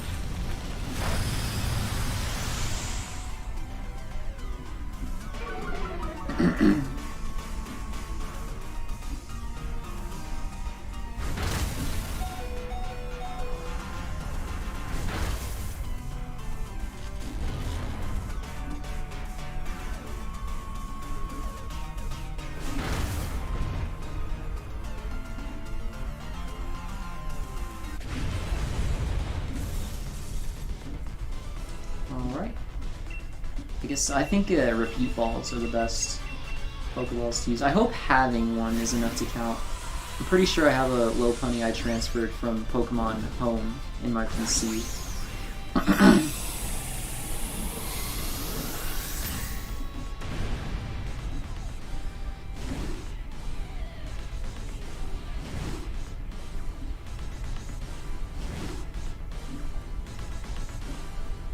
Nice. Oh, I should get rid of the open arena text. I just realized people are gonna see that. People are gonna like join the stream in the past in the last like 5 minutes I'm streaming and be like, what? Alright, I wasted a lot of time freaking doing that. I forgot how long raids take. Alright, if I see a freaking Wailord raid, I'm jumping right on that. Sharpedo. Oh, freaking.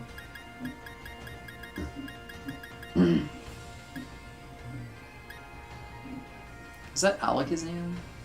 Pretty sure that's Alakazam. You got an event in skipping through time now. Okay. Green is actually going for the epic gamer freaking strat. Ooh, I don't know which way I should go. I guess I'll go this way.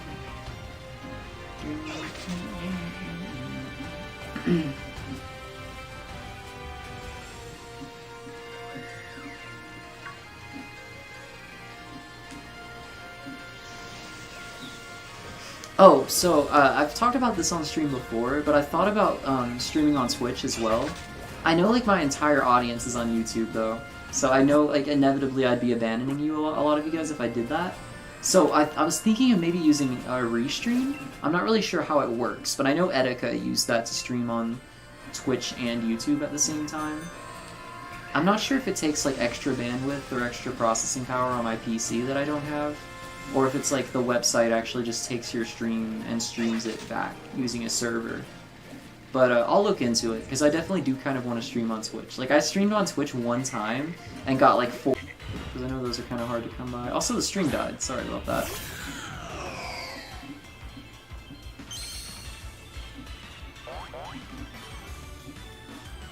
Mail. Alright. Also, the shiny Pokemon animation and then the animation for Pokemon with high friendship makes random encounters take so much longer to run away from. So having a shiny high friendship Pokemon at the front of your party is definitely not always the best idea if you want to like shiny hunt or whatever. So I'll move. This guy does one-shots pretty well. And his item isn't consumable.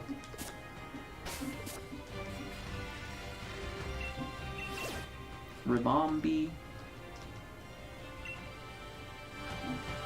There's the daycare house. I wonder if it's only certain dens that can yield Wailord? Or maybe the event's over by now. I knew it was a few days ago it started, but I didn't actually pay attention to when it ended. I did see a Sharpedo raid, and I think a Barbicle or a Binacle, or the evolved form of that. The Barnacle guy. Which I know are supposed to be more common during this event. Also, I'm not getting enough of these Wycom raids. Sometimes you get more of them than others. I know there's a ton of freaking raids going on right now. I don't know why the game doesn't let me know. I feel like this game's online is still built very bad. It's not done that well.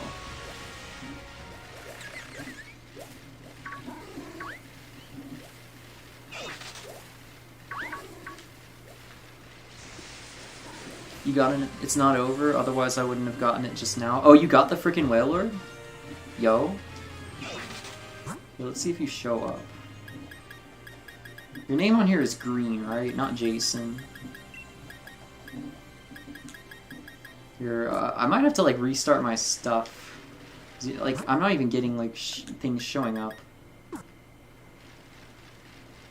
you know if there's a way to like make it?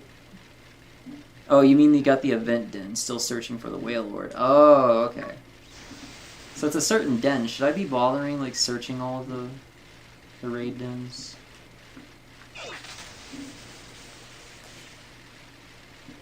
Yeah, if there's like an increased chance shiny Pokemon, it's definitely worth hunting for.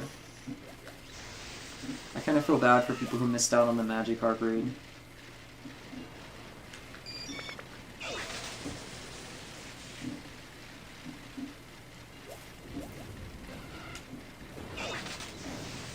Oh. I hate this Pokemon, by the way. Diggersby is so freaking ugly.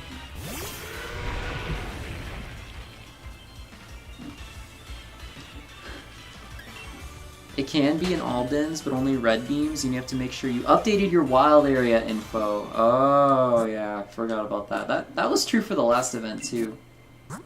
Damn it, I am a freaking dumb boy. Get the wild area news.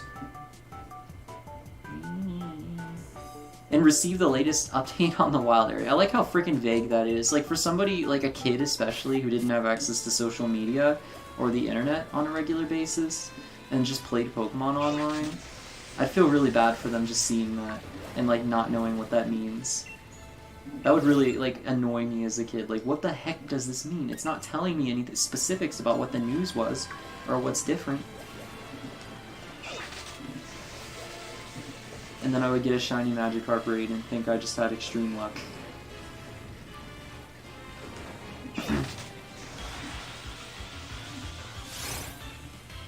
Speaking of that, I didn't have internet from like the time I was like 11 to like the time I was like 15, because we lived with the guy my mom was married with, and he refused to buy internet. There was some of that time my dad bought me a phone and bought me service, like my actual dad. And I at least had mobile data, but it was limited. I was only allowed to use about 10 gigabytes a month, which, as you fellas know, that's not really enough. Definitely not enough. So yeah, that kind of sucked. It was at least better than nothing. It was actually when I first started uploading to YouTube, I think in like 2015 or 2016. I still didn't have internet at home. I actually only was able to upload videos at school.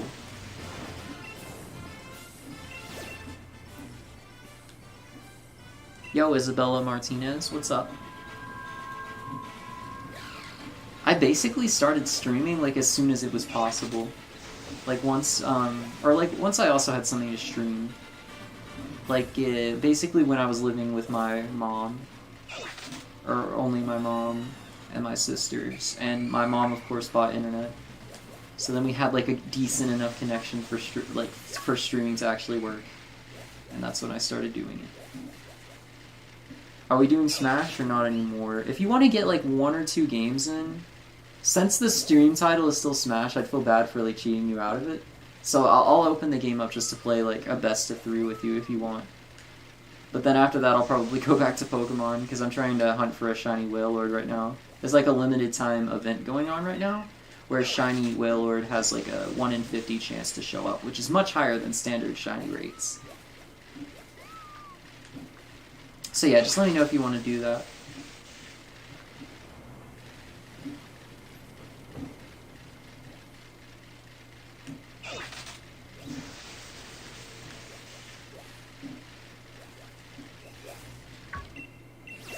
Got a Hitmonlee? Or is it Hitmonchan? I forgot. I'm pretty sure it's Hitmonlee, the one that kicks. Okay.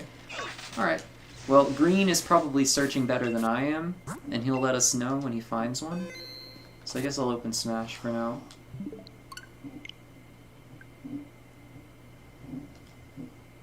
Green is like a professional shiny hunter. This man gets lots of shinies when he tries. If you want to, I don't mind watching you play Pokemon. I don't mind playing a... I basically like to play anybody in Smash. If anybody asks to play Smash, I usually say yes.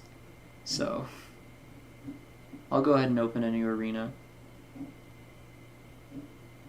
We'll just play a first to 2, basically, a best of 3.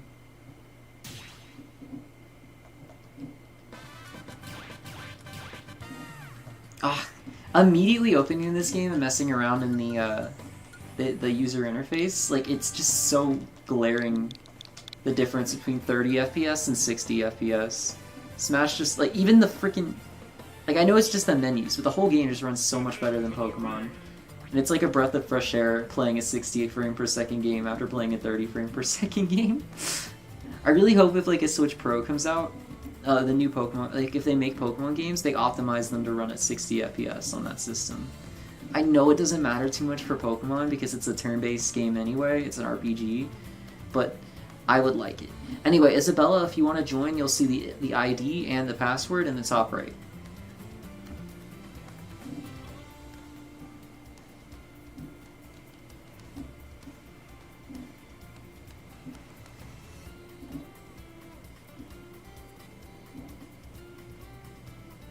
Also, Green, like, how's things been going for you? I saw you were working at Burger King. You were telling me about Burger King on Twitter.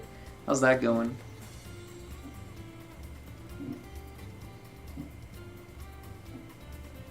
Must be kind of interesting working at a restaurant during quarantine. Oh, Min. What's the arena ID? I see you probably figured... I'm assuming that's you. I guess you figured it out.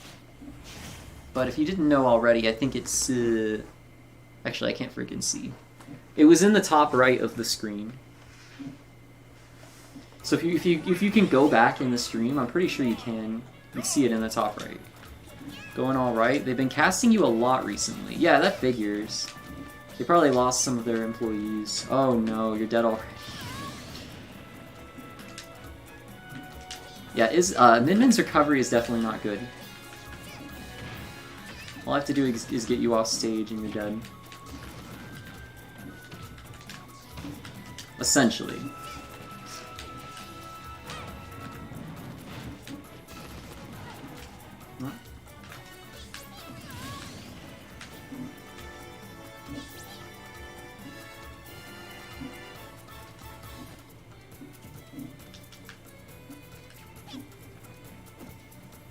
Oh, that's interesting. When you grab Min-Min, it's by the arm, and her arm, like, stretches. Her arm, like, creases. That's funny. You're Christopher? Your real life name is Christopher? Alright, I'll call you Christopher. Sorry about that. I'm just now noticing some of these freaking Min-Min animations that I never noticed before. I've played her, like, at least a bit. I've played at least 2 hours of Min-Min. Or, like, maybe an hour of Min-Min. How are things with you, by the way? I just applied to a donut shop, you probably heard, because I've been jobless for a few months. I lost my job, unfortunately. And honestly, I've just been playing a lot of Smash during all this time of doing otherwise absolutely nothing. I've been getting way better at the game, and I've been playing in a ton of tournaments. I'm sure you see my results on Twitter. I post them all the time. So this is not you, Isabella. Or Christopher, sorry. Who is this, and why are they AFK? Was it just a lurker? A person who was lurking on the stream? I definitely don't mind them joining the arena, but I don't know why they're AFK. Yes, as you can tell, I play in a lot of Smash tournaments, like several a week, and it's been a lot of practice. I've been improving a lot at the game, and I've been getting way better with Pichu. I think I'm actually a pretty darn good Pichu now. Whereas I was kind of just an okay one before.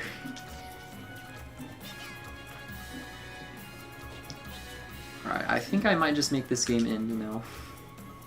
It's okay, I can call you whatever. Alright. I guess I'll call you Christopher since you said that's your in real life name. I'd rather do that.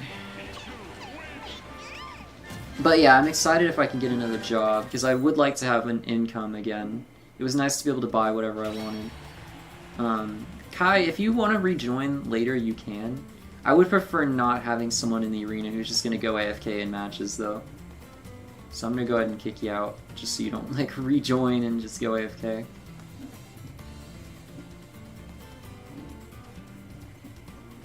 Oh, well, I guess we're starting this match immediately. Never mind. Alright, starting with Donkey Kong. Somehow, even after you said Donkey Kong joins the battle, I didn't expect you to play Donkey Kong. Don't ask why. Alright, we're starting with 2 spinning Kongs. One buffered immediately out of my first spinning Kong punish. And there's the stock. I consider this matchup probably even online. Very bad for Donkey Kong if I play Inkling, though. Actually, nah, it's probably winning for Pichu. I just managed to lose it anyway sometimes. Because I'm a big dumb boy.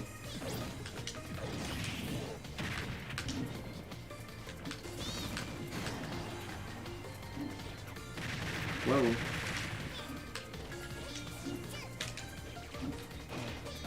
Oh, jeez, the shield damage on that move is insane.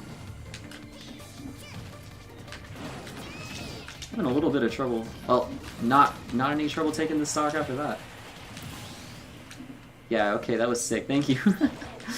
Pichu can absolutely style on heavyweights. Only freaking heavyweight I have trouble with as Pichu is Bowser. Because he's so heavy and he has tough guy, he actually does not... Like, a lot of my combos don't work on Bowser. Just like the exact opposite of what you would expect. I think Bowser Pichu is actually a very hard matchup for Pichu. Unless I'm just playing it absolutely wrong, which is very possible. It could be an easy matchup for Pichu and I'm just dumb. But I like to use Inkling because I think it's absolutely easy for Inkling. I think I lost to a Bowser on stream once. No, now I pretty much don't lose to Bowsers, except Sans, who's a guy in my crew, and Bluxious, who's the top Bowser. I've lost to those guys, but I don't generally lose to Bowsers. I think it's a very easy matchup for Inkling. Alright, we'll see if Kai is here. If Kai presses plus to start the match, and in the next few seconds, I'll go ahead and play them, and give them a best of 3 as well. Otherwise, I'm gonna kick them out. We'll see.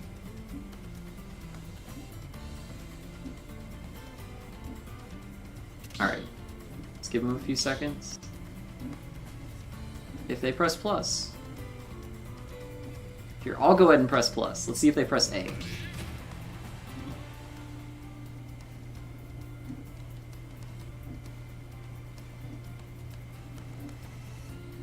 Yeah, no, I don't think they're here. I think they went AFK at the end of that last match. Probably their parent called them or something.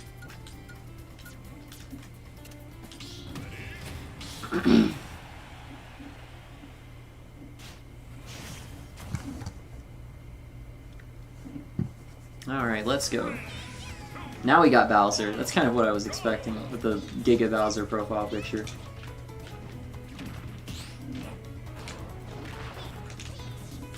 Still not too surprising for a Bowser player to play Donkey Kong as well. They kind of do both fit like the same archetype. Every like Bowser player I know plays Donkey Kong. At least a little bit.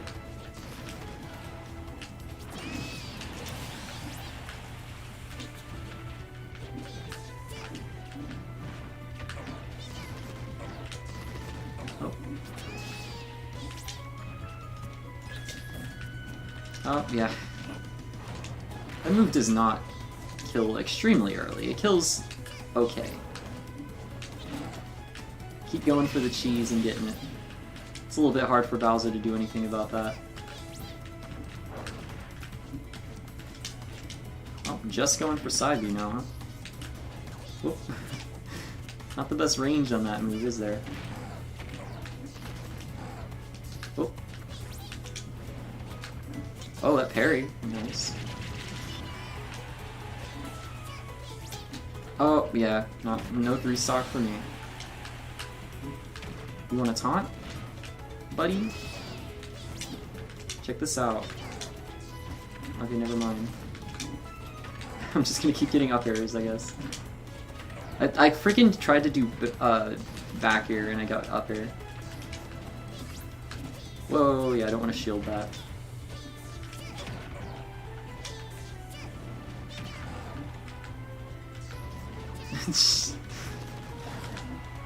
There we go, GG. Alright, that's enough Smash. I am done with Smash for tonight. After that,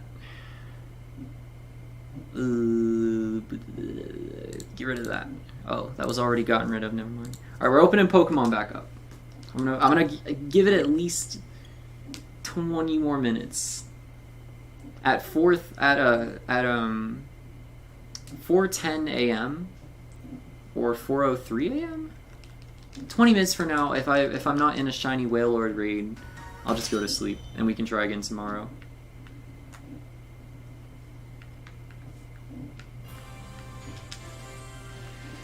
Yo, Crash, what's up? Yeah, GG's Christopher. Oh! I guess if only I get in this, I don't know if Green can.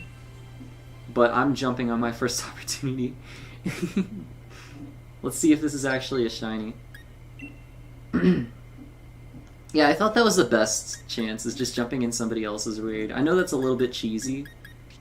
Especially because I think people can hack shiny raids. But if I have an opportunity, I will take it. What Pokemon do I use? I just realized I really don't have a great electric type or grass type, do I? Let's see what I have in my other boxes. I guess I could use Zeraora. It's not even level 100 yet. And whatever, I'll use Zeraora.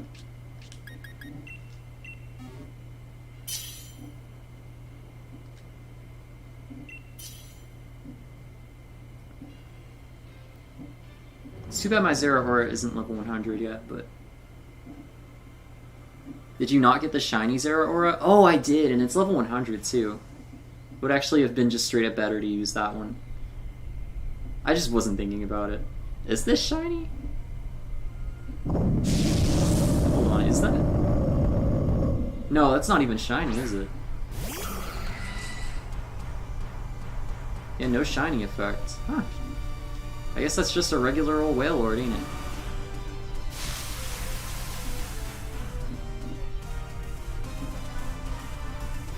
That's just a regular old Wailord. Oh yeah, and the other Zeraora is the shiny Zeraora. This move changes normal type moves to electric type moves. I wonder if Zeraora would be good in double battles. I was thinking about like how that move could be useful. I was thinking I could use like Magnezone with Hyper Beam and send out Magnezone and Zeraora, and then like a Magnezone will have an electric type boosted Hyper Beam after I use Plasma Fist. But then also if you send Zeraora and Magnezone out at the same time, you're asking to get Earthquaked. Alright, I'm just gonna go ahead and close it. Hopefully that's not screwing over the other guys, but it's not even a shiny Wailord anyway, so what's the point?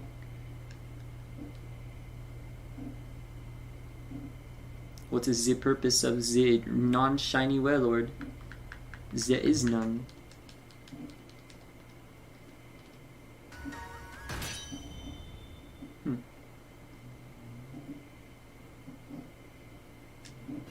Alright, let's try that again.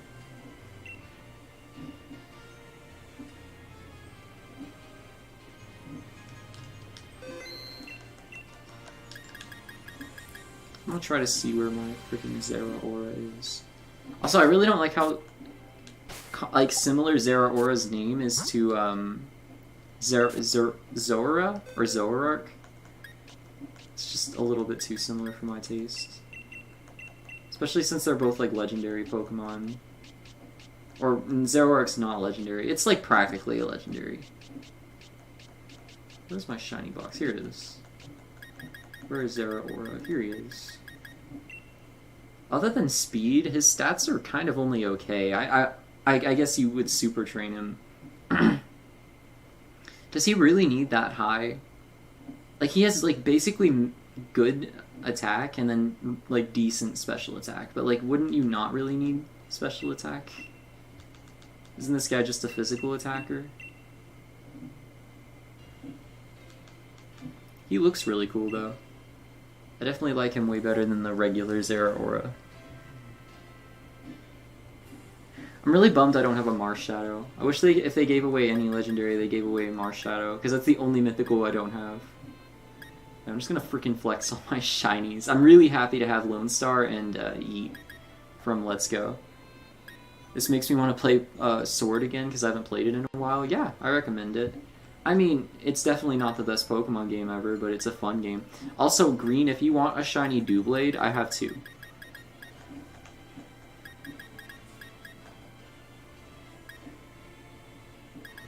Rhyperior, N-word. This is actually not a shiny. Yes, I know I named him N-word. Haha, funny. It was back when I was edgy and liked to use the word all the time. I used to use this guy competitively in Pokemon Omega Ruby and Alpha Sapphire, and look at his stats, they're garbage. I didn't like use Hyper Training back then. You might take me up on that? Alright, just let me know. I also have two shiny Haxoruses. It's because a friend of mine was spamming shiny raids, or like they would like farm for them, or they would like, you know, reset for them like forever. And once they got them, they would get as many out of them as they could. They'd get like as many of their friends together to get shiny raids as possible. So I got a ton of Pokemon out of it.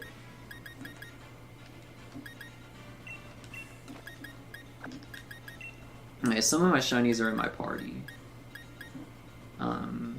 Yeah, just Chandelure and Umbreon right now. I'm really excited that you can actually use Pokemon that were transferred for previous games in competitive now. There's a certain NPC you have to talk to that like resets their stats or something to some degree. I'm totally fine with that. I was really upset at first I couldn't use my Umbreon or my Magnezone or my Starmie.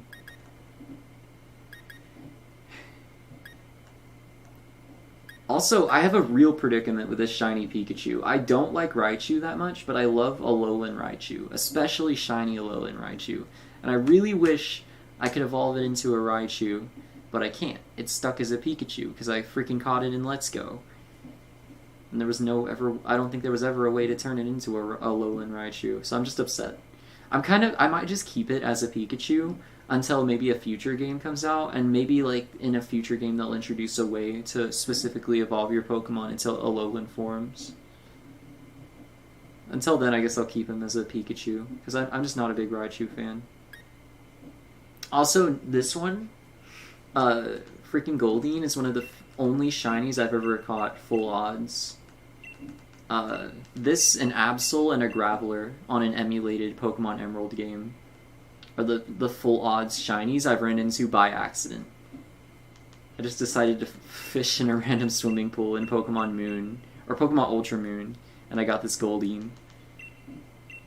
You might have a shiny Alolan Raichu in Ultra Sun. Let me get back to you on that one. I would be very excited if you did, and I would definitely trade you one of my shinies for it, because that's one of my most wanted shinies. I really love Alolan Raichu. Also, this shiny Solgaleo is cool, but if you combine him, if you use the item to combine shiny Solgaleo with Necrozma, you just get a normal Ultra Necrozma. You don't get a shiny one. I think the Necrozma itself has to be shiny for that to work, which is kind of sad. Here's one of the weirder shinies I have is a Carablast. I still haven't evolved it yet. I've been meaning to, but I gotta find someone... I mean, obviously I trust like Green, but I gotta find somebody I trust to trade it, and also who has the free time to do so. And then I farmed the Magikarp event.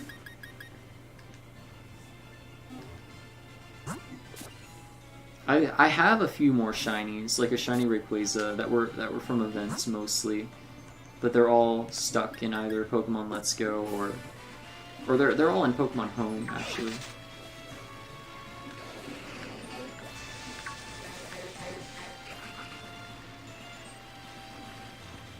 There's a Gyarados just chilling.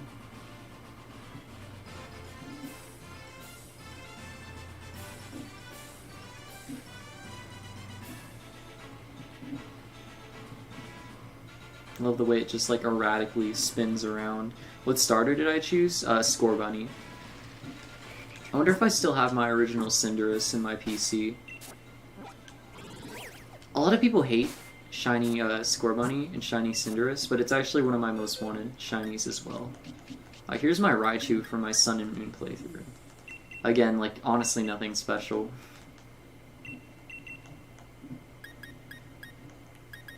I don't even know what this egg is from. I wonder how shiny hunting the legendaries in this game will work. Oh, and Sword and Shield? Are you talking about like when the DLC comes out? Because I know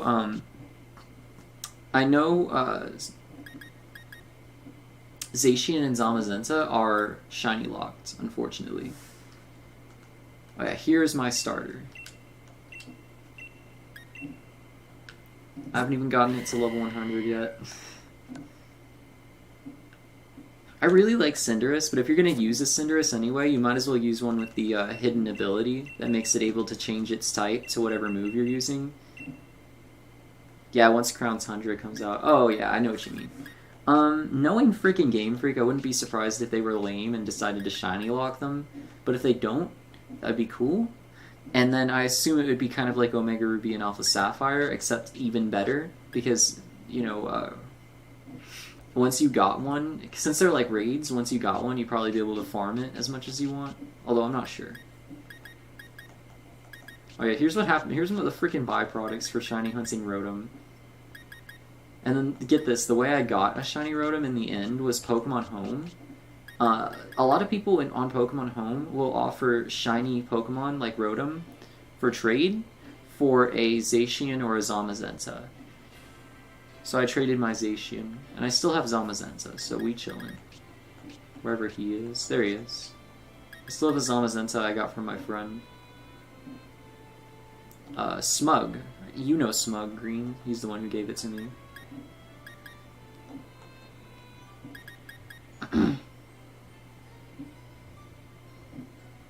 You doubt they'll shiny lock them? Yeah, you're probably right.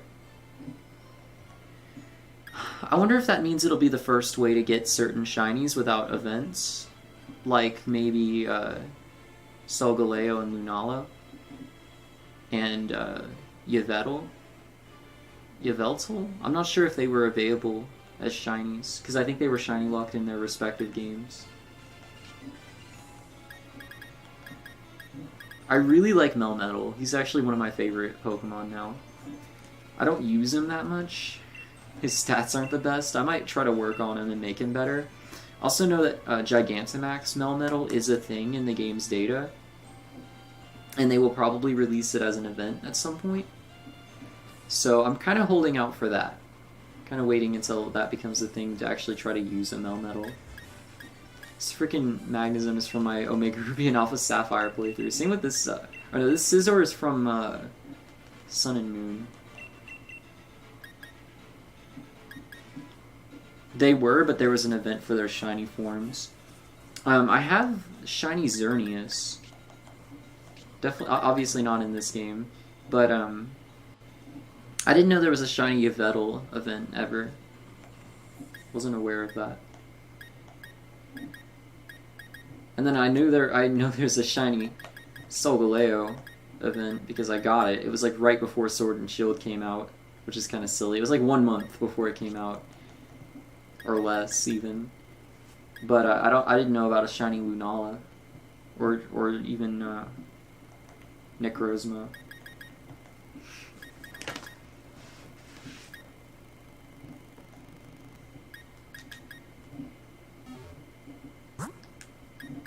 Honestly, my favorite part of Pokemon now is just like collecting. I still don't have like a full national dex yet. And that was something I kind of always wanted to do. I mean, I do have the full Sword and Shield Pokedex, aside from the new Isle of Amor Pokemon. So it wouldn't actually be probably that hard for me to go back into a previous game and get every Pokemon. And then I also have a full dex in Let's Go. So there's probably only like 200 Pokemon that I'm missing now. Most of which I probably have in home. If I had to estimate, there's probably like 60 Pokemon I don't have now. And the hardest to get now would be Marshadow, because it is event exclusive. And they might not distribute it again for a long time, so I'd have to find somebody like willing to trade one. That's the only issue with freaking trying to make a complete Pokedex is Mythicals. Oh, are you still searching for the Wailord Green? I'm too lazy to freaking spam raid dens. I kind of just look for these. Oh, Tangrowth. That's a little bit tempting. I don't even think I have a Tangrowth. This raid is probably already dead. Yeah, that's what I expected. If I see another Tangrowth raid, I'll jump for it, though. Keep finding Pyukumuku and Jellicent. I got you. Thank you for your service, Green. I'm pretty sure I've never caught a Tangrowth before. Because I think it's like one of those weird trade evolutions. You have to have it, Tangela hold a certain item. I'm pretty sure.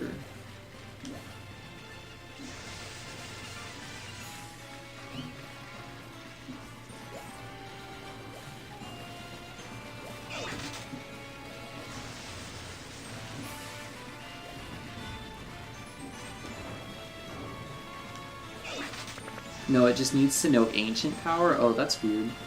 Can you teach it in Ancient Power through TM, or does it learn it under certain circumstances?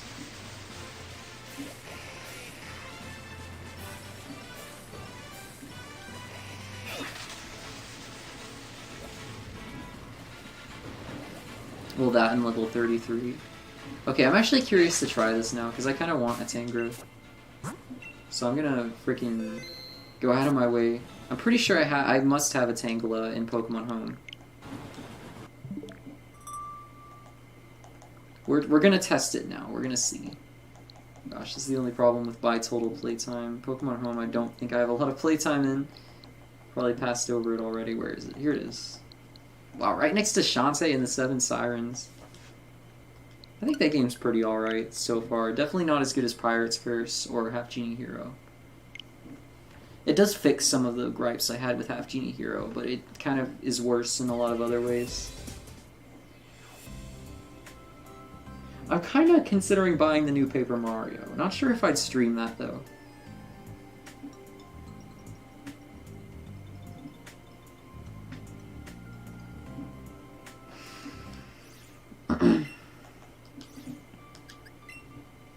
Oh, wait, I should have clicked Pokemon Sword. Wow, I have 1,700 Pokemon. That's funny.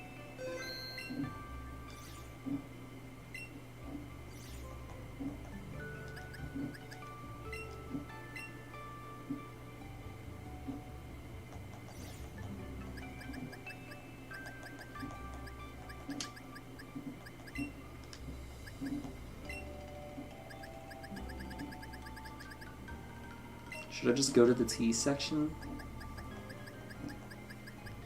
Ooh.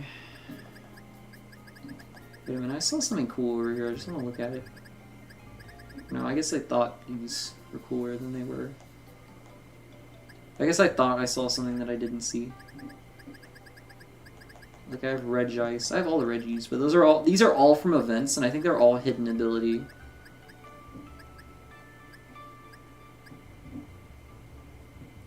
Wowzers, did you get it?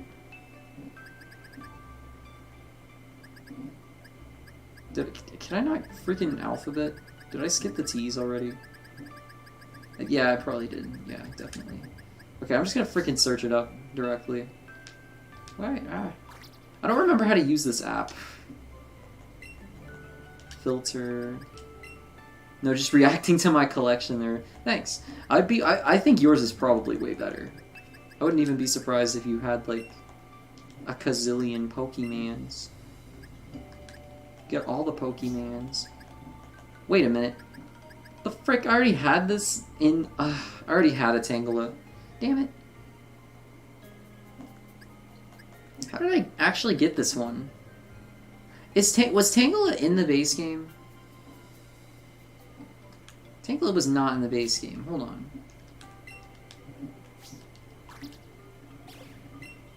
Yeah, if Tangela was in the base game, I definitely had a Tangrowth already. Because I already had it in my Pokedex. I am some kind of idiot. No, I don't have a Tangrowth. Maybe I just traded it to myself from somebody who did have it just to fill out my Pokedex. Because there were some Pokemon, that's how I filled out my Pokedex. I probably don't have every Pokemon that's in Sword and Shield. I think I'm missing like 20 of them, actually. Aside from the... I'm also not counting Isle of Amor Pokemon, because I haven't really checked up that much on the full list of new Pokemon that were added to that. Here, I'm gonna check on that Tangela. Did I freaking catch that? Or did I get it in a trade or something? Not on home. You only have 22 Pokemon in home right now? Well, the reason I have so many in home is, of course, because I traded all of my Pokemon from my previous 3DS games. They were actually all in my Ultra Moon file. From, like, several Pokemon X and Y playthroughs and, like, at least one Omega Ruby and Alpha Sapphire playthrough, a full Moon playthrough, and Ultra Moon. So that's why I have so many in bank. And there was a time when I was kind of trying to finish the the Sun and Moon Pokedex, the Alola Pokedex, but I definitely did not stick it out. I did not see it through. I'm still embarrassed I freaking named this Brione waifu. I thought it was funny at the time when I was like 15.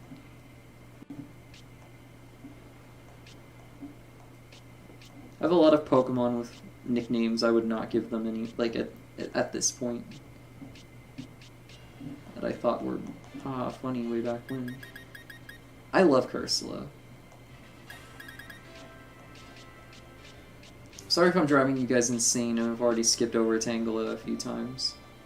But I definitely have one sitting in here somewhere. Here it is. I'm actually curious, how did I get this thing? It's from the Kanto region, okay. I transferred it from Let's Go. That makes sense. I'm just gonna switch it with Umbreon. No! Frick! Forgot that's not how it works. Alright, I'm gonna teach it ancient... Let's see if I have an ancient power TM. How old am I now? 80? I am 19. But thank you. A rare ore that can be obtained on the Isle of Amor. Something good will happen if you give it to an Isle of the guy in the Isle of Amor. How did I get this again? I think this is exclusive to certain raids. I'm surprised you can get this without the DLC. But yeah, I guess it kind of makes sense at the same time. It's not useful unless you buy the DLC, though. That's funny. I guess you could just sell it at a shop if that's possible. Let's see if I have Ancient Power. Hopefully I do. Oh, you know what? I definitely don't. Because it would be up here. Maybe the guys sell it? Do you know if the guys sell it? What is this? Is that a... I thought that might be Cloyster, and I was like, what?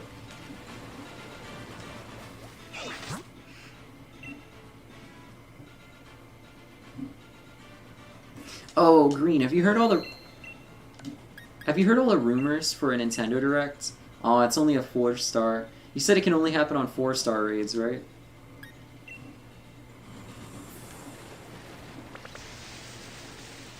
Or you said it can only happen on 5-star raids, so that definitely is not a shiny.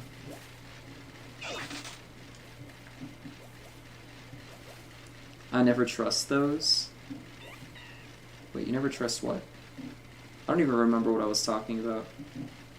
Oh, the direct rumors. Yeah, no, me either. I definitely don't get my hopes up about them. But apparently, the guy who leaked this direct is the same guy who leaked the last one, which does give it a little more credibility. Of course, that is not always true. There were a few times it was the same guy who, I guess, correctly guessed the direct. It was not right. So, I don't know. Actually, I feel like a direct, at least within like a month from now, would make sense, because I don't know if you've noticed, Green, but Nintendo doesn't like to leave a lot of open space where there's no new game for us to be anticipating. Like after Animal Crossing came out, there was a little bit of a gap between that and that one like mini direct where they revealed Xenoblade Chronicles Definitive Edition. And then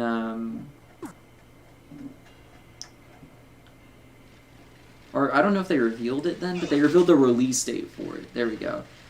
And then after Xenoblade Chronicles Definitive Edition came out, it wasn't long after they shadow dropped the Paper Mario reveal.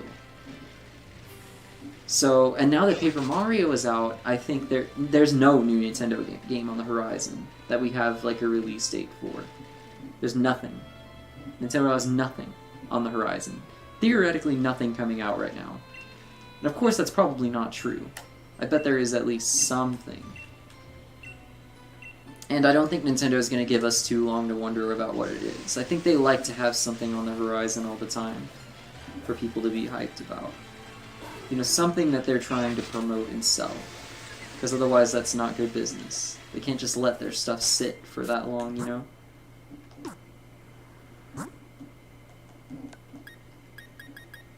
So that's what I think. That's my theory. I don't think Nintendo would go more than a month without a new game on the horizon. At least coming out within the next few months.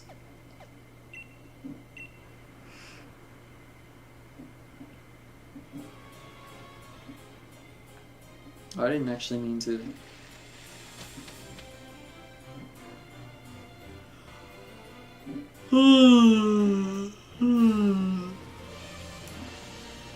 Oh yeah, as you can tell, I actually haven't bought the DLC yet. But I kind of do plan on buying it once the Crown Tundra comes out, if the Crown Tundra reviews really well, which I assume it will. It actually looks really promising to me, especially considering Isle of Amor was only the first half of the DLC, seemingly the smaller half, and it actually looked pretty good. It seemed like people were enjoying it.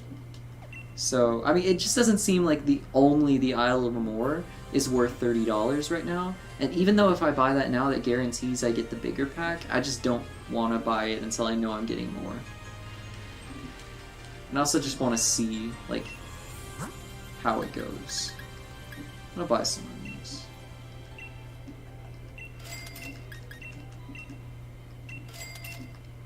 I'm assuming you bought it, though. Right, Green? If so, what are your thoughts on it?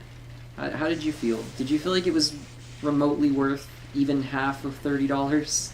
Even $15? Brittle Bones.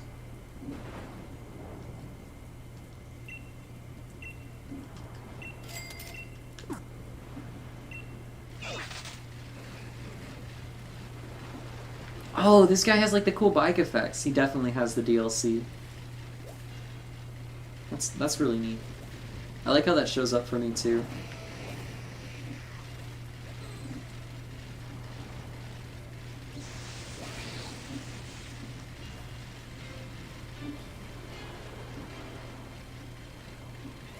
Oh, you're biased because it brought Azumarill back, but you thought it was a nice experience? I think it's amazing how badly they managed to mess up Pokemon following you. I mean, definitely having the feature is better than it not existing at all, But that's not good enough. Come on. It needs to at least be okay. Like, it was so good in Pokemon Let's Go. How'd you screw it up that bad? Like, Meltan can't even remotely follow you. It just practically stays in its position, inching forward, and then eventually teleports to you. It's so depressing. I would probably, like, try having Butterfree or Chandelure, because I imagine a floating Pokemon because it could at least keep up with me. Probably. But I don't know. They all have their own weird, arbitrary walking speeds from Pokemon Camp that they, for some reason, retain when they're following you, which is the dumbest thing ever. Honestly, Game Freak doesn't seem to understand game design at all, or like making something enjoyable for the player. They just incorporate these very strange, abysmal, unnecessary, arbitrary mechanics that screw up their games for no reason. And at first I thought it was only Pokemon, but then Town came out, and I've seen reviews of that, and it looks like it honestly has a lot of the same issues Pokemon games have had for years. It's basically just Pokemon game issues the game, and it's absolute crap. I think Pokemon is absolutely carried by being Pokemon, because I don't think Game Freak honestly knows how to make a game anymore. They don't know how to make a good, enjoyable game. Pokemon is just inherently good, and it's very hard to mess it up. Aside from it getting stale because it is just kind of the same thing over and over, Pokemon is still good, of course. Because it's just Pokemon. How do you frick that up? One other thing that's really nice about the DLC is it brought Chansey's in a raid, which always drops 3 low every EXP raid. Which always drops 3 low every EXP candy, including XL, so it makes getting to level 100 a lot easier. That makes sense. Chansey was always good for leveling up, so it makes sense she would be good for that. One thing I remember doing in Pokemon Omega Ruby and Alpha Sapphire to level up my Pokemon really quickly, you could invite a secret base person that had all Blissies in their like battle area, because you could have like NPCs with certain Pokemon, and for somehow you could set them up to all have Blissies and only Blissies. And I would just farm the Blissies, because you would get experience from those battles, and you could level up your Pokemon very quickly.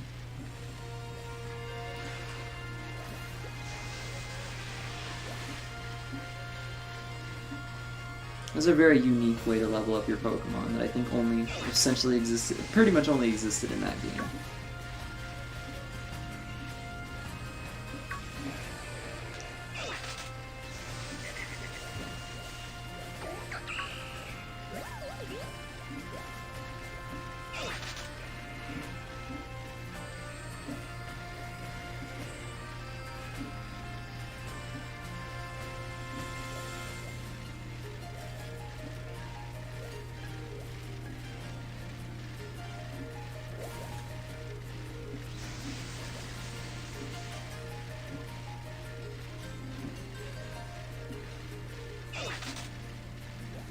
Your ad blocker has reached 100k ads blocked. Crash, how dare you not give me, like, 30 cents? Or freaking, like, 3 cents. No, I'm just kidding. Honestly, don't care. But I think that is essentially how much I'd get from you watching an ad. Probably, like, less than a cent. You need a lot of views on a video to actually profit. It's kind of funny. I've actually made, like, a decent, like, $500 off of YouTube, though.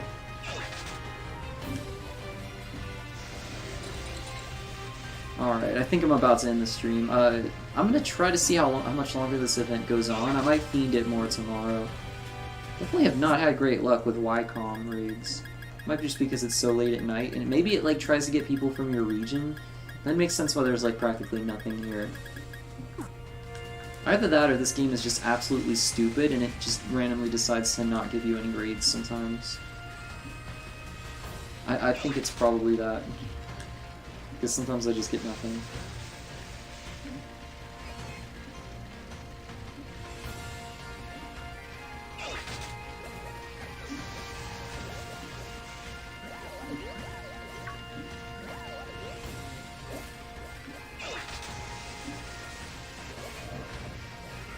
It's a Golurk.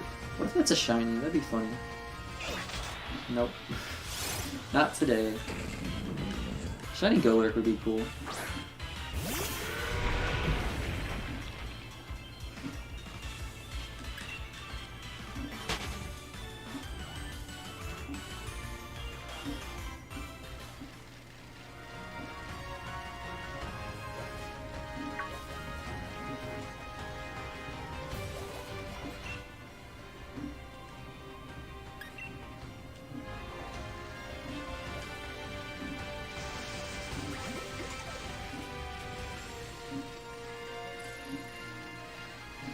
Oh, frames.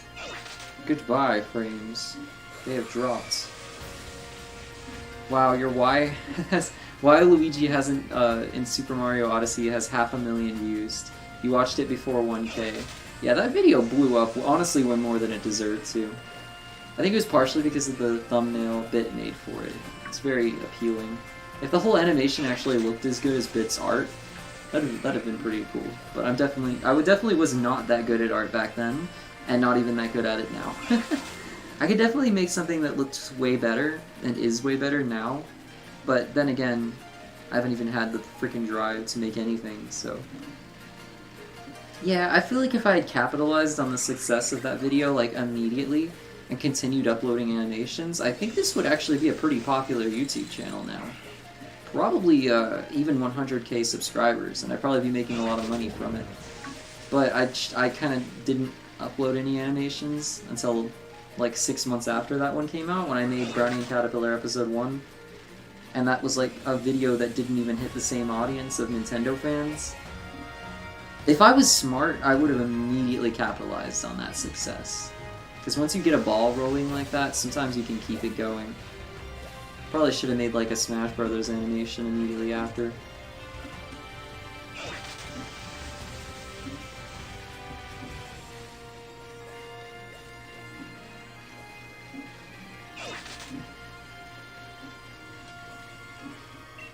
I've already checked all these. Yeah, I think I'll end the stream here. This is even later than I was going to. I had a good time. Green, I appreciate your help. It's too bad we didn't find one yet, but... You know, it's not... It doesn't usually come quickly. But I appreciate you trying. I had a fun time this stream. It was a good time. I appreciate talking to all you guys again. And I hope you guys have a good night. Also, I swear, this did not do this before. I think when you put the camera up against this before, it just like made the camera go closer to you. This must have been a new feature they introduced in the update or something. It's a very minor one. But I don't think this was a thing before then. I don't think you could like move the camera through solid objects. Anyway, I'm gonna end the stream. You guys have a good night. Bam. And bam.